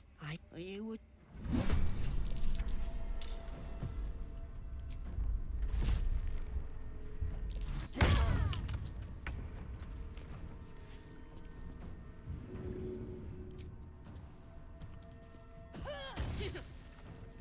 Classic.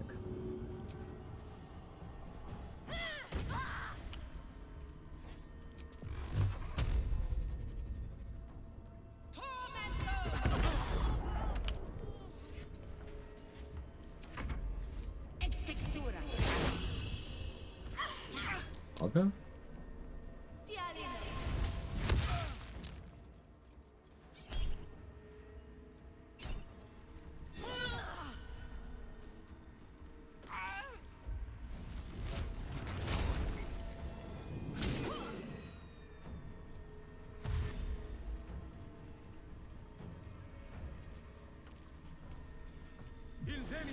Killing her reward.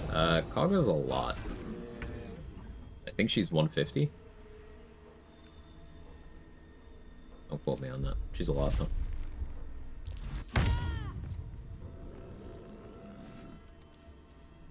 She's 150? There you go.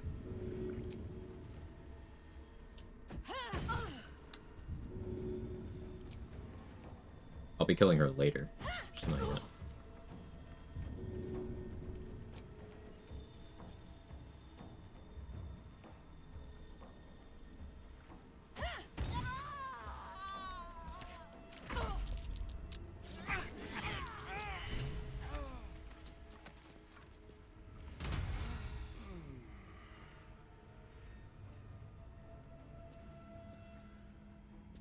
Down 105 XP if you talk her down. No, because you can just kill her later.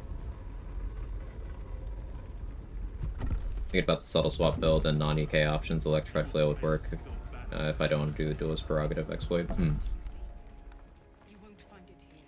Whatever the Tree Father's judgment, I will accept it in full. I guess there's also Shield of Thralls and self-damage options. Or like, I guess... Yeah. Detonate your own Shield of Thralls. You could send in summons with Shield of Thralls and have them get splashed by AoEs or provoke AOs and stuff. You once called me a monster. My fate lies with... Meanwhile, well, I won't forget the wounds I've... AO, Attack of Opportunity. This is Duelist Prerogative exploit. So, Duelist Prerogative gives you an extra reaction if it is equipped in your main hand and your offhand is empty. It does this retroactively as well.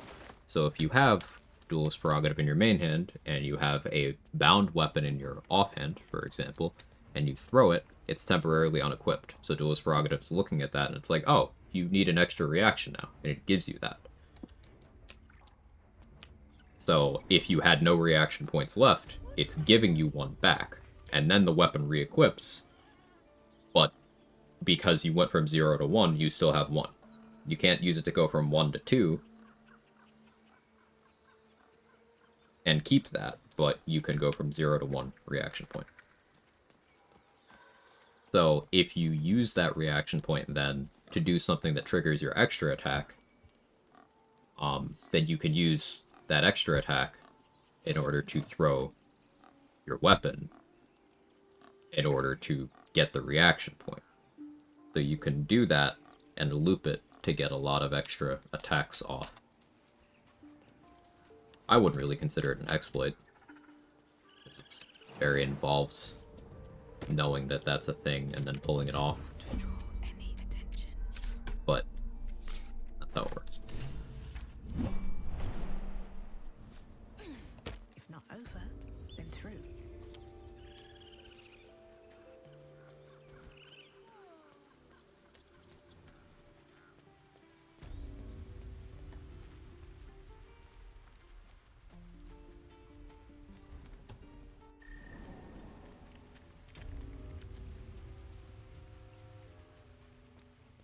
So I throw counts on armed attack too? No. Not connected. Anyway, you want to talk? Talk. Yes, coming. I had a feeling you'd be back.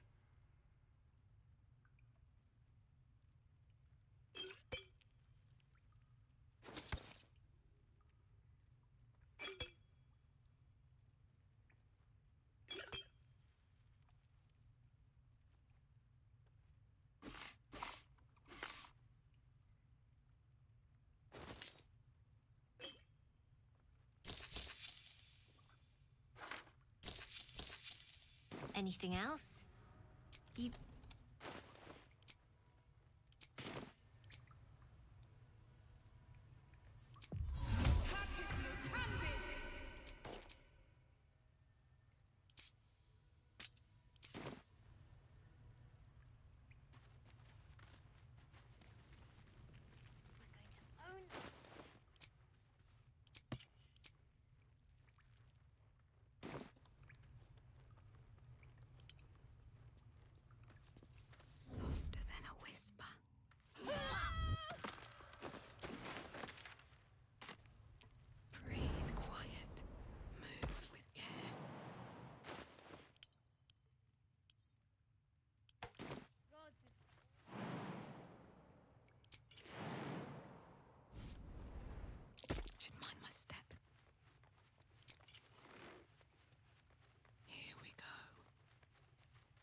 I don't mind using that one because the attack generator is limited by the amount of attacks of opportunity you can bait. Optimizing that would be fun. Yeah.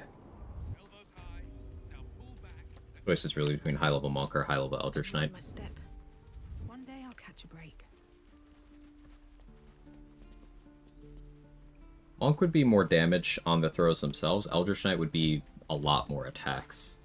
And you wouldn't necessarily need Bloodthirst, though you don't need it already. It's just the cleanest way of doing it altogether. Eldritch Knight would allow you to find another weapon that you could swap out interchangeably with Bloodthirst. Like, you could throw something from the inventory to equip it. Though that would probably go into your main hand. Unless you unequip as a free action, then you throw something else from your inventory, and that should equip it.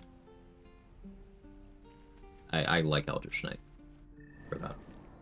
I was able to steal the gold from Mole. Mole is one of good questions today, by the way, Sam. Mole is one of a handful of NPCs that always drops their gold on death or knockout.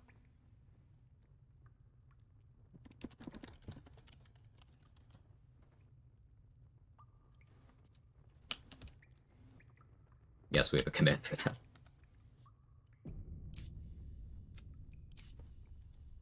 What are the others? Glomp the Looter. Balthazar. The Quartermaster in Worm's Rock. Ferg. The Sharon guy, also in Rivington. That's everyone I can think of right now. It's spark. It's no small thing. We'll... Fortification.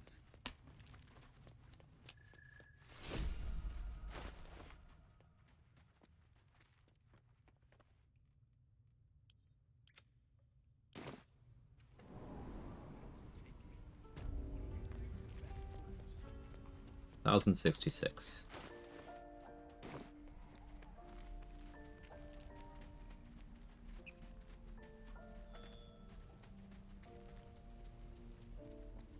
I don't think there's any more tieflings I want to kill right now.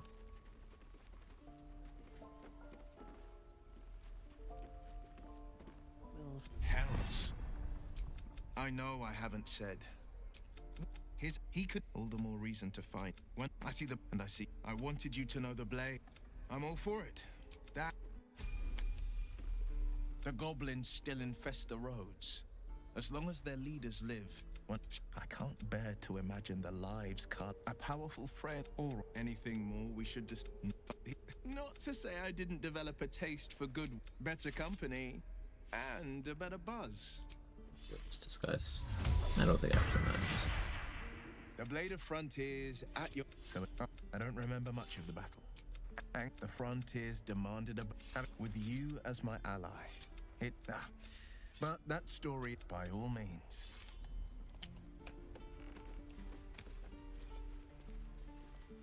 It's the caveat for mostly no consequence. If you trigger the Tiefling party while Mole is unconscious, then the game will treat her as dead. And she'll be gone from the game. Also, if you are around one of these vendors when they wake up, it'll trigger a crime response.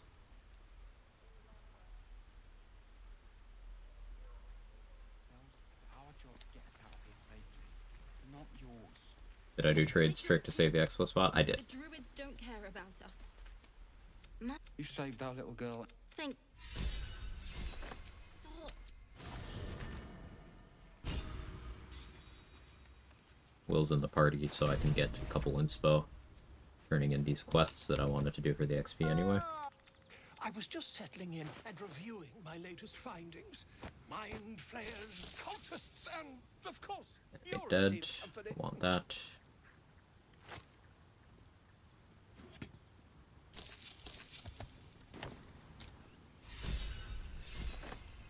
What's up for discussion? Well, then, are you sure? And...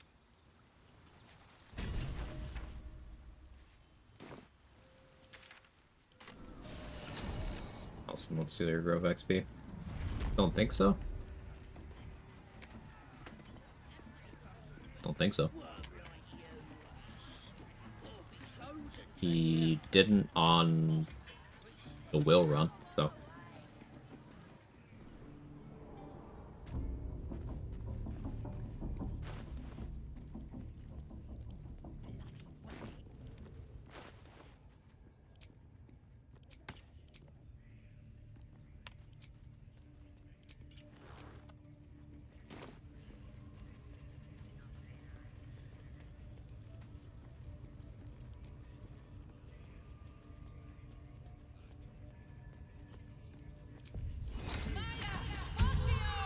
155 kills so far.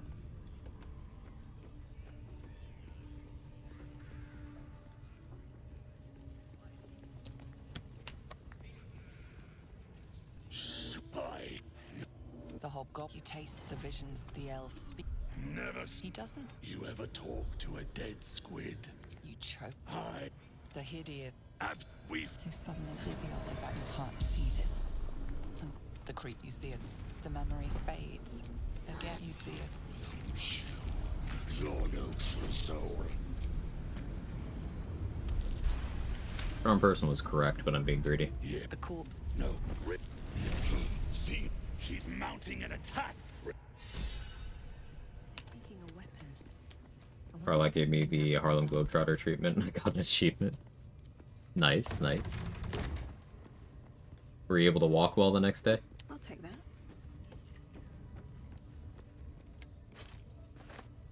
Better, even?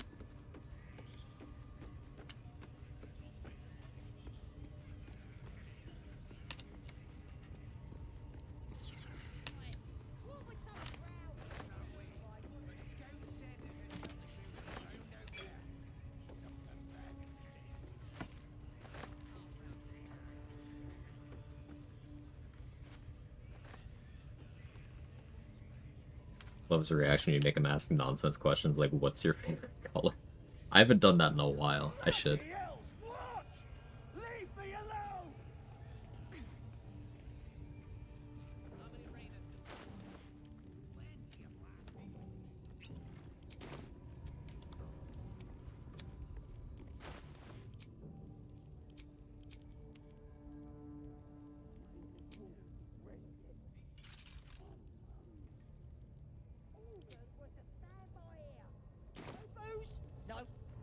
I was bouncing my stuff for sure.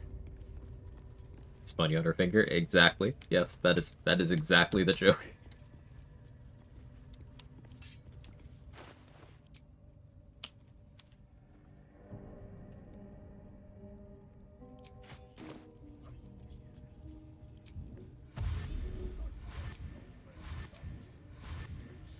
Out of sight, out of mind.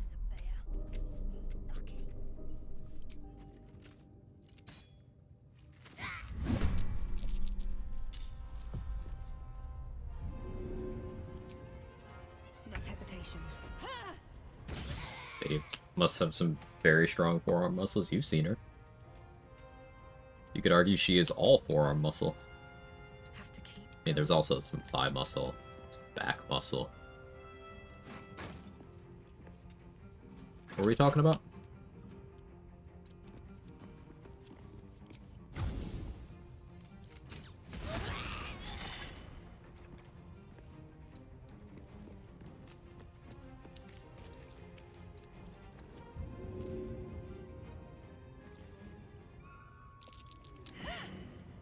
Athletics failed.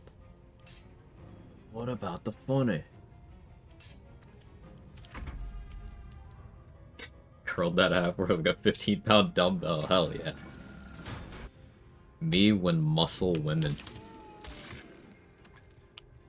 The romance scene's glitch. Good bait, Batchet.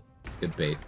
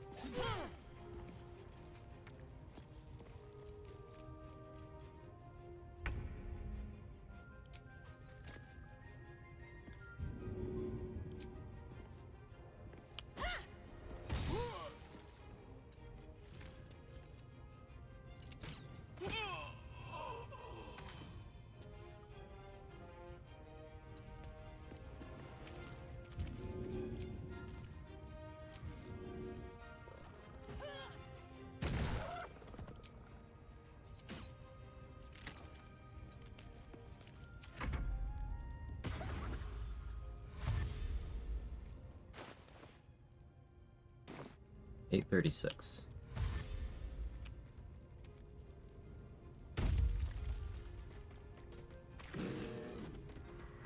That's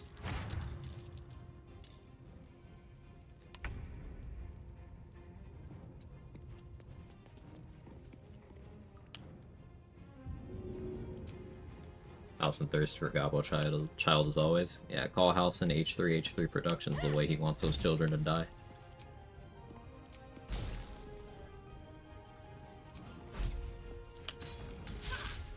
Crit miss.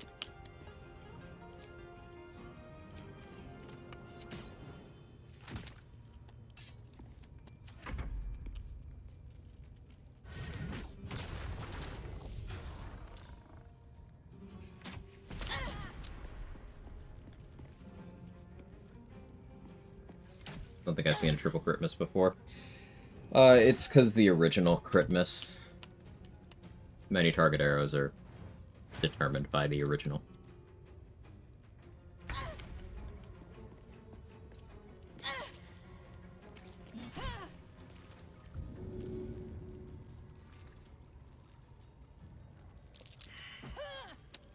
Failed? What do you mean? What do you mean by this?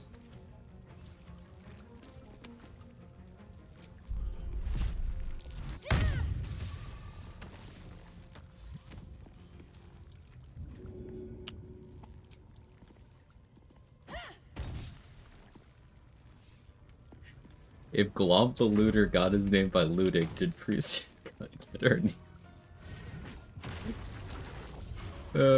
Fucking hell, man.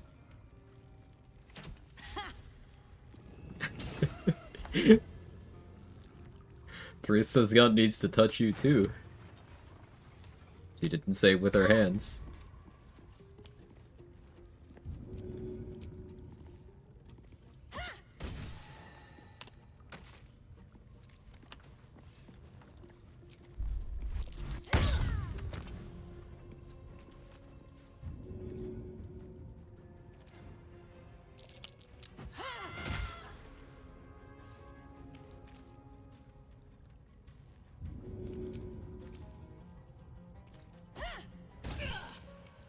One? Okay.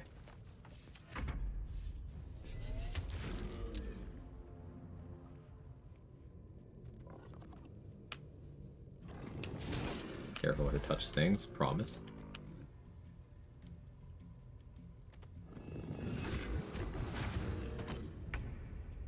Your original organ rearranger.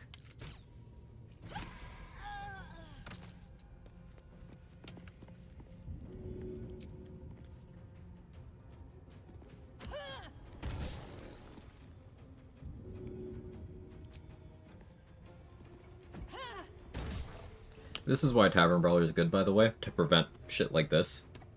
I don't care about the damage on it at all, but, like, the accuracy would be very nice here, instead of me missing 3 dagger throws.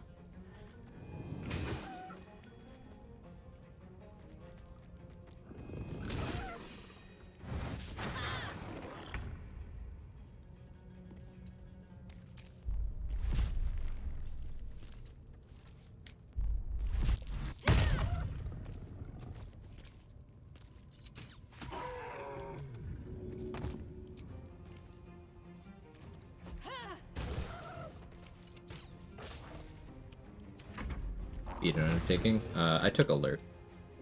I did see. I was lurking during one of your recent streams. How's the early game treating you?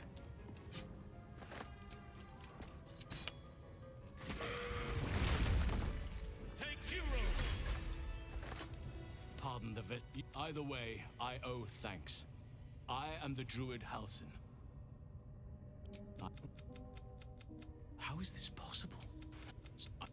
That must be where these enchantments are placed. If you want to find a cure, you must head there and discover how the... Oh, I cannot allow these butchers to threaten, but they are the ones holding these parasites together. There is no safety. The ringleaders have to die. Traveling to Moonrise, any who linger are long. If you can find this place, you've already been. It may prove impossible to avoid the shadow.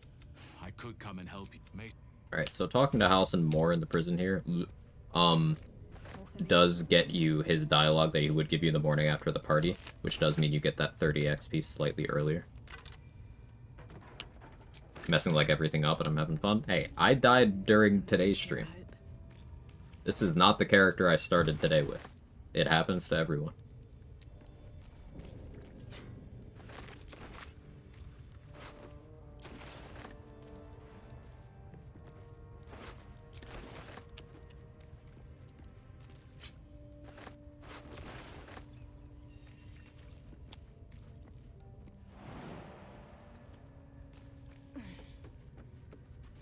When, if, can you justify not taking alert in favor of offensive feats?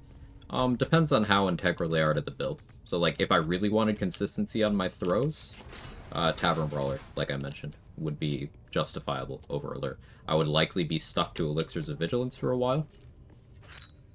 And I don't love that, but it would be a thing. And I would heavily prioritize picking up initiative gear in Act 2 when available. Heavy Armor Master is not offensive, but you can justify that one because you get tanky enough that losing initiative becomes less scary. Decaying legs, the body. How do you set up the dialogue attack for Sorcerer Sundries? So, for which part? Roland or Valmorbo, or both? So, Roland.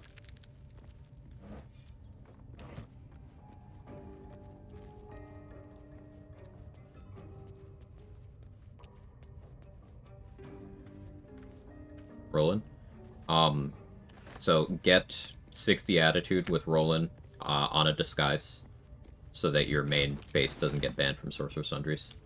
You want enough that his outline turns green. Then you dialogue attack one of the people watching the magic show. Make sure to do it when Steel Watchers are far enough away that they don't aggro too. And then you fly in, and you stand right in front of Roland at the counter, and you end your turn. The person will dash, the person you dialogue attack will dash, follow you in. Once they get close enough, Roland will join the combat, and he'll Roland's mage armor himself. Then you fly upstairs, far enough away from the person that you can flee combat, and then you repeat the process. And the second time, instead of doing Roland's mage armor on himself, he'll do it on you.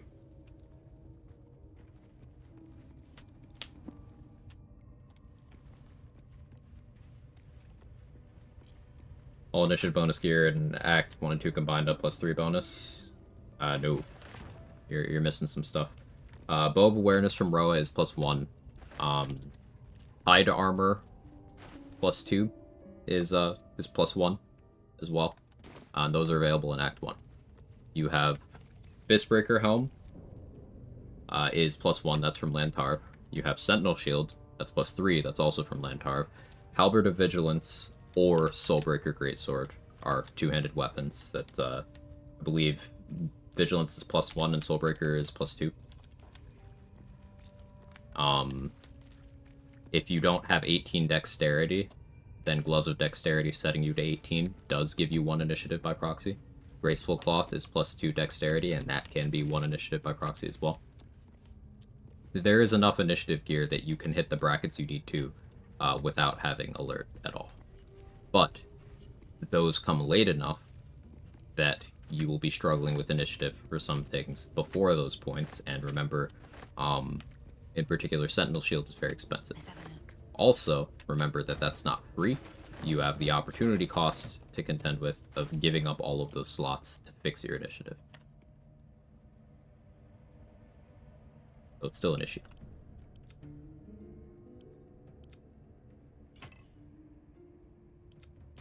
Couldn't find a bystander with the dialogue attack option. I usually use Ma Festina, I think that's her name.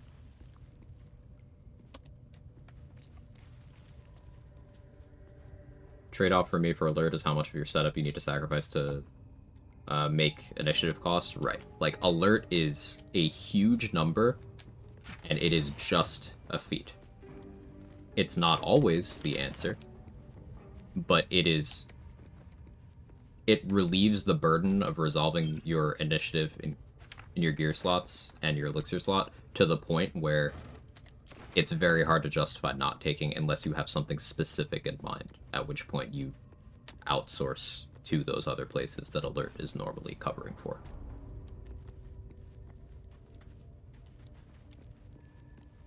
Vigilance and alert don't stack, right? They do. They're different effects.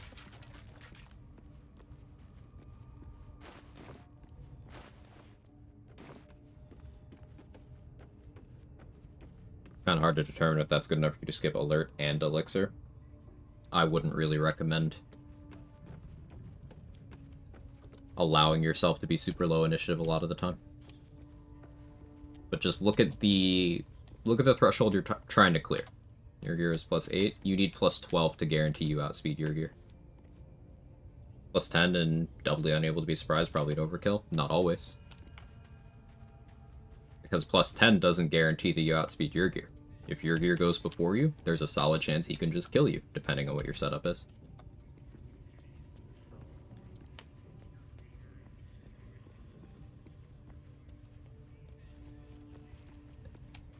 In Act 3, Cazador and Gortash and Dolor all require more initiative than that. In fact, having alert and elixir of vigilance and an initiative increasing gear piece is often still not enough unless that gear piece gives you +3.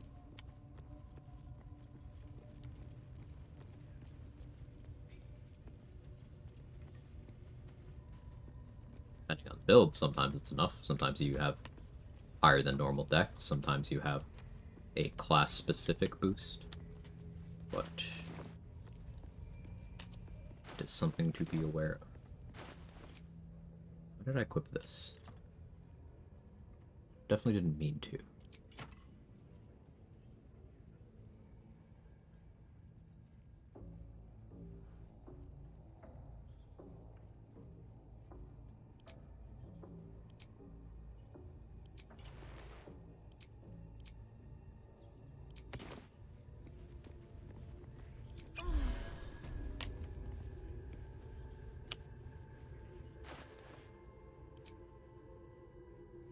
Most of the alert downplay I've seen is from people who either don't understand how scary things can be when you lose initiative, or people who don't understand opportunity cost. I am not saying that it is mandatory, that it's always the option, but it is so impactful that you do need to do some serious evaluation to see if it is worth skipping. Because of how many other places it can free up.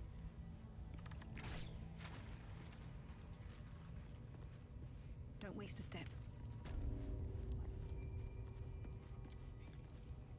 Yes. Vandals been damaging property around here. You've admitted.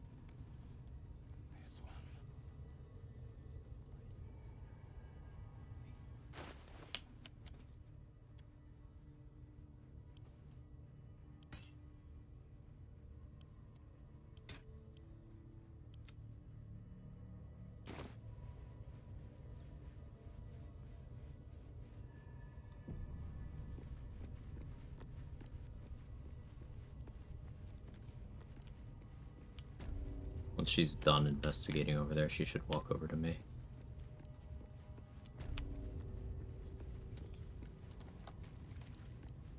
Best thing about Swashbuckler for me is 3 feats, and none need to be alert.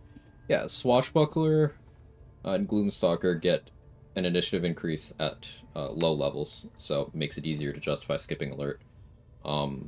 Barbarian gets one at higher levels, so it's justifiable to skip there too. But even if you end up taking both,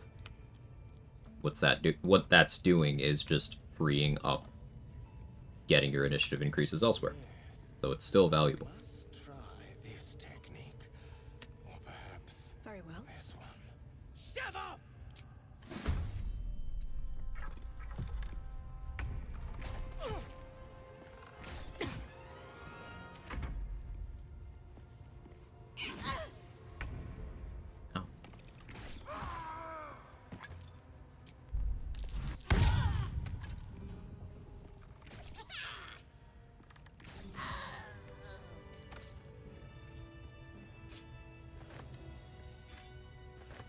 Use Grippo this way so I can kill Abdurak without him aggroing to me. I have lost a run to him. Crit Inflict Wounds can hit you for up to 60 damage from a first level spell slot. Now I have crit immunity, so he can't crit me with it, but I don't have necrotic resistance, so he could still hit me for up to 30. And he does have Hold Person, and is willing to use it. I think Swashbuckler is the best rogue subclass, put a lot of levels into? No. I think rogue as a whole benefits from pure classing substantially. And they're all pretty relative in that regard. Rogue is also a good dip, but that depends on, like, fighter is much the same way, where you have a lot of incentive to pure class, but dipping into fighter on other builds can sometimes be good. It's just you either go a lot or a little in those cases most of the time. Rogue is much the same way. Like fighter, they get an additional feat, but theirs is at level 10 instead of fighters being at level 6. So that's incentive to pure class. Your sneak attack scales up on odd numbered levels, so caps out at 11. Reliable talent is something you get at 11. As far as rogue only, a heavy rogue with a light dip, Swashbuckler is very easy time triggering those high level sneak attacks. So does everyone else in the late game, though. Like, with some experience, having advantage against a target or having an adjacent ally is never an issue.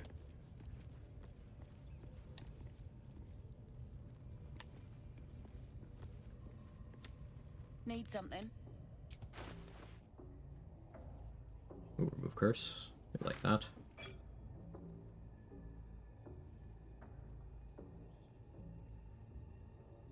I could use this stone skin, make Grimforge a little comfier. Probably worth it.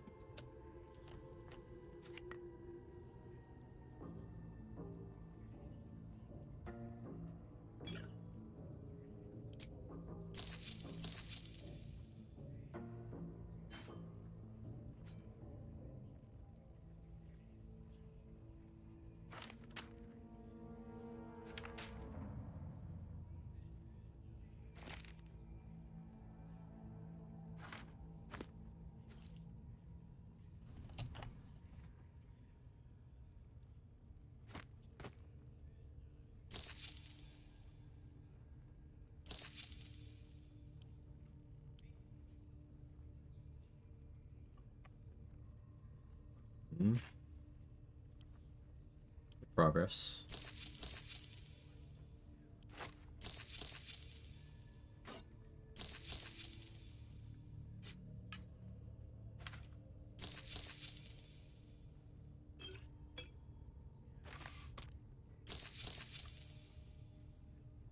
Go for the lava elemental.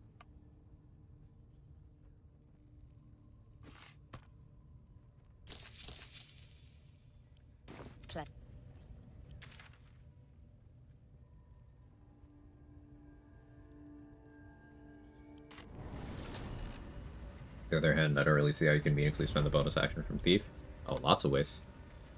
No clue what Arcane Trickster even does, so I exclude it altogether. Okay, so, for context, Arcane Trickster and Thief are constantly competing for title of my favorite rogue subclass. Thief, extra bonus action, can be anything that is a bonus action. I know that sounds like a basic thing to spell out, but example, if I equip Speedy Light Feet as a rogue, you get Cunning Action Dash at level 2. Thief, you get extra bonus action. That means every turn you can spend a dash to get the movement speed and your lightning charges. You can use Linebreaker Boots for Wrath. This stacks up to 7 times for a total of up to 7 extra damage on your melee attacks. And rogues can keep that on very easily, especially thieves. It means you have an extra bonus action with which to dash, triggering Fleet Fingers, and then jumping off of that, or you could just use it to jump. If you're dual wielding, that's more attacks. If you have Hunter's Mark from let's say, hunting shortbow, you can do that. You have Hex from a Warlock dip, you can do that. If your Tadpole powers are on a bonus action, you can do that. It's highly adaptable. Arcane Trickster is a 1/3 caster, just like Eldritch Knight. You are a rogue that gets limited wizard progression. And what that means is you get access to wizard cantrips, you get access to the wizard spell list, though at a much slower rate than actual wizards. So you never get beyond 2nd level spellcasting, but that doesn't matter because all the good stuff you care about is in 1st level anyway. Enhanced Leap, Longstrider, Shield are very, very, very, very good. And yeah, in the cantrips you get Booming Blade, Minor Illusion, Blade Ward. Arcane Trickster also gets a Mage Hand that is not limited by duration. It is just a permanent Mage Hand, and it's also invisible until it acts. Until it does something that would break invisibility. Arcane Trickster also gets the most 1st level spell slots of any class. I believe you have 10 at max level.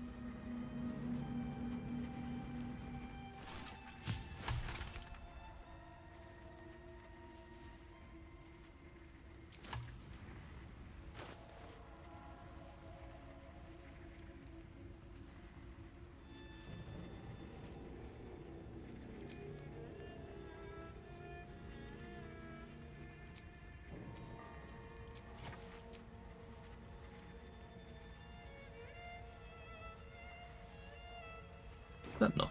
Maybe the 13 months. I appreciate it. Good to see it. That goes things. I had to reset once today, but we've recovered and surpassed it. Just grinded out XP to hit level 6. I figured I'd challenge myself to hit 6 without Raphael. And we're almost there. How you doing? Morning. How goes things with the Rage Knight?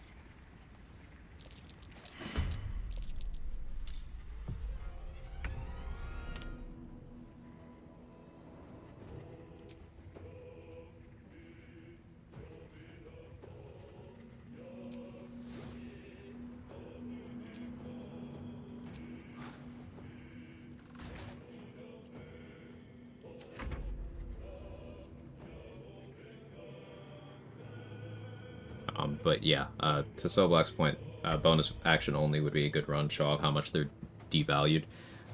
People do have this difficulty with valuing bonus action, I've noticed, among BG3 players.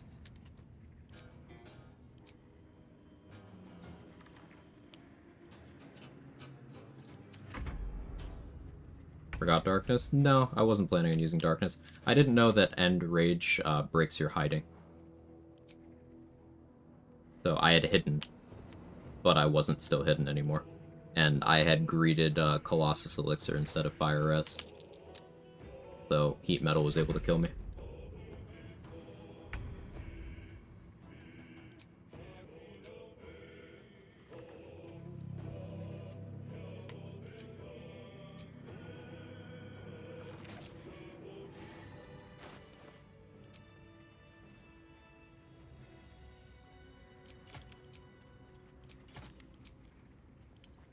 As far as I'm concerned, you have 3 actions per round. All of them are equivalent of value and highly contested. Agreed. 4 actions if you also consider movement and action, and I often do. Weaponizing your movement speed is intensely valuable. You can use it that defensively, and that's quite straightforward. Kiting as a concept, you know, going behind doors and closing them and stuff. That's very easy to grasp. But you can use it offensively. Hammercraft allows you to do that. Spirit Guardians allows you to do that. Any build that you are able to provoke opportunity attacks and get damage out of it, that is also weaponizing your movement speed. I do consider movement speed to be worth referring to in that way.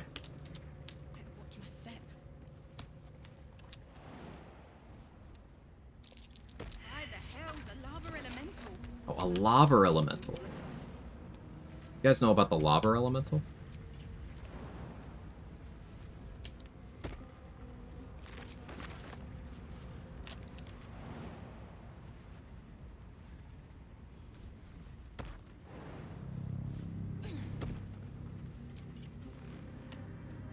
Still in the not sure what to do with my bonus action phase, passing most of my turns bonus action unspent, not jumping enough, not shoving enough, not dipping enough, etc.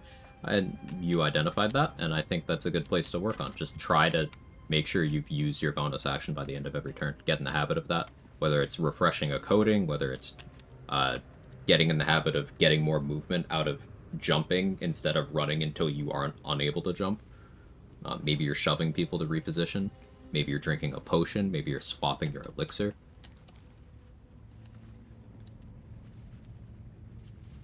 There's always something you could be doing. The amulet suddenly. And thou endure Flying machines, walking brains. It's all so absurd. I was supposed to eat and I forgot.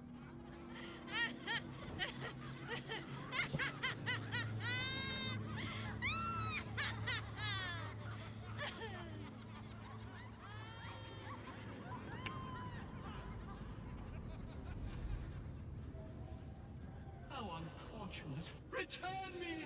Take But yeah, lack of valuation of bonus action is exactly why people believe that Berserker is good, and exactly why people believe Sorlock is good. And neither of those things are true.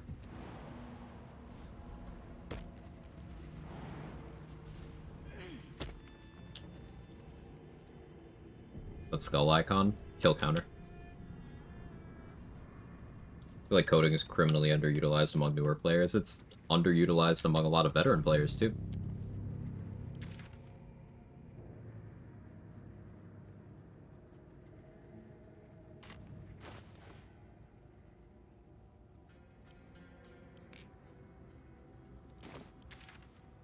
Go fight the Merrigan.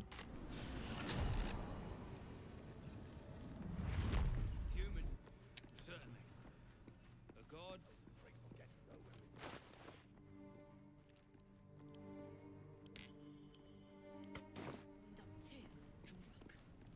Conan dry isn't fun for anyone. Spreading like flies on sheep. Guilty. Hi, guilty.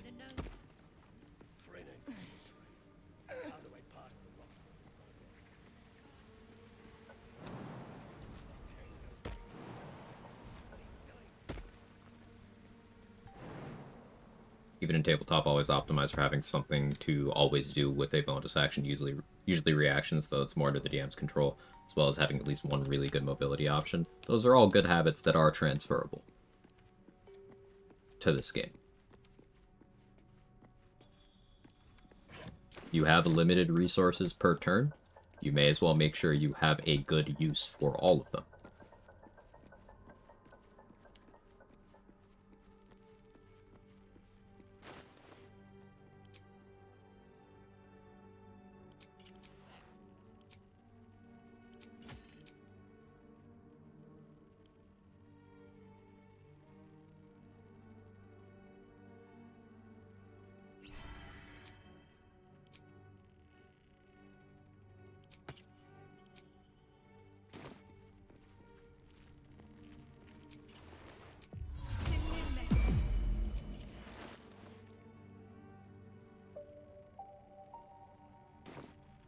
Out of sight, out of mind.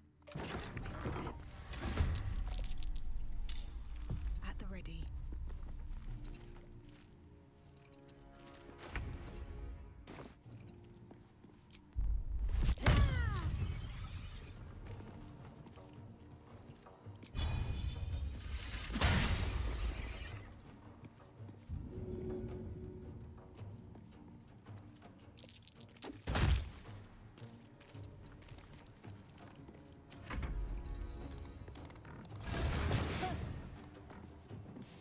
Characters feel way more powerful when you have consistent options. Not just feel, are.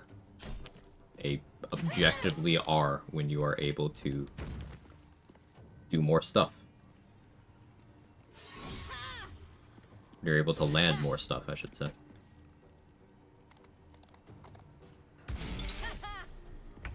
No, the fire res elixir.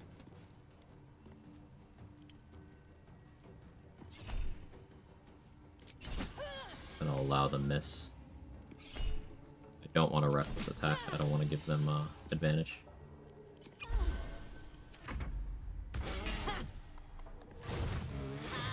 Planning on finally going through character creation next week after the planned campaign with my uni friends fell through.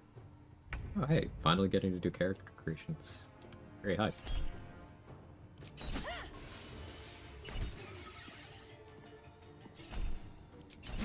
Accuracy is not very high.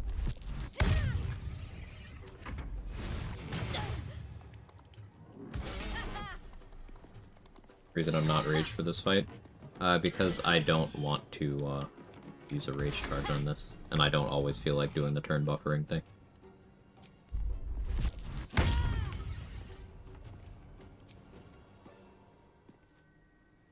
I would feel some kind of way if that became my answer to every problem.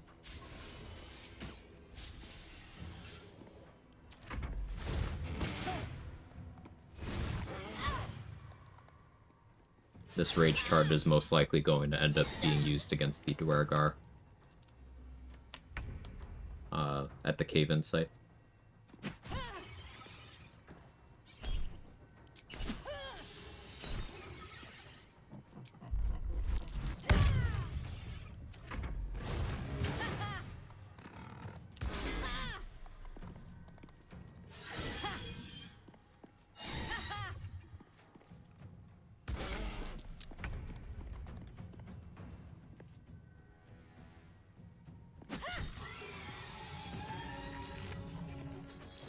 Curious mask. Serving resources is always a possibility. Just wondering if there's another reason for this fight particularly. Things are insane.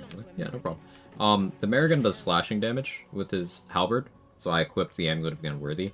These guys do slashing damage with their charges. Oddly. Like, you would think this is bludgeoning damage, but no, it's slashing. So Amulet of the Unworthy just covers you here. But be aware that the Merrigan does also have a bow that's piercing damage. Attacking the Hellspores lights you on fire, that's fire damage. And the Merrigan has Roaring Thunder arrows, and he's willing to try to chasm you. So even if you don't go into a death chasm, the fall can hurt. And if you have this on, you take double fall damage. I prefer to hold up in a corner with slashing resist.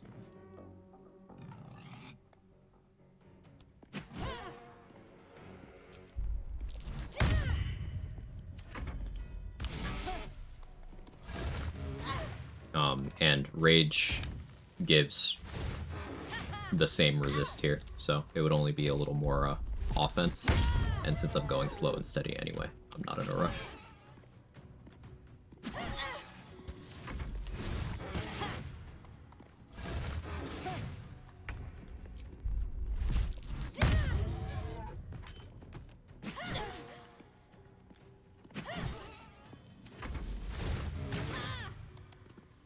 Dragonborn Conquest Paladin that used the Dragon Fear Feet and Wreath weapons. The Oath of Conquest mod that I played, really enjoyed that for this game. If Conquest had been one of the oaths that we got in vanilla, I think it would comfortably be the most powerful and enjoyable of them. Another mask. I recognize this. Amerigon wore it. I conserving Rage for Dwergar, because you're looking to long rest as little as possible. Yeah, I haven't long rested at all yet. We're closing in on level 6. We have not long rested. The long rest we'll be doing will be the one that gets us Raphael in the camp. So I'm just kind of squeezing value out of doing things before that point. Is that what the Moonrise Paladins are based on? No. The Moonrise Paladins are half-baked Vengeance Paladins. They have some of the Vengeance features. Tuscan, or not Tuscan, excuse me, Harak, the Act 3 Gith in the Elsong Tavern, she's a Conquest Paladin.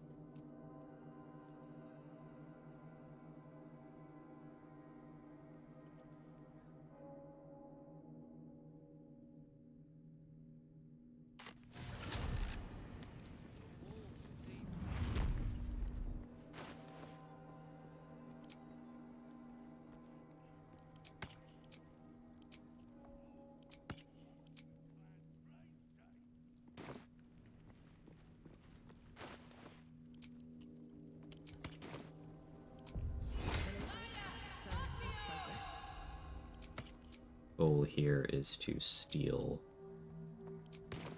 If everyone else the minds bomb. their business, I'll be fine. Sick. What path lies before me? Wonder if the gods are watching me. I think Black Tentacles build finally been cooked based on things in my current run. I love when a run that you do gives you insight to use on a different run. That's just very satisfying to me.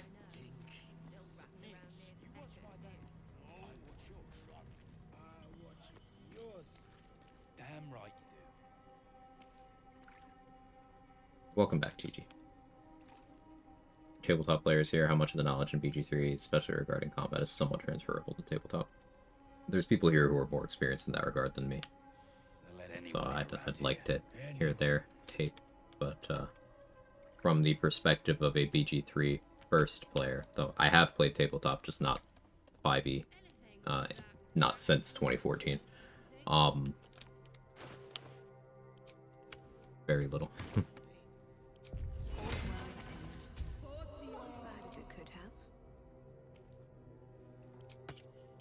Hey, Rafson, thank you so much for the prime. I appreciate that. Hope you enjoy the emotes, the ad-free, all the perks. Thank you very much. Can't risk being in open view. I can take what I please. These boots have seen everything. These boots have seen everything.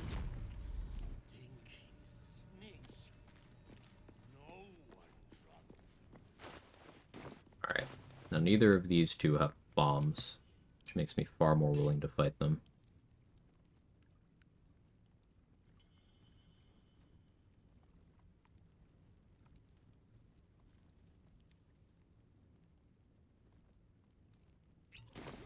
She's just a girl and she's on fire. There you go, Quag. You attacked someone. I did do that.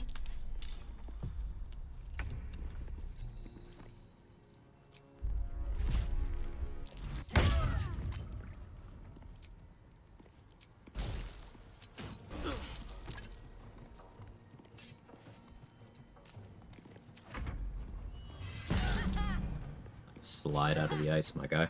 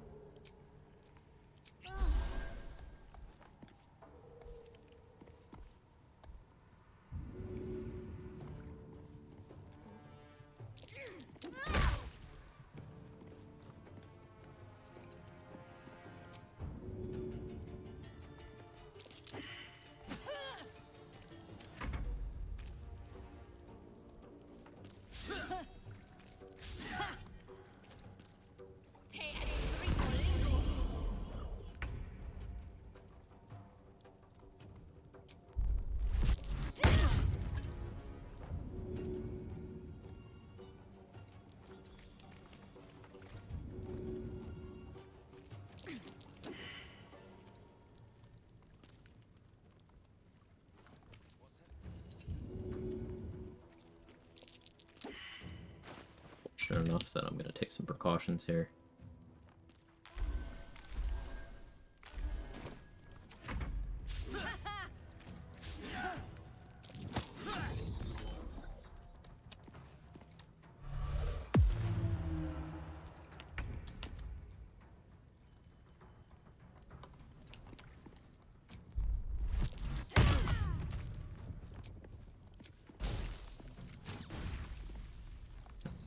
She Mr. Presidented.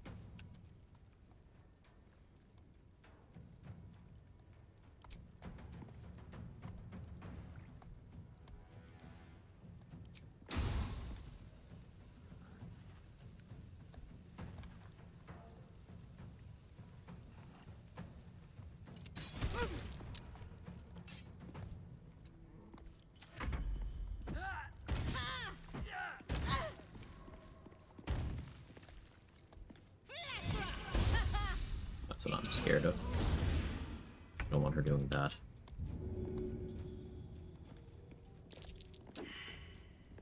Failing my athletics checks is not, helping.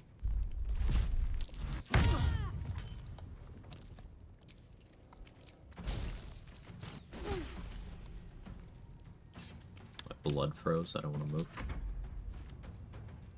Give Ketheric a light of creation, have him smite alien until he stuns himself, lock down tentacles, and water whip the rooftop. Fight is done. I was thinking about... I've been mentioning for a while, I want to give Ketheric light of creation.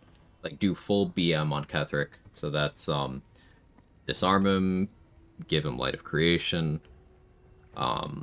get corrosive spit on him to lower his armor class, knock him prone so he doesn't have aura of protection, like, all of that.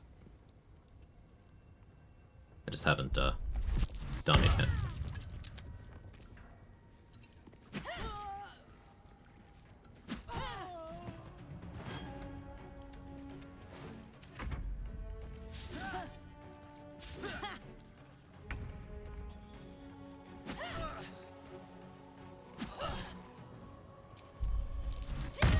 Alright, slow and steady. Need to find a way forward.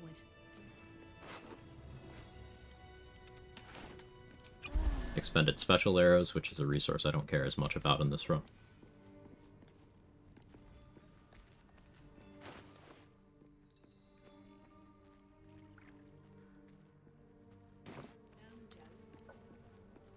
I don't need any attention right now. You attacked someone.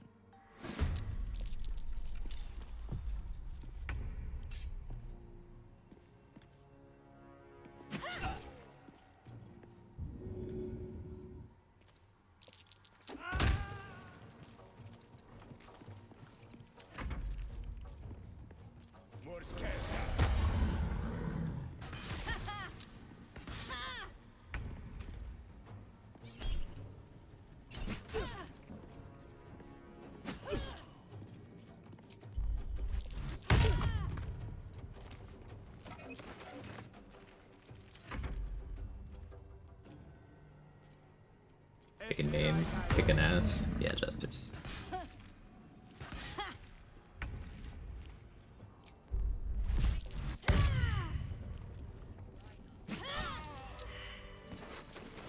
Swift as my feet can carry me. 26. Haven't gone for the drow by the spectator yet. Don't want to fight those two.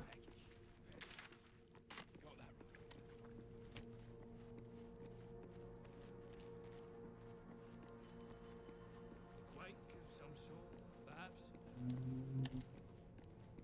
See where the gnomes It's been a long day.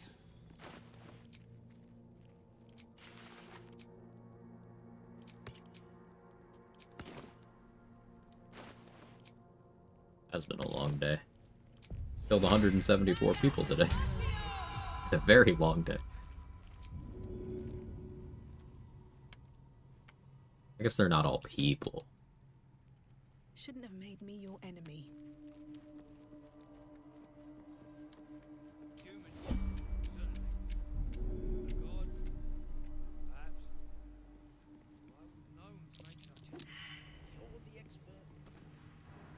Bro, uncanny dodge to the fall.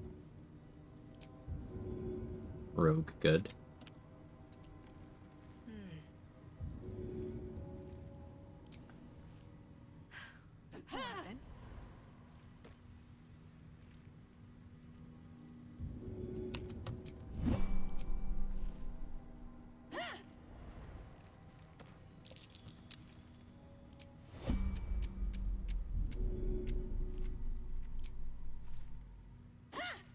Are they not hostile after throwing him?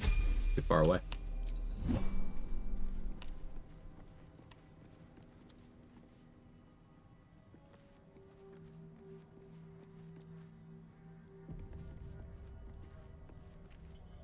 No reason to not let weapons do what the tooltip says it would do.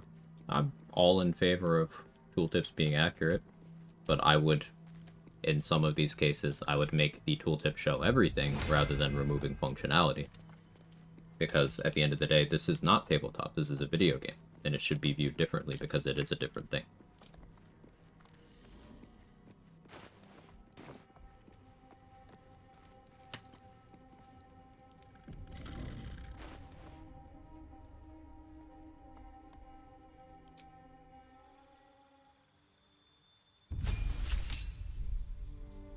Elemental Cleaver. More damage. Level 6 also updates vendor inventories. Alchemy vendors in particular get a lot more desirable stuff in the inventory at level 6. So, Quags be shopping. The past is. Well, let's see what you've got. Like this, Guileful Movement. And like this, Potions of Speed.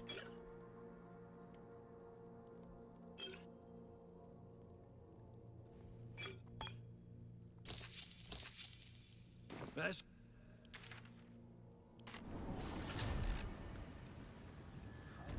So how does 5 4 elements monk, 6 lore bard, either 1 wizard, just roll black tentacles sound? Non-punctuation of all attacks. No, you're fine, you're fine. Fighting words, short rest for shield of thralls, ammunition, monk for water whip or stun infinite prone plays. Water whip, infinite prone sounds good. Water whip black tentacles would be pretty solid. I don't think you would need cutting words, really. Because, like, black tentacles is spell save DC. So you could just do some sort of acuity angle. Reverb, baneful striking, help you out reasonably. I don't know how much I would value lore there, but that's my instinct. I could be wrong about that, and I'm a huge lore bard enjoyer. Because, like, the issue is, all that stuff together isn't coming online for quite a while. You're probably you're gonna want to prioritize getting 4 elements to get the water whip, because then you have the skeleton of the build, and you could use black tentacle scrolls and still pull off the water whip thing. I guess Bard gives you Song of Rest to get your key points back an additional time, and that's something. Yeah, but let's pretend short rest potions aren't on the table.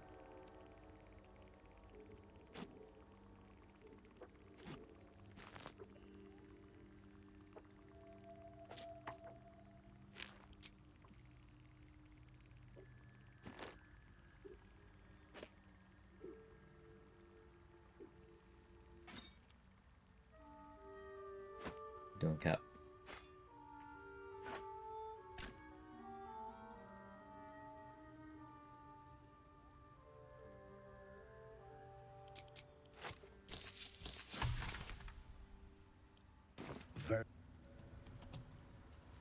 I greet you, son child.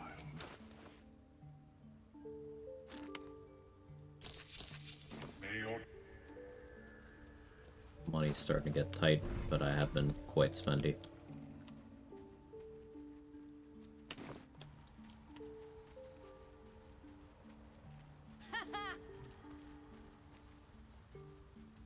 I have 2 rage charges now. No point in lingering. Got 1 from leveling. noble stock. That is nice.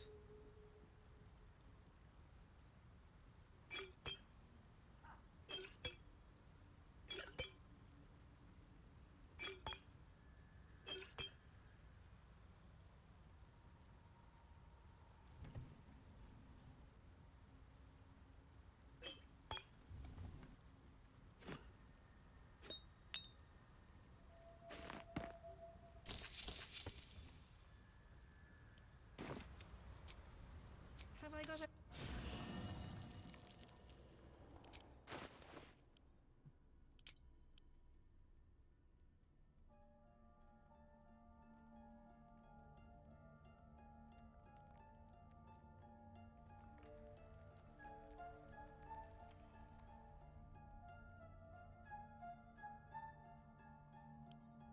That's worth it. Accidentally sent that to camp.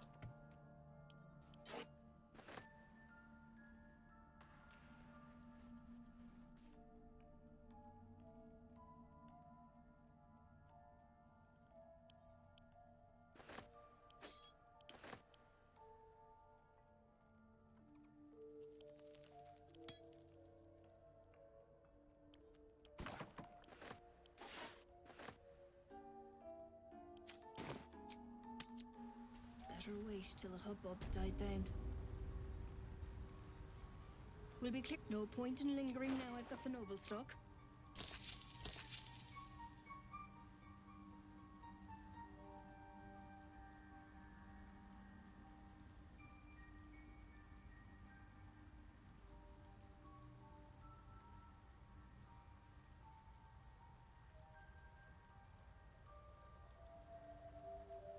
I want more healing potions. Not doing fantastic on those.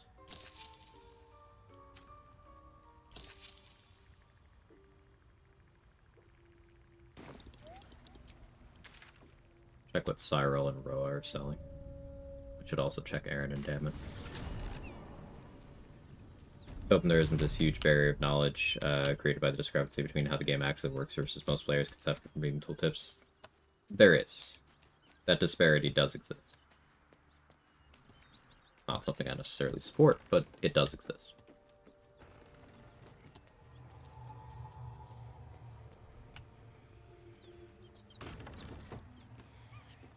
I'm still looking to shift some supplies. Here's a very visible, very tangible example.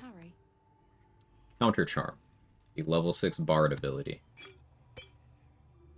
Now, if you are a tabletop player, or if you have only read the description of Counter Charm, you probably think it's shit.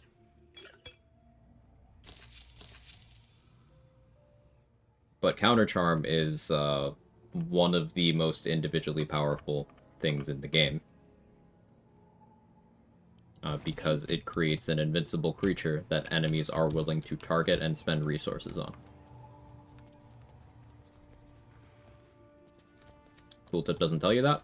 That's not how it works in tabletop either, but that's because of the implementation of it in the video game. They used a creature as a sort of proxy, and they made it a valid target.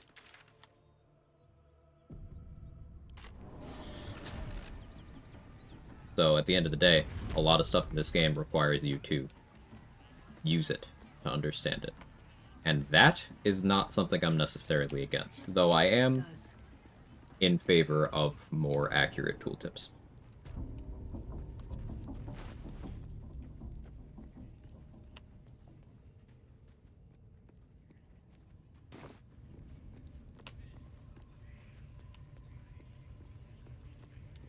Functionally works as a reverse taunt. Not a reverse taunt, it is a taunt, just not at you.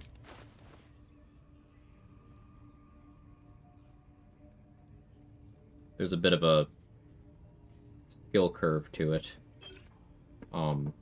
Knowing how to position yourself so that enemies determine Counter Charm to be a better target than you, but that's the thing. Arsonist Oil still makes me sad. Why? Arsonist Oil is good. I know I have believed it not to be in the past, but learning marches on. Arsonist Oil is good. Just hard to use effectively.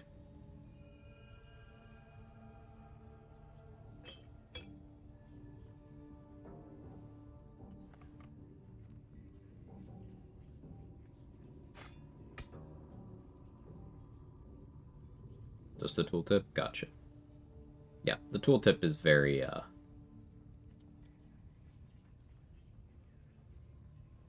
it's literal.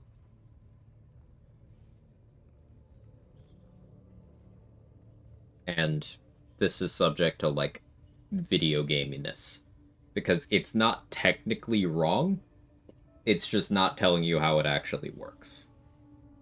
The way resistance and vulnerability works is it is a sliding scale of you can either be +1 neutral or -1. Those are the only places you can be. So if you're resistant, we'll call that +1. If you're vulnerable, we'll call that -1. If you're neutral, 0. Arsonist Oil will take you from +1 to 0. However, it can also take you from 0 to -1. But you are not a valid target for Arsonist Oil if you are at 0. So, if you apply it to someone who's at +1 and then remove whatever is giving them their resistance, it takes them to -1. But that's not a behavior you could surmise from the tooltip.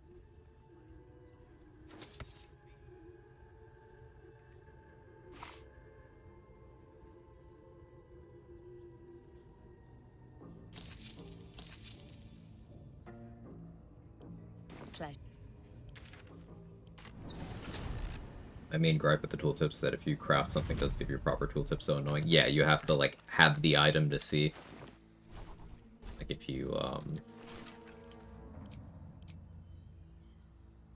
like, they don't tell you what the effect is. So for some elixirs, some people have never tried certain elixirs because they weren't able to preview what it does.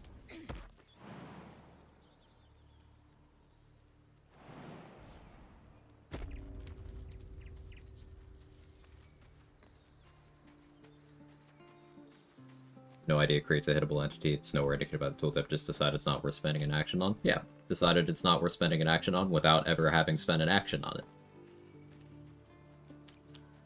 And this isn't me calling you out specifically because I valued Countercharm the same way until I clicked it. It's a rather infamous clip now. Exile Fate hates when I bring it up because it's their fault that it happened. But within 30 seconds of me clicking Countercharm for the first time ever, I was like, wait, this is broken, actually. Need anything else? Of course. But please, remember, you're not the only one in need. I had never clicked it before, and I had always assumed it was bad because I had only read it or listened to what other people said about it. But I clicked it and was like, hang on. Command to the clip? I don't have a command for it. It's around somewhere. Does anyone have it? How do you go from 0 to -1 after your arsonist from +1 to 0? So there's a couple ways.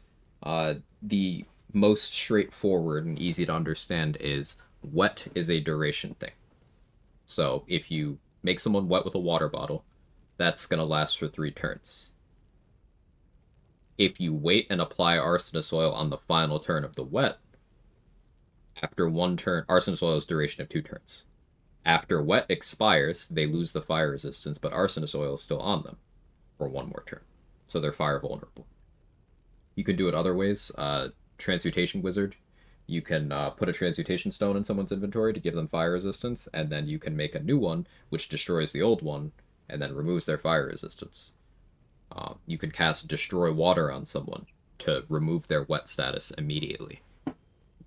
And that also works. Chilled targets have vulnerability to cold and resistance to fire.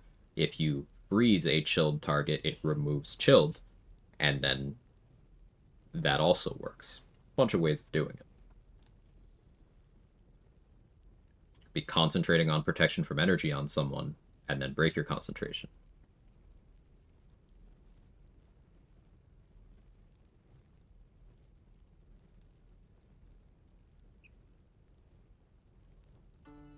Our Master Repeat just got back. Does that mean you could apply wet? Arsonist after wet's gone, they're vulnerable? Yeah, Tamir. Sorry, I only saw your message right after I explained. You have to do it during those 2 arsonist turns, though, right? So, if you're doing the wet method and you're not using Destroy Water, you would apply arsonist oil on the final turn of wet.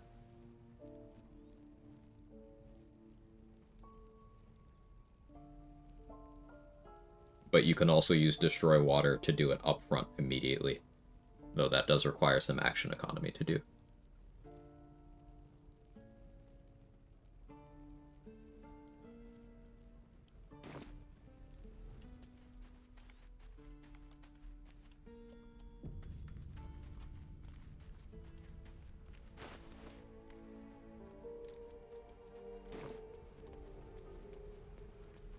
Live for 8 hours already, shit. Die if I met a heroic reeking of this place.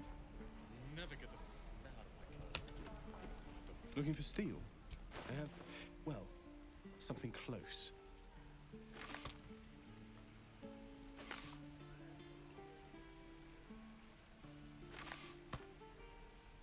Purchase is not in my best interest in doing it anyway.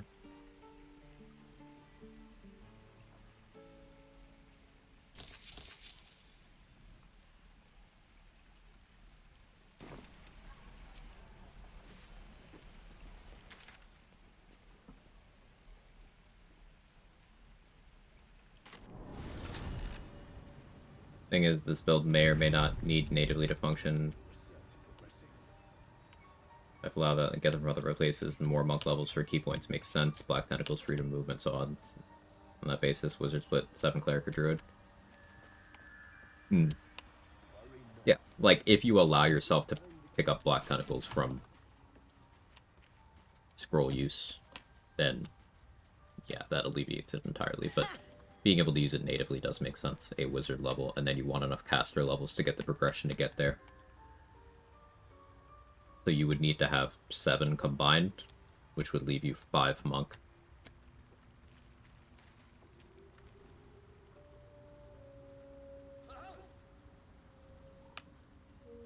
Karlach's Heart is also XP? No. We also can't fix Karlach's Heart yet, even if we recruited her. We'll be clear. No point in lingering now I've got the noble stock.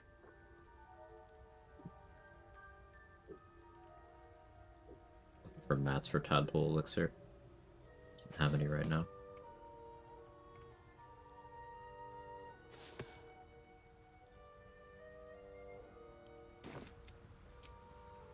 Have I got everything then? Companions rarely have XP tied to their quests. Very rare. Alcyn has a little bit.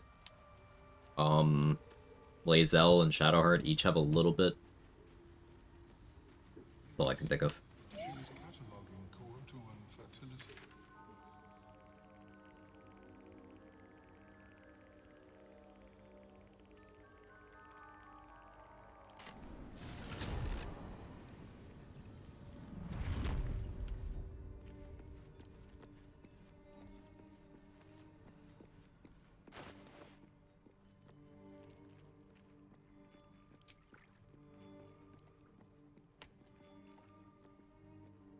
Hey, stick shit!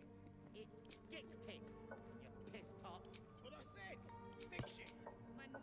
21 AC sucks, but You heard her, stick shit! Fill her up! Twin still barking at nose. As far as I know, still wrapped around Mir's pecker too. You attacked someone. did do that.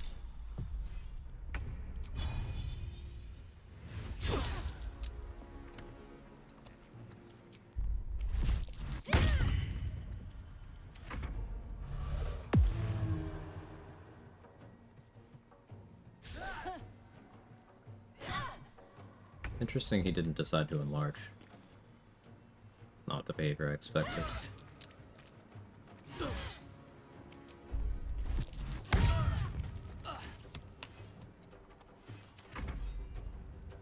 Expect him to do it now.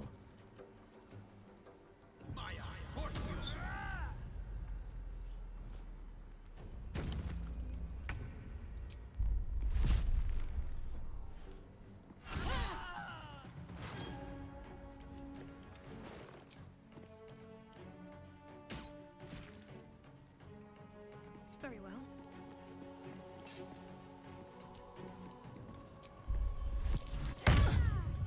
Flip kick in the ass. Giving you the high ground because I'm a good sport.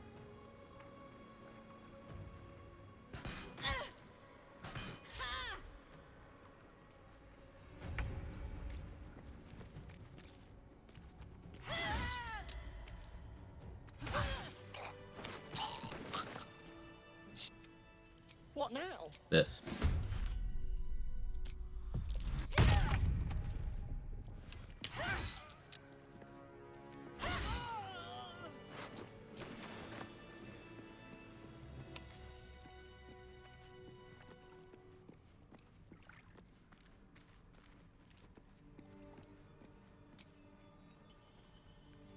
Time to get going.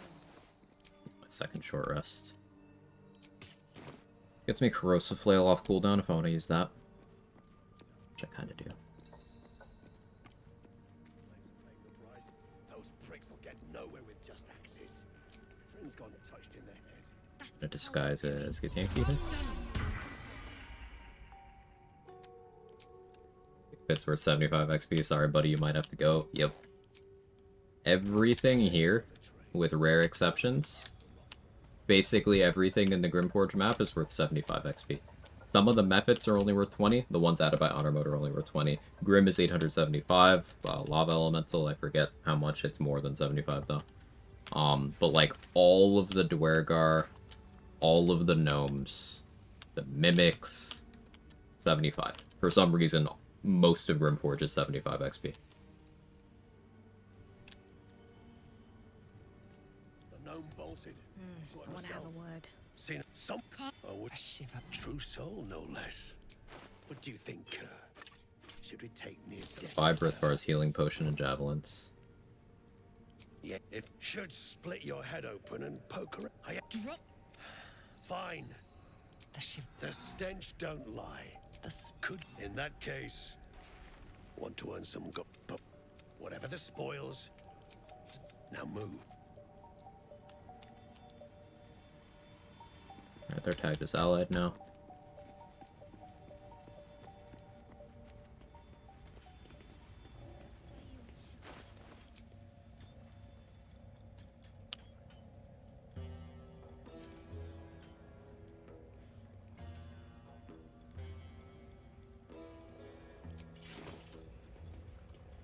Just with these. Heat up! Move, Hoon! Never. Here then. Now move. The parasite. So Ow. glad you're. He's stuck in there with poisoned geezers. We don't get him out soon. Thought you. Take the ring here.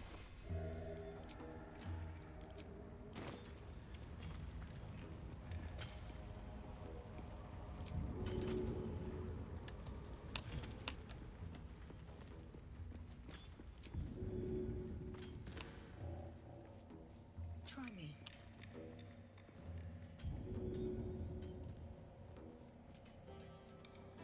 Seven Gulak can get me more cast Black Tentacles than any other caster. Much to my aversion to lock splits.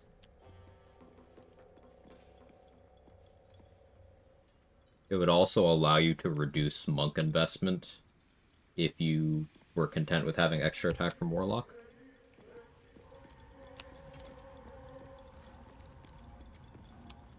Worth some thought.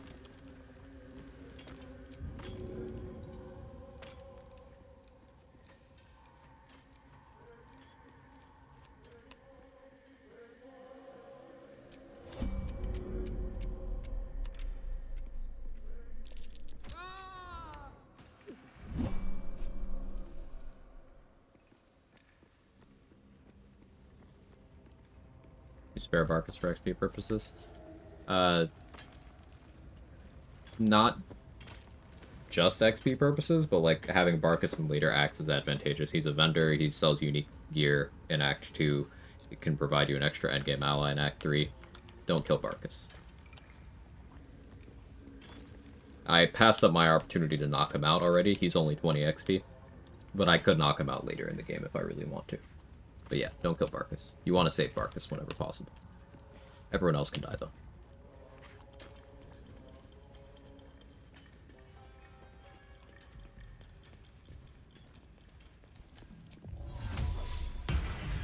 Value the bomb he gave you for rescuing a Wolverine. It's useful. The thing I use it for most, the Brilliant Retort, I use it as a rangefinder for smoke powder bombs. So like, see how smoke powder bomb doesn't tell you its radius, you just kind of have to know? Brilliant Retort has a targeting circle. So if I want to see exactly what a bomb will hit, I often just click the Brilliant Retort, queue up a throw, and see, and then I throw a smoke powder bomb. That's my favorite thing about it. But on top of that, it is, if you want to use it, a regular smoke powder bomb that gets an additional explosion. No, that additional explosion doesn't double up multi-bomb tech. And it also silences things in the AoE.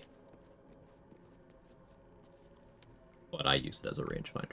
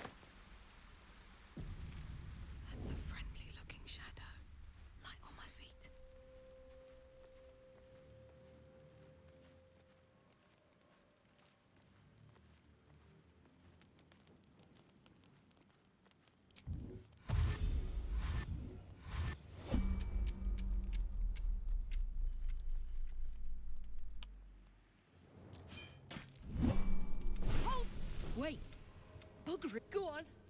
Drag me. Look, it's the whole damn reason we're here.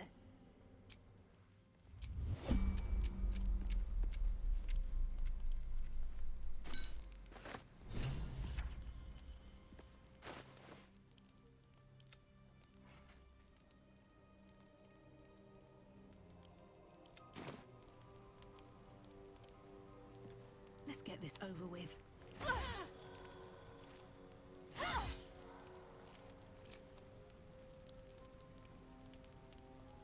Decided I don't want to take chances.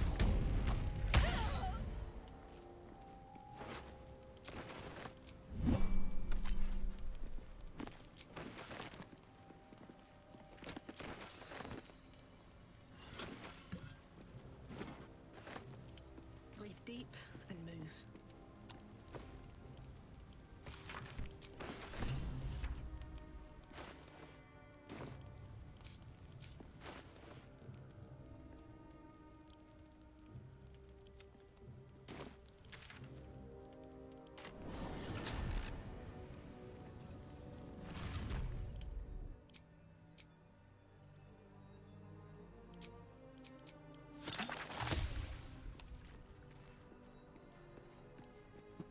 Iconia's mace is built-in poison effect like Hellbeard Halberd. Didn't know that. That's sick. What's that?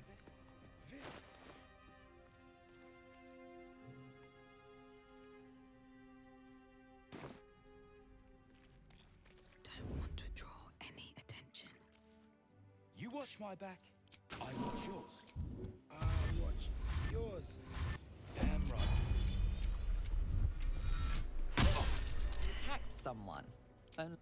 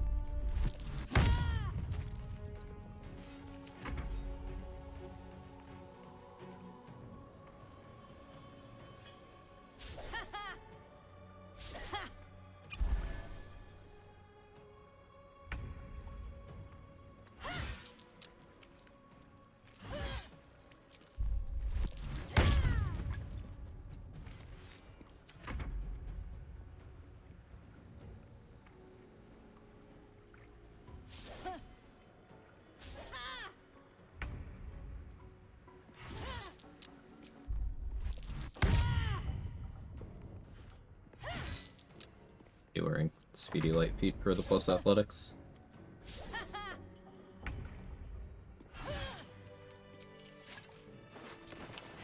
Have to keep going.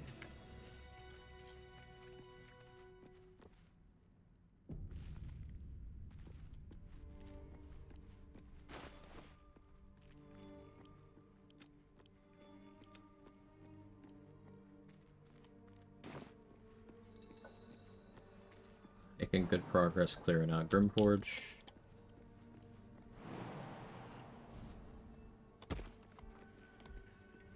It's been a long day.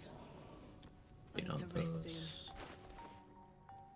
Still not rest time yet.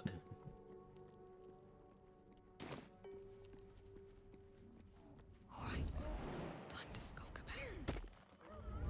You, that rub shouldn't be trouble for a brute. Time to press ahead. Breathe quiet. Should have just got some slaves up here to clear this out.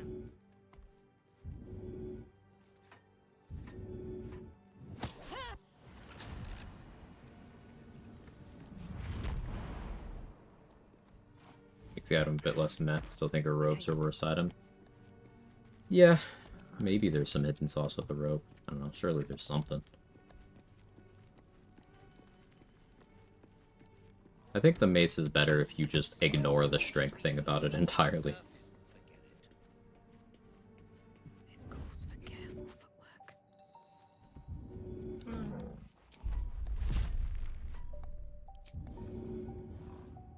I'll strike you down.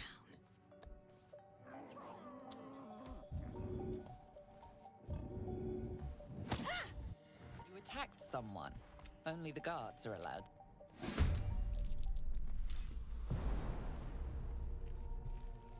Out of range already, man. Can't slow down. They're probably perm hostile now, though. Unless they just disappeared. No? No. Not even hostile. That's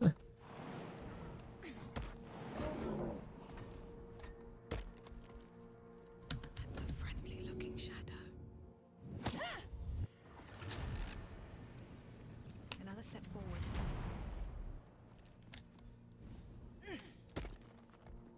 Bit cheesy, but also very funny, so.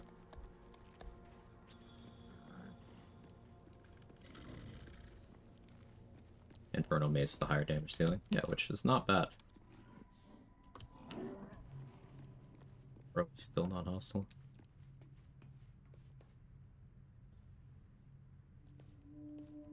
If everyone else minds their business, I'll be fine.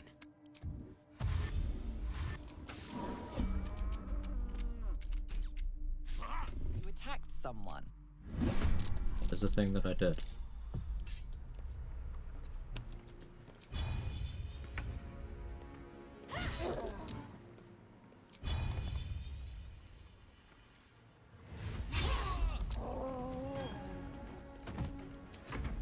Being green dot indicates they'll join your side in the near fight, yes.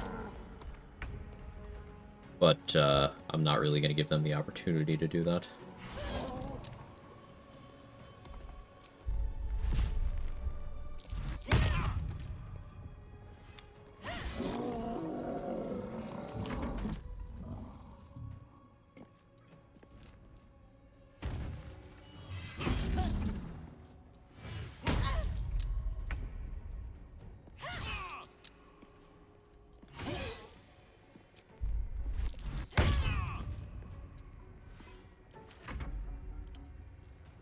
You got move speed for this, shorty?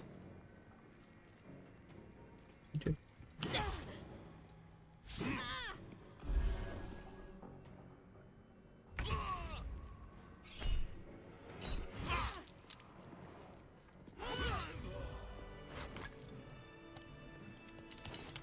Best be on my way.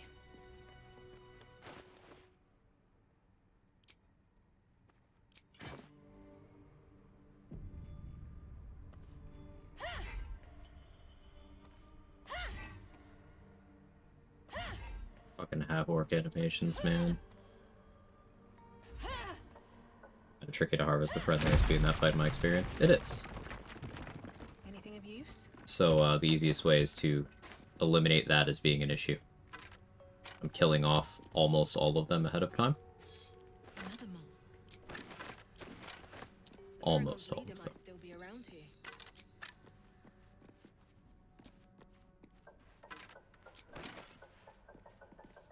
If I want an extra 75 XP, then I would leave one alive, but I don't think I'm going to. I think I will actually go for the clean sweep. Jaybridge, thank you for the 56th month. And Prime, of course. She's just a girl and she's on fire. You look like He's just a quag and he's on fire. There you go, Quag.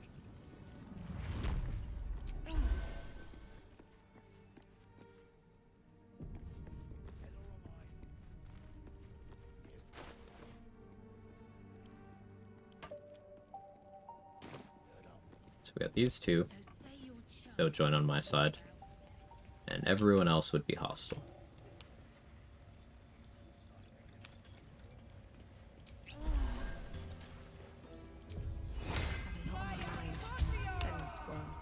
In it.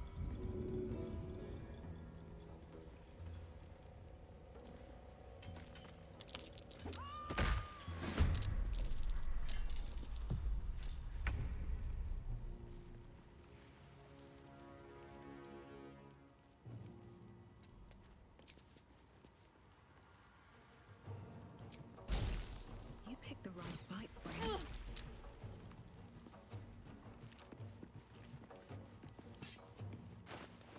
I have the wrong weapon up. Guess I'm using this.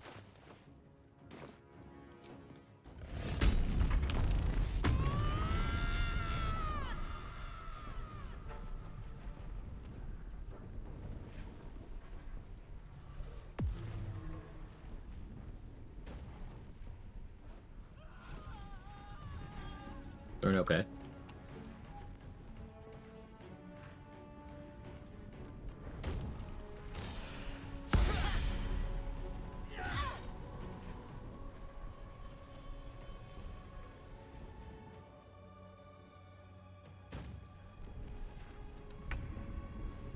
Alright, Birthfars and Large and my Rage are on the same timer. That'll give me a good indication.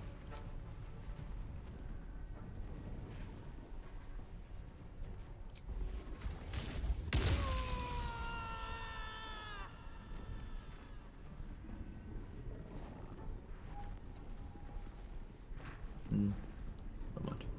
Yeah, with Elemental Cleaver, this does enough damage. So.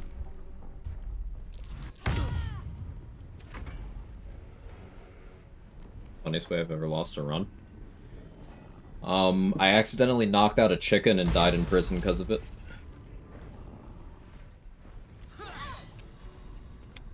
Probably that one. That or, time I got styled on by a clone of myself in the self-same trial. One of those two.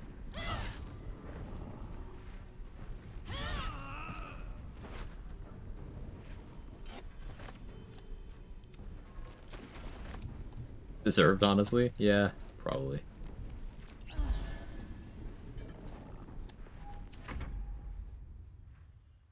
It was because I knocked out the chicken instead of killing it. Mm-hmm.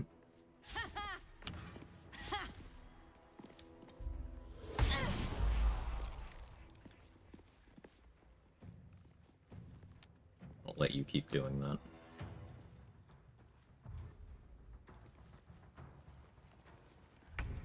Birthbar is the threat here. Luckily, Rage gives resistance to physical, to all physical, magical and non-magical. That's something that if I was doing the stone skin method, I would not have.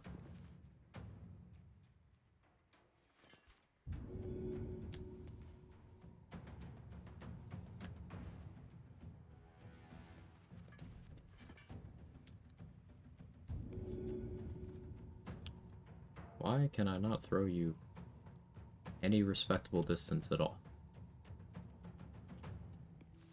Doesn't seem right.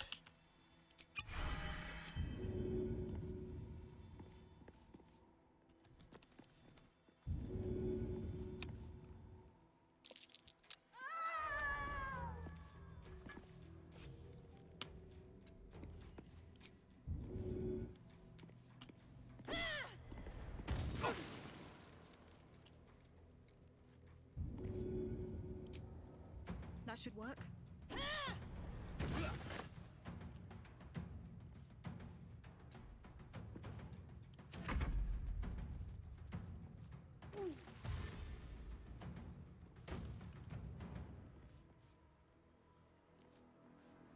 Last time I got thrown into Goblin Prison, the bomb you find did absolutely nothing. I threw it at the hole.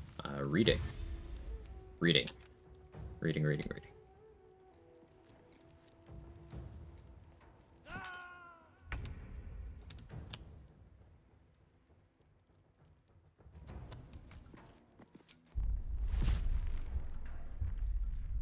Did Alchemist fire two-handed throw? Yeah. Rage animations. What's happened? Yeah, I don't really know.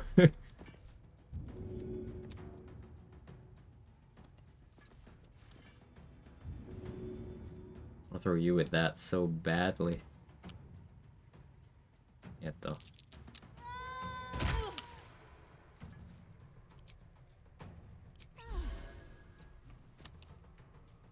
Oh, okay, he's up here.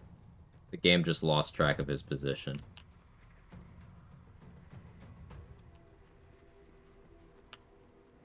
I think I got it. 7 Gulag, 4 Elements Monk, 1 Cleric, either Nature or Death. I like it. I like it.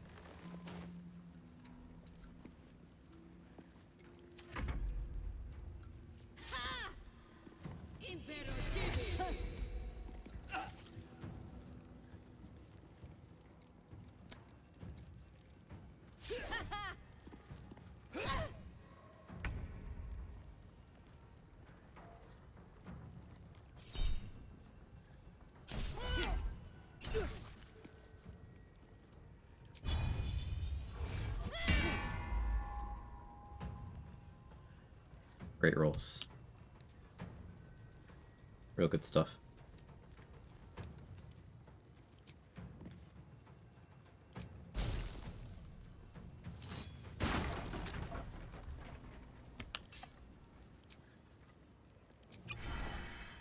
It's a gulag, great old one.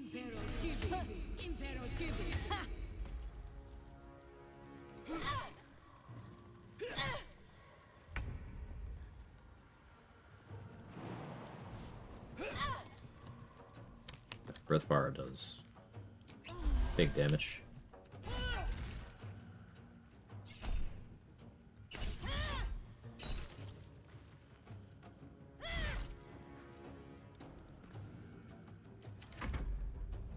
Let's go.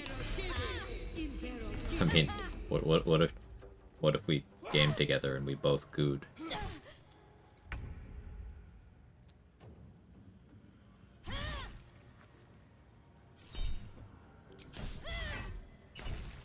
Nasty for the kill.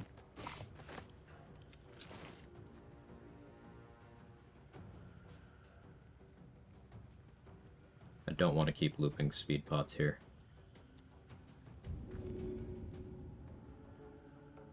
If I don't, his accumulated damage could kill me.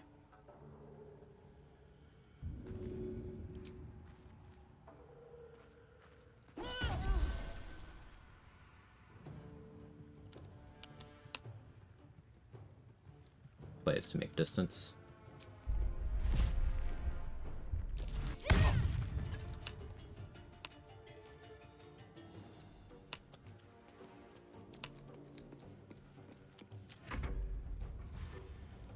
I'll get one turn of attacking me, and one of my resistance. No. Bad movement. Haha. That. Not going to rage again.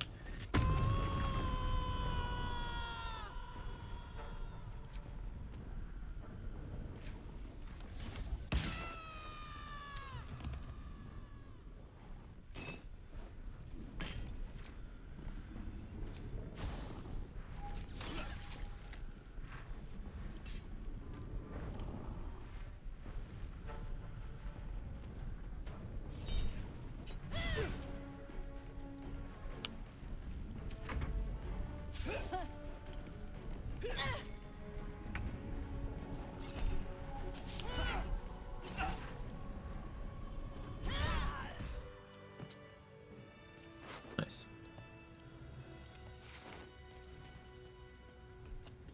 Was Invispot an option there if you're worried about dying? I wouldn't want the combat to reset. I wasn't worried about dying necessarily, but I would definitely not want the combat to reset.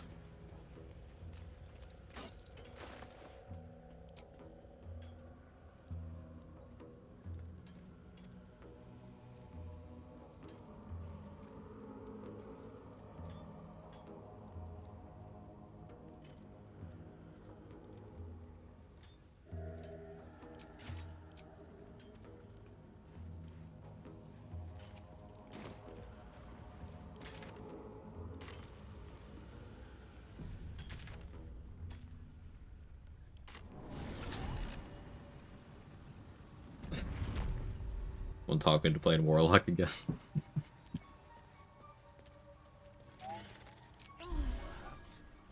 at such an accelerated rate.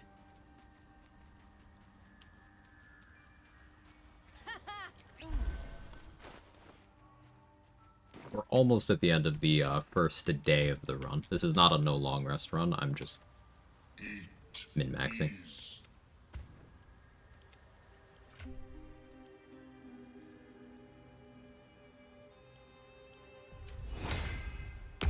I have Sovereign Glut concentrate on protection from evil and good on me.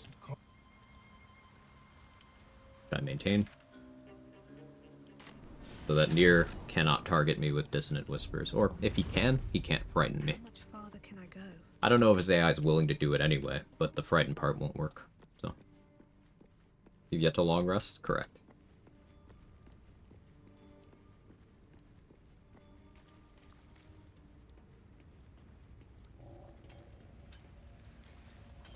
What's inside?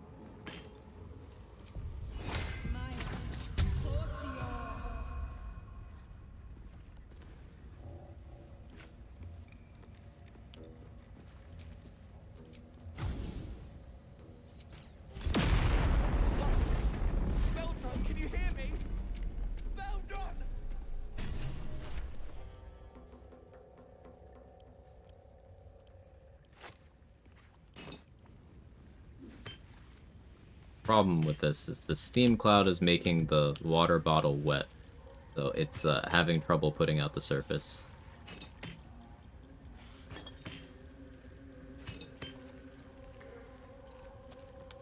Gonna do this. So you can. Hey, I kept my extra attack. That's nice.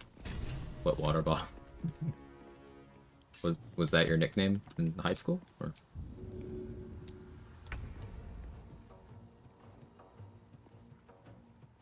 I'm not gonna use the lobber. We don't need to use the lobber. We'll try to knock him up.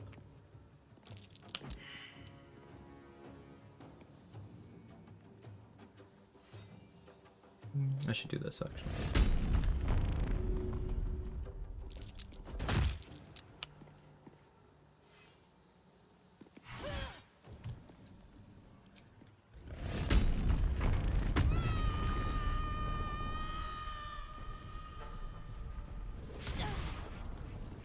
Big damage.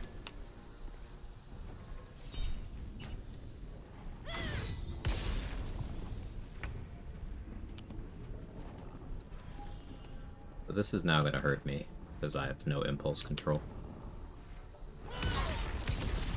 You okay, Beldron? He's fine.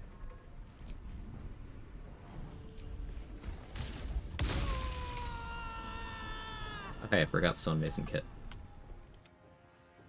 Sometimes the only way out is through. That's fine.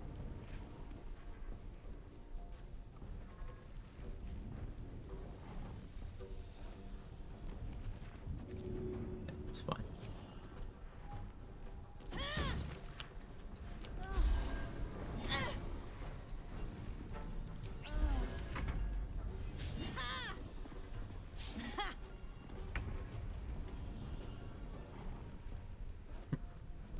That was amusing.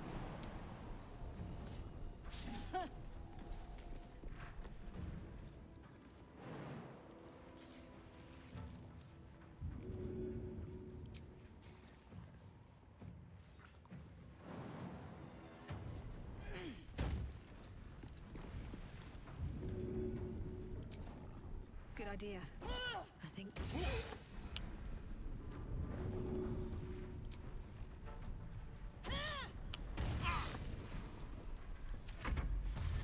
I don't know what scrolls he has. I think I checked his inventory. I think everything I wanted from him is in a bag already.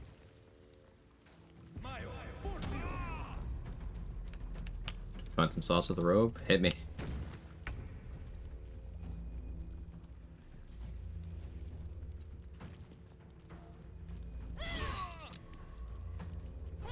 Or it doesn't trigger silence. Thrown weapons do not apply their on-hit effects unless they specifically tell you that they do. I still got Ice Storm. Take those.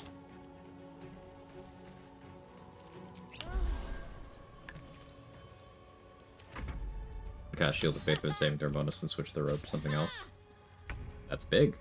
So if you have the robe equipped whenever you have an NPC put Shield of Faith onto you, you keep the bonus. Huge. I'm hoping that's how it works out.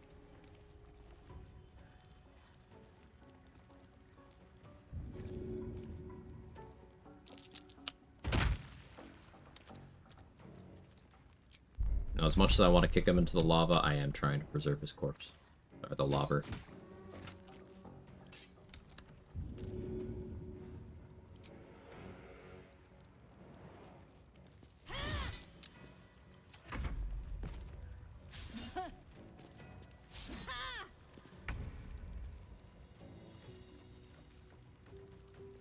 I'm not sure what you're referring to, Little Green Squirt.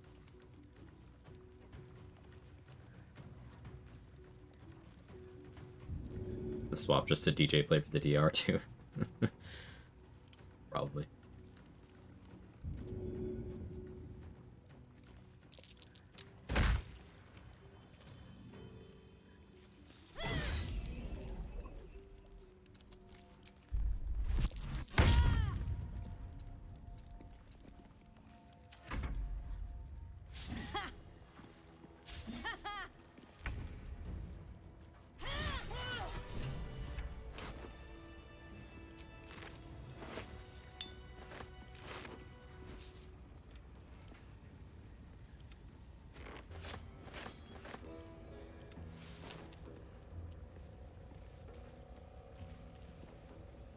shouldn't be surprised, considering our history. No. And so? Certainly not. In case... Fine, and... No, okay. I'm grateful, don't mistake me.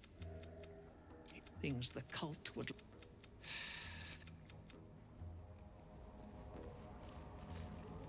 Okay. Trying to remember if at this point the player character can only think killing Nier's for the Sovereign. I mean, Nier's part of the cult, so working against the cult is probably motivation enough. What robe we talking here? Viscountess robe, Mick.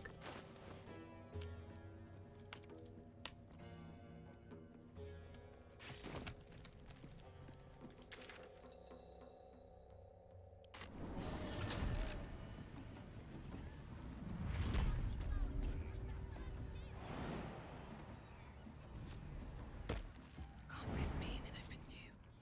Time to press ahead.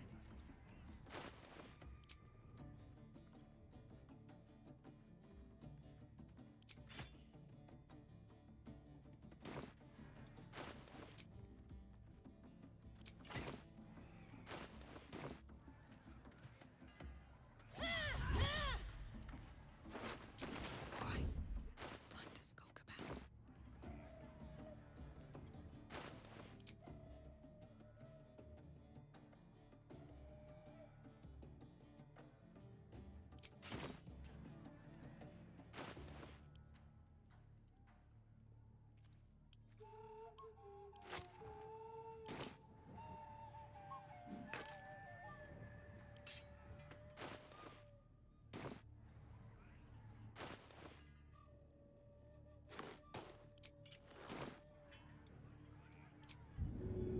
Another trick up my sleeve.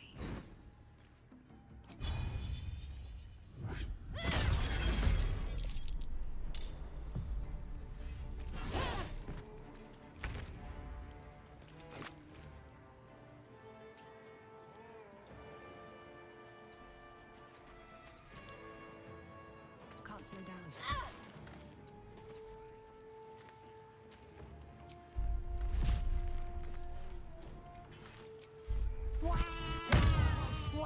Take him into the fire, but bad aim. Enemy machine. Finding more saving throw bonuses to further prove wisdom is worthless. I love it. I live for it. It is my everything.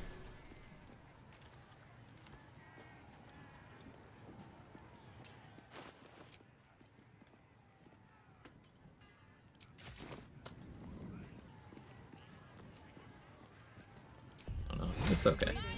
We got our get back. That was in the first 20 minutes of stream, so. You've made a grave mistake. The recovery efforts have been, going.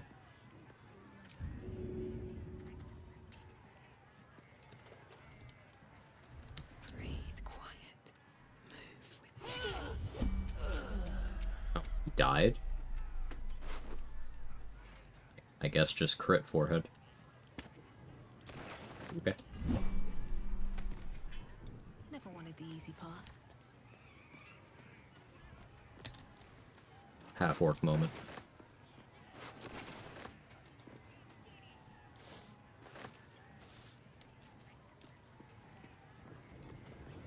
Those little fuckers are no joke, yeah. Very dangerous. And I deserved that death because I agreed it. I didn't go in fire resist I should have had. But I did learn out, I did find out something actionable, and that's, end rage breaks your hiding. Which maybe I knew at some point, but didn't consciously retain. But that's going to be stuck in there, going forward.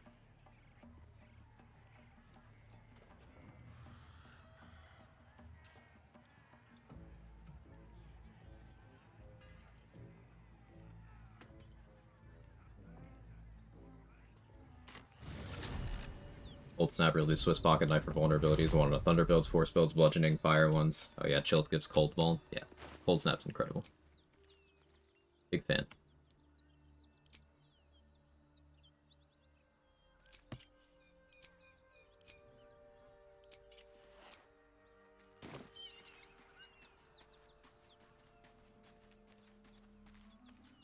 I can even go get Silver Sword. And use that for Raphael.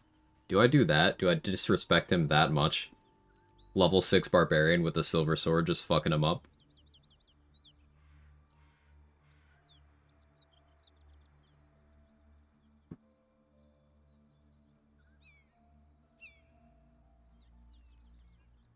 Yeah.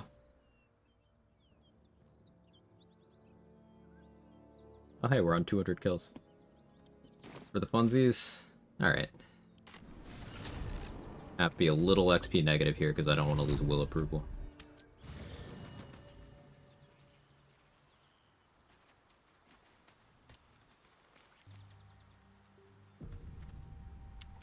I shall be here in thy camp, should thou or any of thy compatriots, because it is my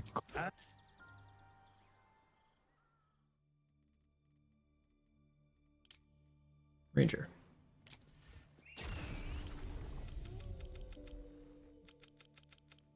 Those of you who have seen me go for Silver Sword before and actually care about getting it, you know where this is going.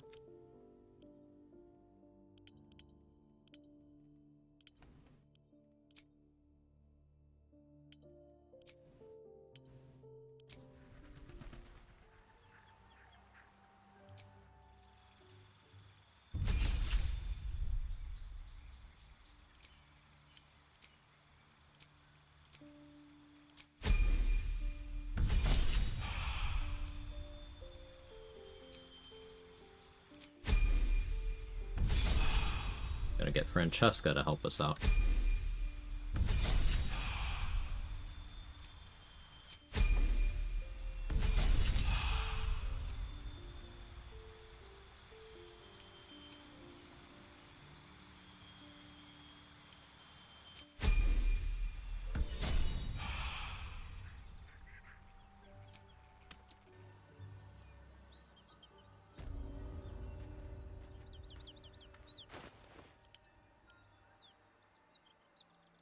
Losing the giant carry weight sucks.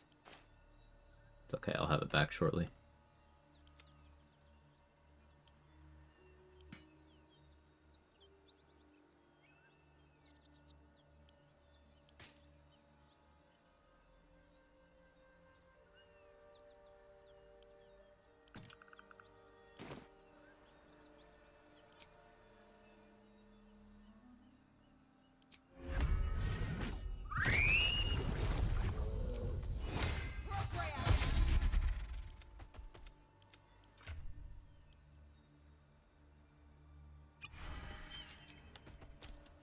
No one stopped me yet. Moving ahead. So I'm doing very XP negative strats for this. I'm not taking steps to make Voss stay here. I'm not knocking out Elika. I'm not throwing a bomb at the fists in the cutscene. And buff that out with coal mining if I really am of a mind to. What are you doing? What? That lot. I doubt a fight against them. Rag. That's it. I'm getting out of here.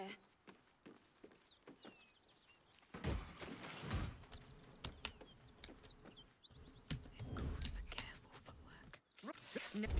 Our queen. Facing that lot would be suicide. At least for now.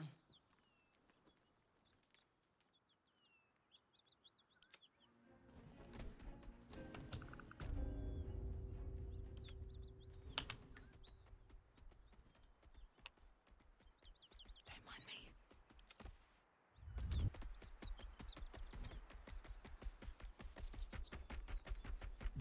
I can't waste any more time.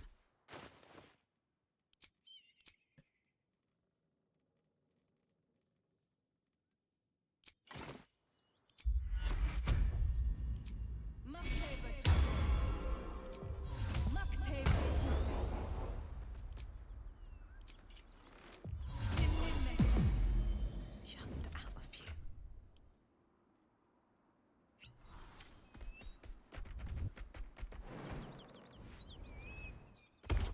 Yes, Kithrak. We shall find it.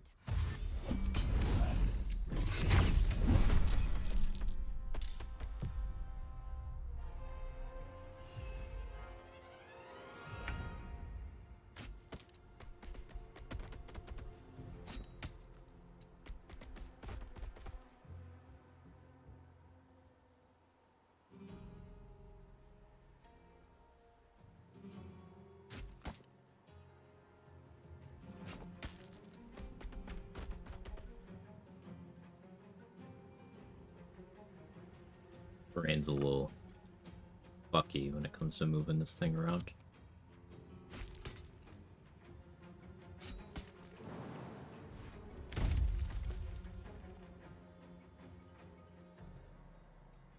The idea is we're going to move the sword far enough that it's out of the sight cone so that my character can grab it.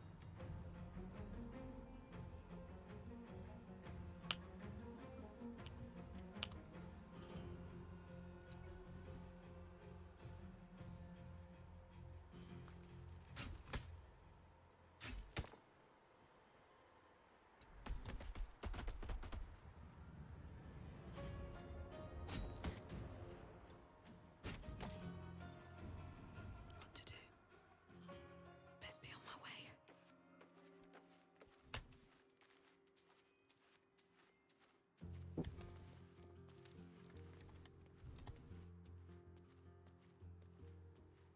Bet that will fit in my pack.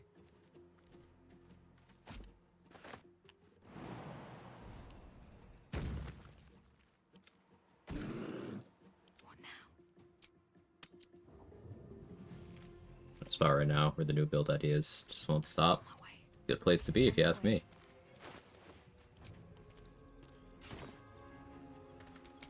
Not this one. For a mere...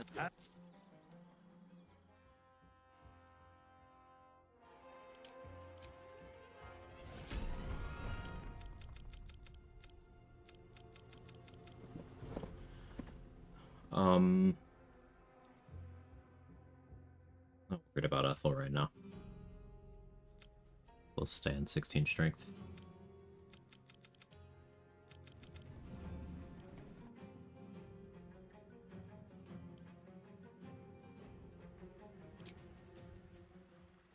Results in BG3 if curious. I am.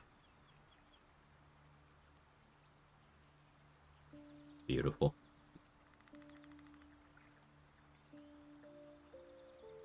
So Viconia's robes rescued from the trash heap. Great example of what I was referring to earlier, where sometimes you gotta try to make things work to find the value in them. That's an item I probably won't ever sell going forward. At least not in runs where I care to get Shield of Faith, which is a lot of them.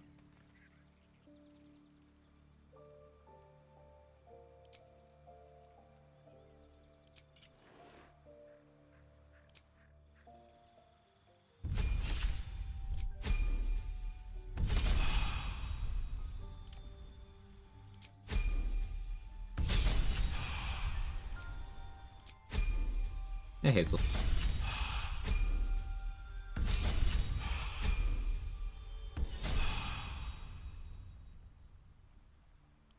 Level 6 does mean vendors refreshed. Check Dareth. Maybe this time she has Tadpole Elixir mount.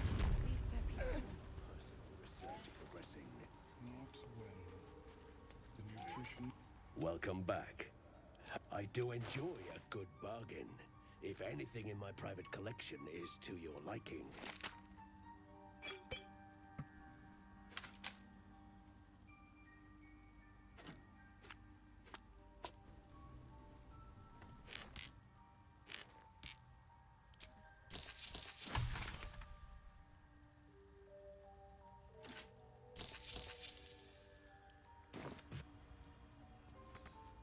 Have you spoken with Skris lately? And talk to Thala here for 25 XP. I need a quick word. Our work is bigger than any one of us. Last night, Still Black floated this idea of a Sorcerer Warlock Fighter multi-class who can get 3 Eldritch Blast off in one turn. You can get 3 Eldritch Blast off in one turn on any Warlock, but I imagine he had some specific sauce.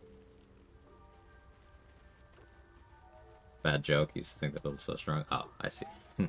Will be no point in lingering now I've got the noble stock.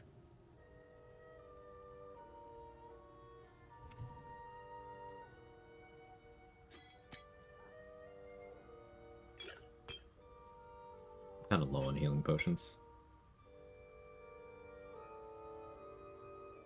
Try to make Staff of the Ram work. It's funny though, right? It being funny is worth something.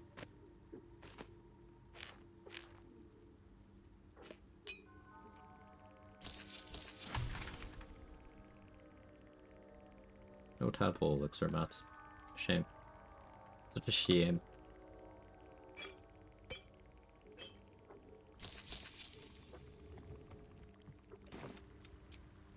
Still around the hook cores are still untouched.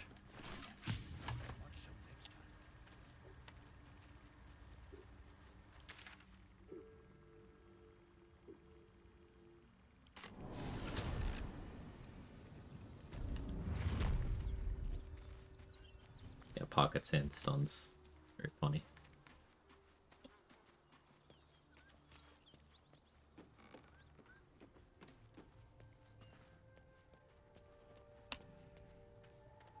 I'm still looking to shift some supplies.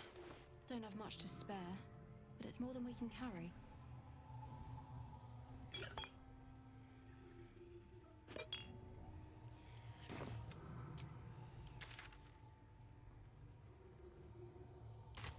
Alright, let's get Karlak, and we'll talk to Roa on our way through to the Goblin Camp.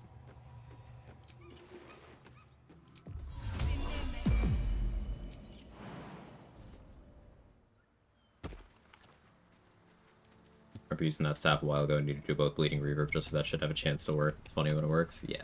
Requires a lot of help, but funny. One horn. Oh, fuck me. A great layer of blood. What was that? I'm Karlak, I'm Bill. the latest yappy little dog. After we've mopped.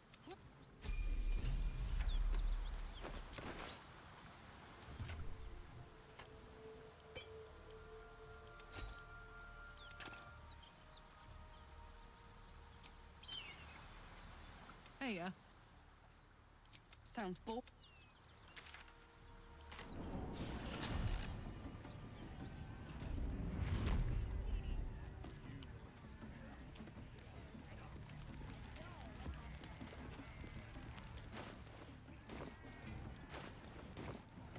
The Doomhammer yet. I got stuff if you got coin.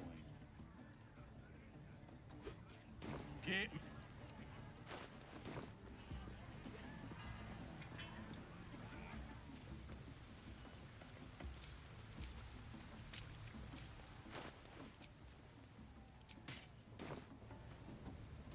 Willing Whip can get lightning charges, right? Yeah.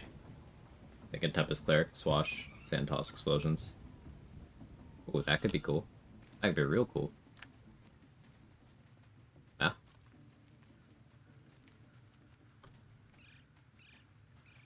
Hey, Irish.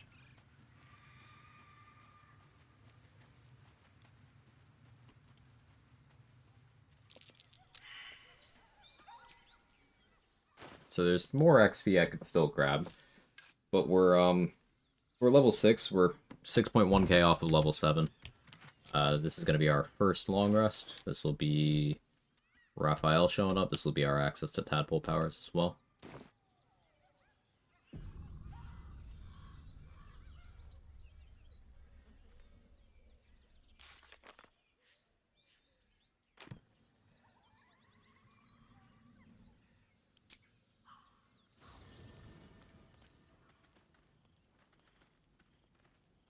It's 19 to dex saving throws with all these Act 3 buffs. Incredible. Hellfire.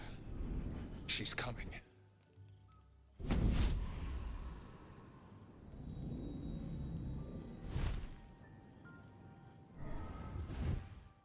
It's also useful for int saves from Mind Broken. You need to do some Connormancy to get someone to Shield of Faith you for the last section, but, like, it's an option.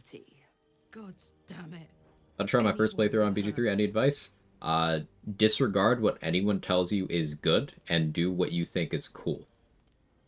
No, the Iron Flask is not a... Stop it. Stop it. If you're trying your first playthrough, disregard what anyone tells you is cool or good or anything, and do anything that you think would be fun. I highly encourage reading. This is the kind of game where you get a lot more out of it if you read. I don't necessarily mean books in the world. I mean just like the dialogue and the conversations you're in, and the description of your abilities and what enemy abilities are. Save frequently. And, again, do what you think is fun. Do what you think would be narratively interesting and disregard anything like best, better, meta, disregard all that. Call Thank me. you. You're welcome. And Good luck on your first run. we had a. I've taken. That's Zara. How Karlak meets the criteria. Will birds and What the? Nah. I'll be. I'm not willing to let. Won't be seeing my mechanic any. The first time I've.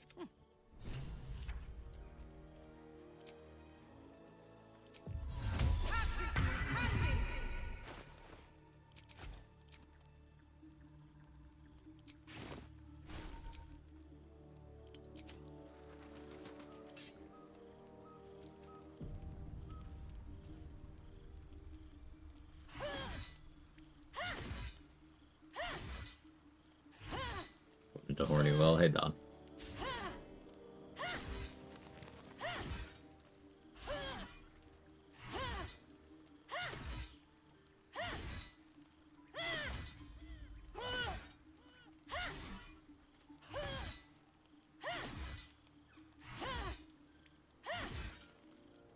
My brother play honor mode as first playthrough. He found it extremely frustrating, like normal difficulty though. It sounds like an asshole move with you.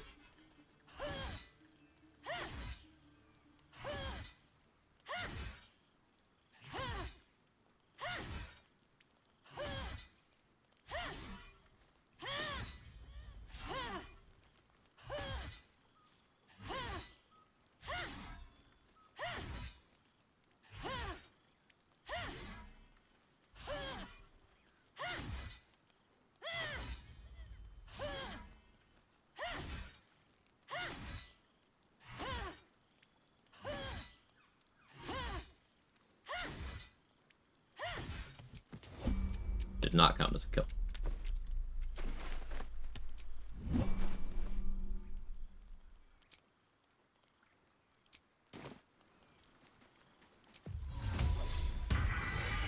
Brothers can be a bit ass sometimes. That doesn't hand wave you being an asshole. It's not something out of your control. Be better.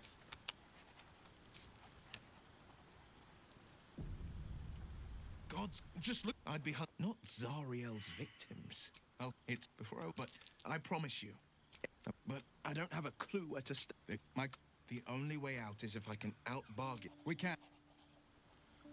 Well met. But be my mirror. What do you... but I will slay their monster. It was...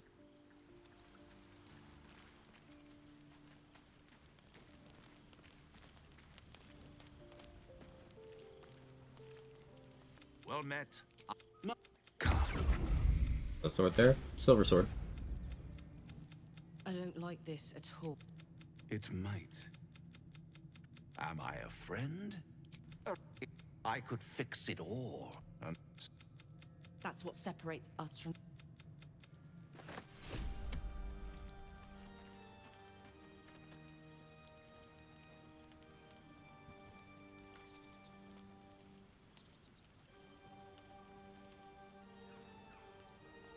Quick question, do you get Raph out of here by doing the regular attack and shooting him with another character as soon as he's got in dialogue next to the bridge? No, I had him spawn in an electrified puddle. The reason for that was that allowed me to break his AI in a way where I don't need silence here.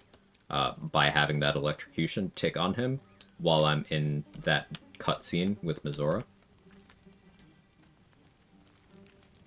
There's lots of ways to get him here. Did I do honey paws? Yeah.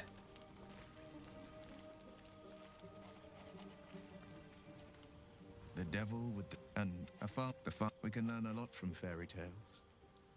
Don't you think? That and that. But the devil...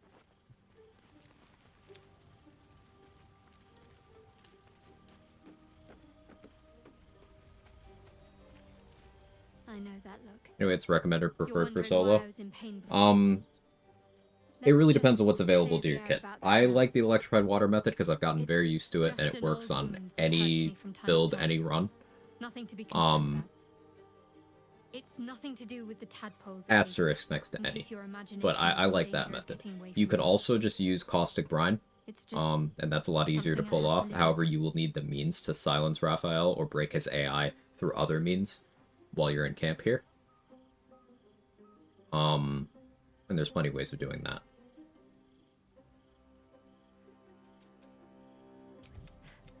Positive. You can trust me on that. He knows our secret. Not the worst prospect we've stumbled across. There were no right. See? Sowing doubt is... Requirements of approval. I don't really need a star in approval. Alright, let's see what our Guardian looks like. Does your Greatsword work? No. You're gonna want either the Silence spell, or you're gonna want to be able to Wild Shape. Or, there's a Summon AI break too. You could also use Gaseous form and Scroll form. Oh, Guardian's hot. Big surprise. Thank you, by the way. You're welcome. Yes. Yeah, we're nice to the Guardian when the Guardian's hot. And I'm here. I don't make the rules. You will not become a monk. We haven't. There is. I will keep it from a fight. Wait. Question around Nuzlocke rules if anyone can answer. I might be able to. What's up? Matching haircuts? Uh-huh.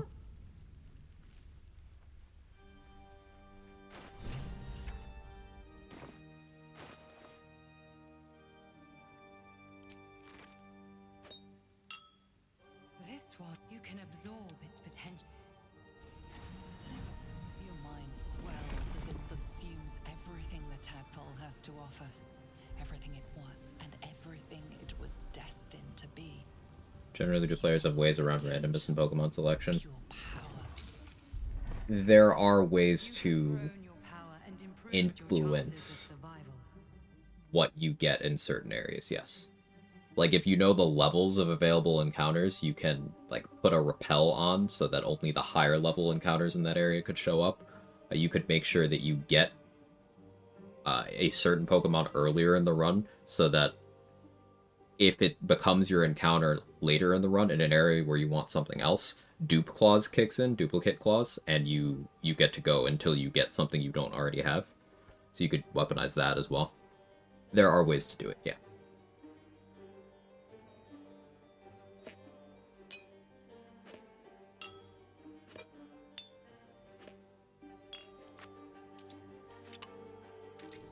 Alright, 10 tadpoles to spend. Hello, Scratch.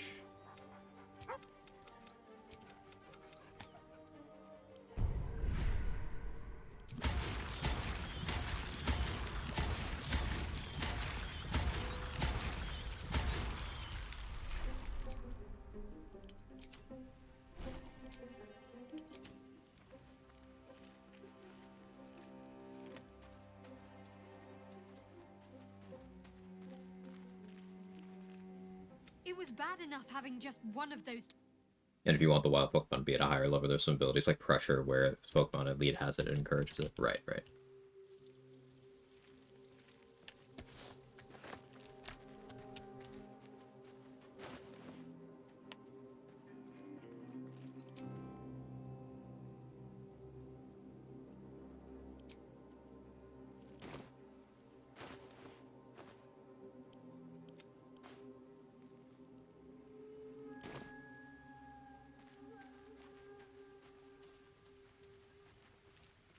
Still Pookie's fit? Sure did. Blood I'll spill with this sword will. It's not your sword, Lae'zel.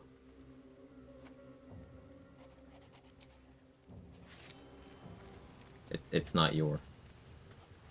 God, no, I suppose that's not what you...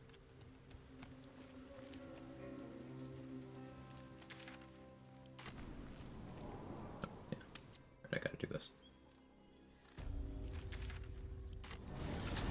Our sword. I'm trying to apply the rule set to other games, and some of them it's very easy to remove randomness from the selection process, trying to figure out if this would be allowed.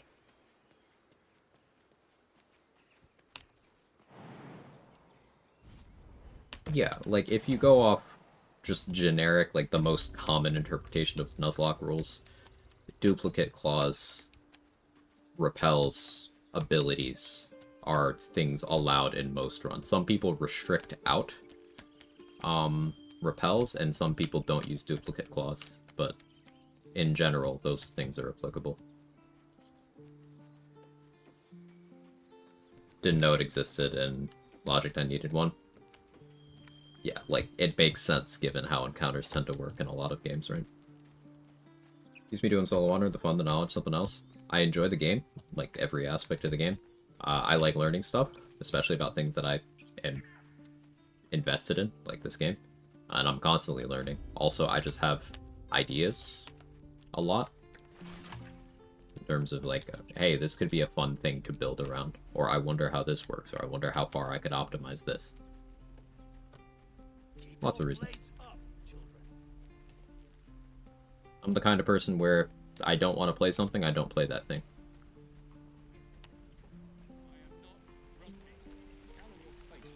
This game is not something I built my channel on. I kind of hard pivoted when I was enjoying it. So I just kept playing it, and eventually managed to grow from doing it. Looking for steel? But that's pure luck. Well, doing it because I love it. No other reason.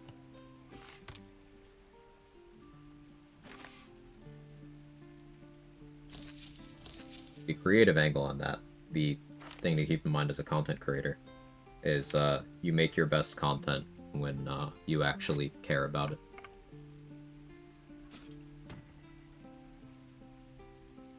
The only thing you can do is put out the highest quality thing that you deem yourself capable of.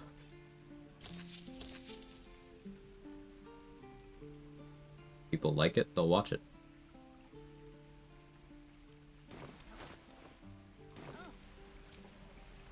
Hell's taken. True. What I wouldn't do for better tools. Remember.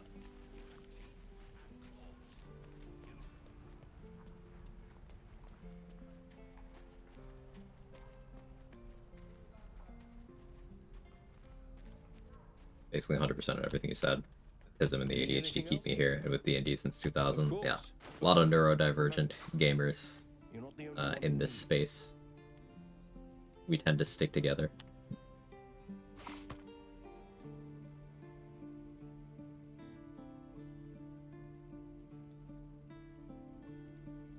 Like the VGC tourney scene, some of the competitors are so smart. Gen 9 VGC is so hype, Little Cream Squirt. Like, it's the most I've ever been into competitive Pokemon stuff, because like, it's just cool. There's always some sort of interesting dynamic happening.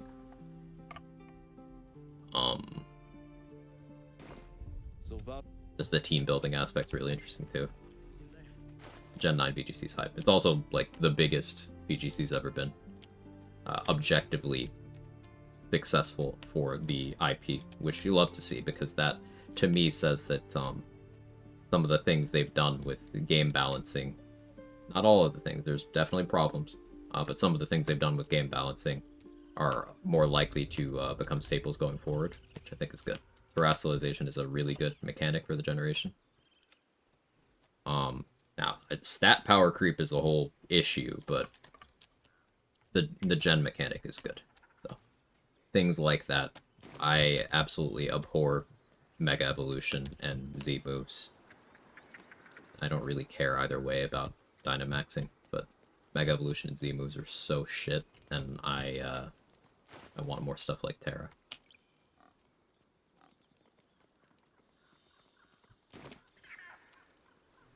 Maybe I should get into Pokemon? Do it.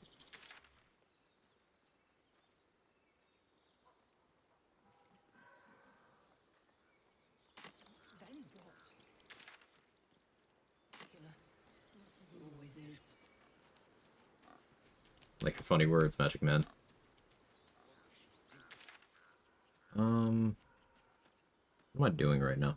There's something I wanted to do. I was like, it's important that I go do this. I have no recollection of what it was. None at all.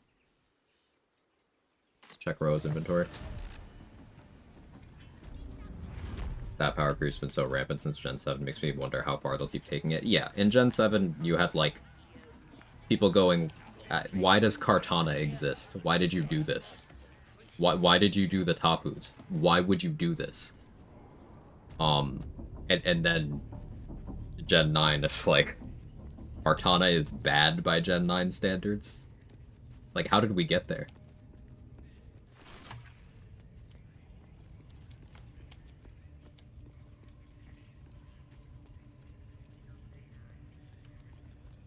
Need something?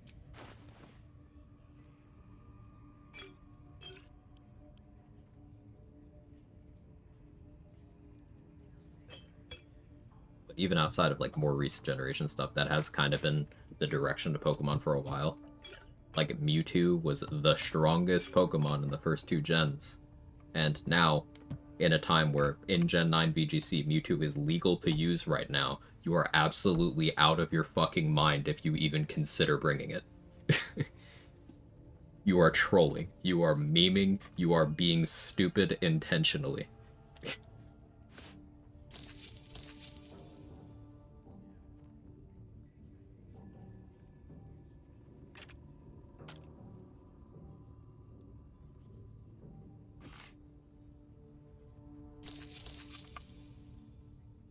Pleasure.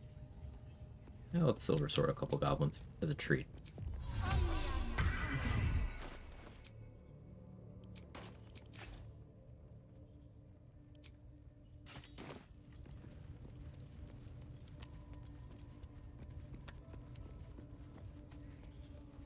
Pokemon have the problem where you're literally dropping $250,000 on the table. Not to that extent, but in particular since Generation 8, there's been a conversation of how pay-to-win competitive Pokemon can be. Because a lot of the very desirable stuff is gated behind multiple game purchases, and as of Gen 8, also DLCs. Gen 8 and Gen 9 have DLC seasons. Gen 8 one, the value is not really there outside of if you're focused on competitive stuff and, like, certain mechanics are fun. Gen 9 actually had good DLCs. But, the whole idea that you need to own 3 consoles,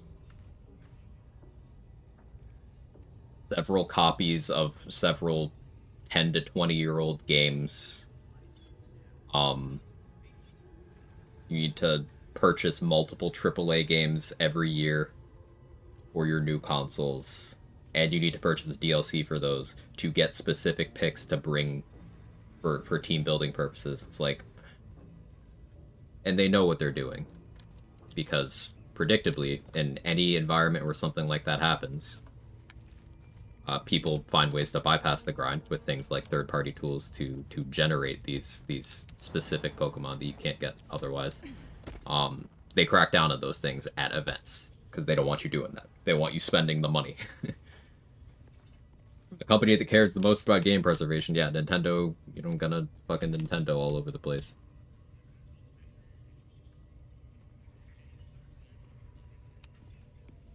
The Gen 5 Mon Power creep was felt so staggering, and yet current Gen Mon Power creep makes that look like a mild ride in comparison. Yeah. Don't want to draw any attention.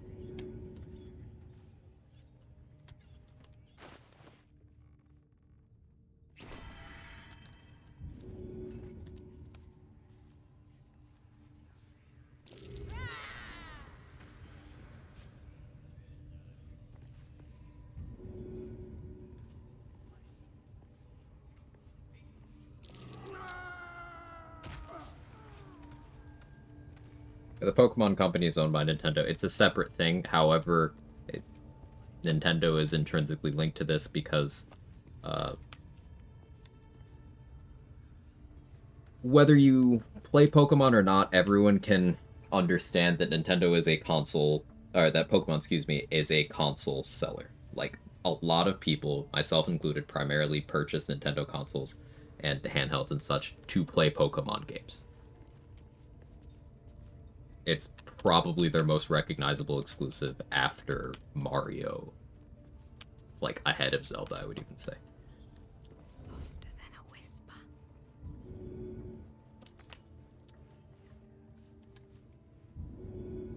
Yeah, let's just hit you. You died.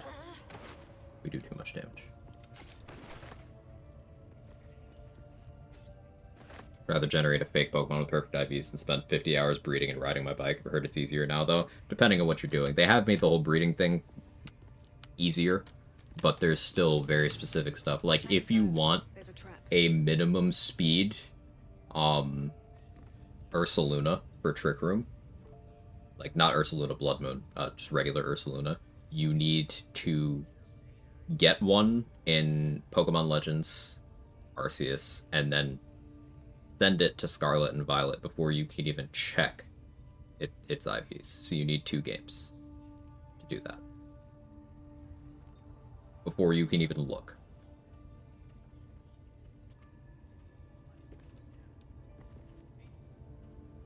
If you want Ursaluna Blood Moon, which is a different Pokemon, yes, I know it gets confusing,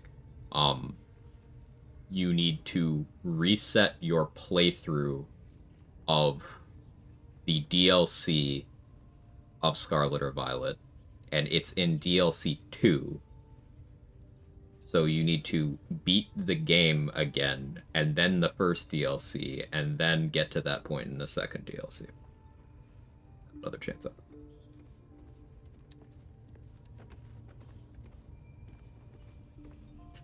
Like, what are we doing here, man?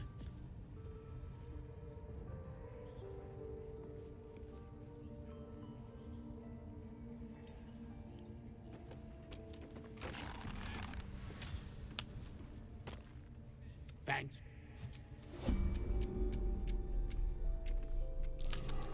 And, like, I enjoy these games. I like the Gen 9 Pokemon games. I think they're fun. I think the DLCs were worth my money. You still should not have to go through that number of hoops to get a slightly better roll on almost completely invisible stats just for competitive play. Like, stats the game barely acknowledges at all. Hidden mechanics that you know about if you're in the competitive sphere. Or if you're a challenge runner. It's so dumb. People rag on games with microtransactions, meanwhile Pokemon out here since the beginning making folks buy 2 copies of the same game. Right. In the 90s, they were selling you 2 to 3 copies of the same game with very minor changes. And I was buying them since I was a kid. You know, my allowance went there a lot. But I know exactly what they are.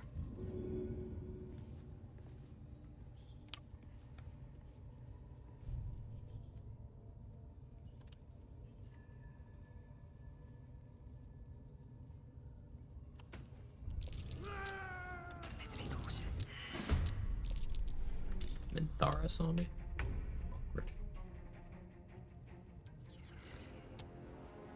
Light on my feet.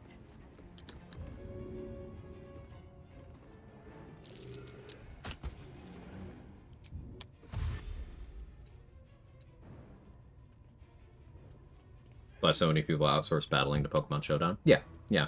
You don't have to go through, like, the process of doing all the busy work. You can just do your team building and then, like, actually play the video game.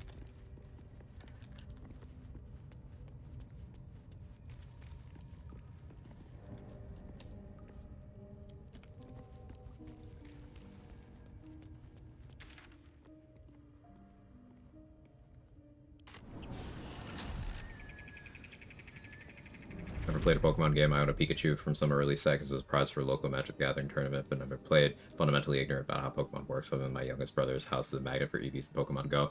It's like deck building vibes. It's like if JRPG combat also had a strong deck building aspect. I think that's the best way I can describe it.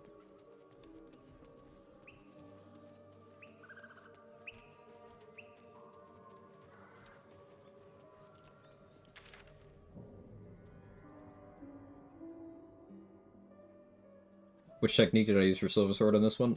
Honeyed Paws. Beastmaster respec. And I spec'd back afterwards. It's the most consistent. Other than just killing the guy. But I would have to have access to Act 2 to kill the guy. At least with methods I know about. Let's do the fuck hut and then we'll call it.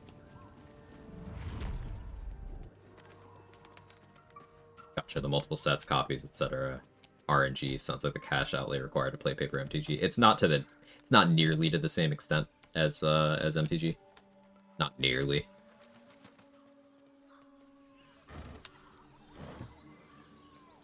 And it's not to the level where, like, you will never have everything unless you're independently wealthy. With Pokemon, you could eventually have everything, and you're just going for, like, minor stat increases.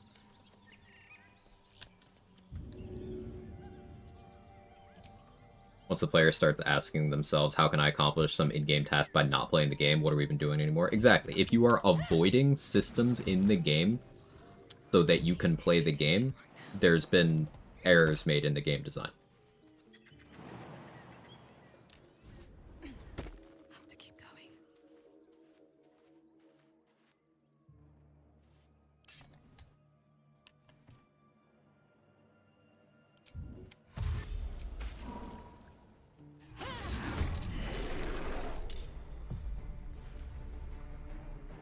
Currently missing like 200 XP before level 5 or some obscure dialogues for the final bit. Did you go talk to Dror Ragzlin? And then go through like the Speak with Dead with the Mind Flayer thing? That's 65 total. You go through that. Did you go through the dialogue with the guy for the Infernal Alloy in... Oh no, you're trying to get to 5, never mind. Disregard that. What else? Did you read the note on the right of Thorns in Kaga's room, and then the note in her chest that directs you to the swamp? Talking to Auntie Ethel in her house about the tadpole is 60 XP. It's 100 XP to get past the fireplace in Ethel's house, though you'll want to be invisible if you do that, so that she doesn't aggro to you. You don't have to, like, go downstairs, just getting past the fireplace is enough. It's an investigation check. Try to get it while invisible.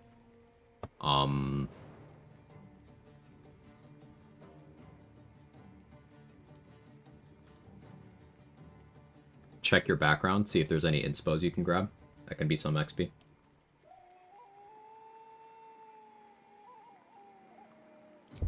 Frick. We even crit on it. You okay? Get out! Out!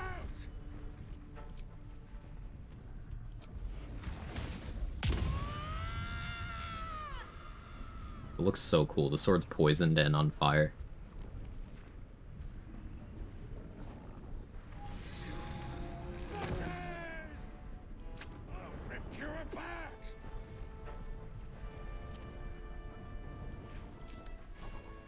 Gotta rebind my kick.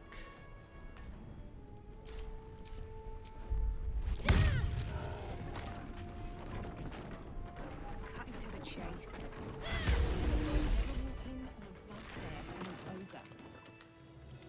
Pretty good.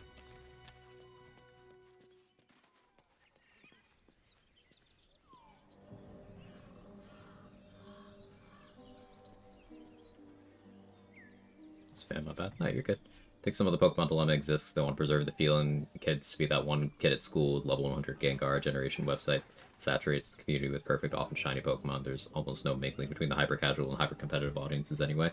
Maybe before social media, I would have agreed with that a little, Cream Squirt, but in direct response to some of what I was talking about with the issue of Gen Mons getting flagged at competitive events and getting people DQ'd,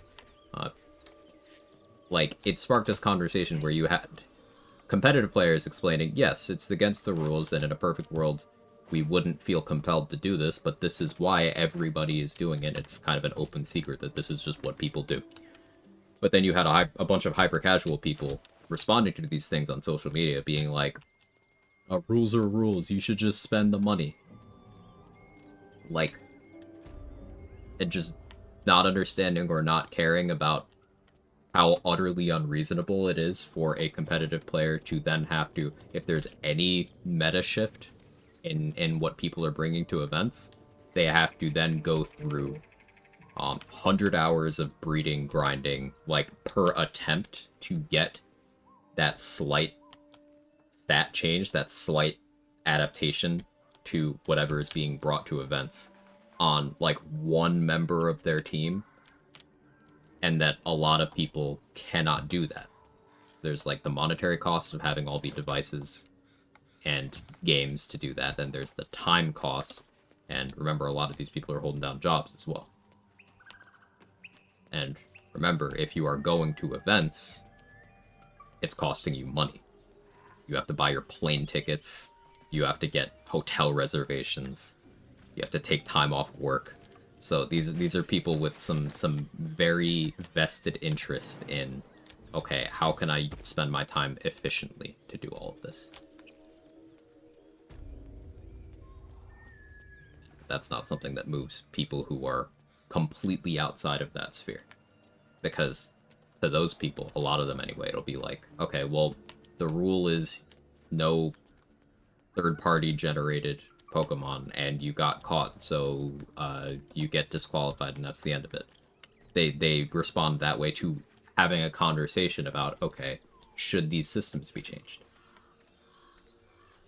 Like, if you want to get people not to cheat, shouldn't you target the thing that makes them want to cheat? Would that not be more healthy? This is a point I'm logically consistent on about, like, save editing in games across the board. Particularly in looters, I've had this conversation a lot. Borderlands used to be my main content, so the conversation happened a lot. Where it's like, okay, I get that you, Timmy from Iowa, feel slighted when someone just generates the piece of gear that you spent 3 weeks grinding for. Like, I get it. But should the conversation not be, hey, in our pursuit of valuing the player's time, shouldn't things be reasonably obtainable so this conversation doesn't have to happen in the first place? So that people can, like, play the video game that they paid money for, instead of doing the busy work. And people have differing opinions on that, so.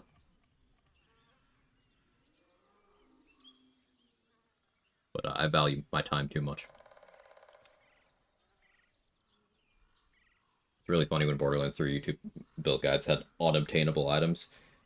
In some cases, it was literally unobtainable items, like people save edited incorrectly. But in other cases, it was like, statistically, you won't see this. Like, ever. So, no matter what you meant by that, Sinjo, you're right. It was funny.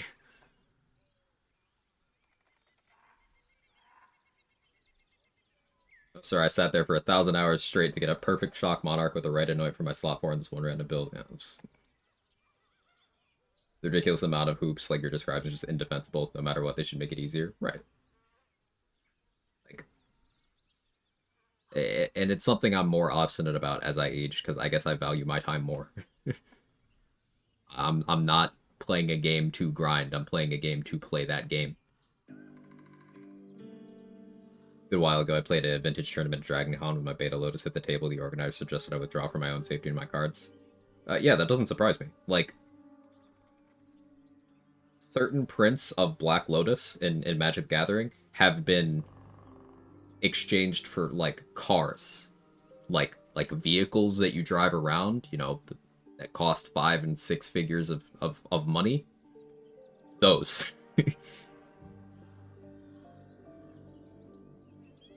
There's a lot of money in certain formats of Magic the Gathering. Like, a deck could be worth someone's house in terms of monetary value for everything involved in it combined. Like, it is unreasonable. Organizers suggesting that, hey, you should show. That makes total sense to me.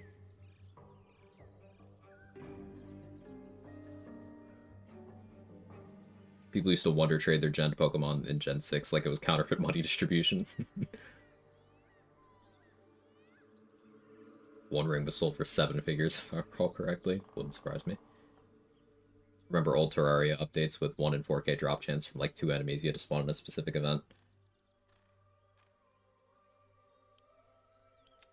Yeah.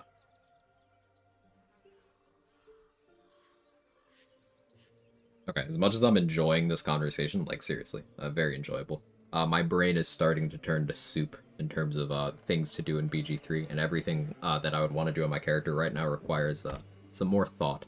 So we managed to recover and then pass the point where we died, which I think is good progress for the stream. So that's gonna be it for today. Thank you everybody for hanging out. Thank you for all the raids, all the support, all the fun convos. I've been live for 9.5 hours. The stream uptime doesn't show that because my stream crashed 3 hours in for no reason. Who's live? Where can we go?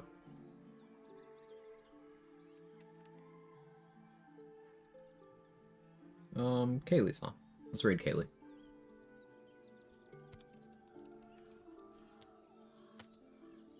Let me make sure she's not ending or anything. Oh yeah, she's only been live for an hour. Okay, we're good. Oh yeah, so Kaylee's doing no-hit Giant Barbarian. She has used this no-hit rule set on Astarion as an Arcane Trickster, on Gale as a Divination Wizard. She was excited to see other people run it, so I also ran that rule set on Tav as a Shadow Sorcerer, or not Shadow Sorcerer, excuse me, Shadow Monk. Really cool, heavily restricted no-hit rule set, and if I had to label a challenge runner as like the most gifted, it would be her. I wouldn't make my top 5, but she would probably be top 2. So yeah, she's great. Make sure to drop a follow and stuff. If you got my emotes, feel free to jiggle. That's it. Have a good one. I'll see you tomorrow. Bye-bye.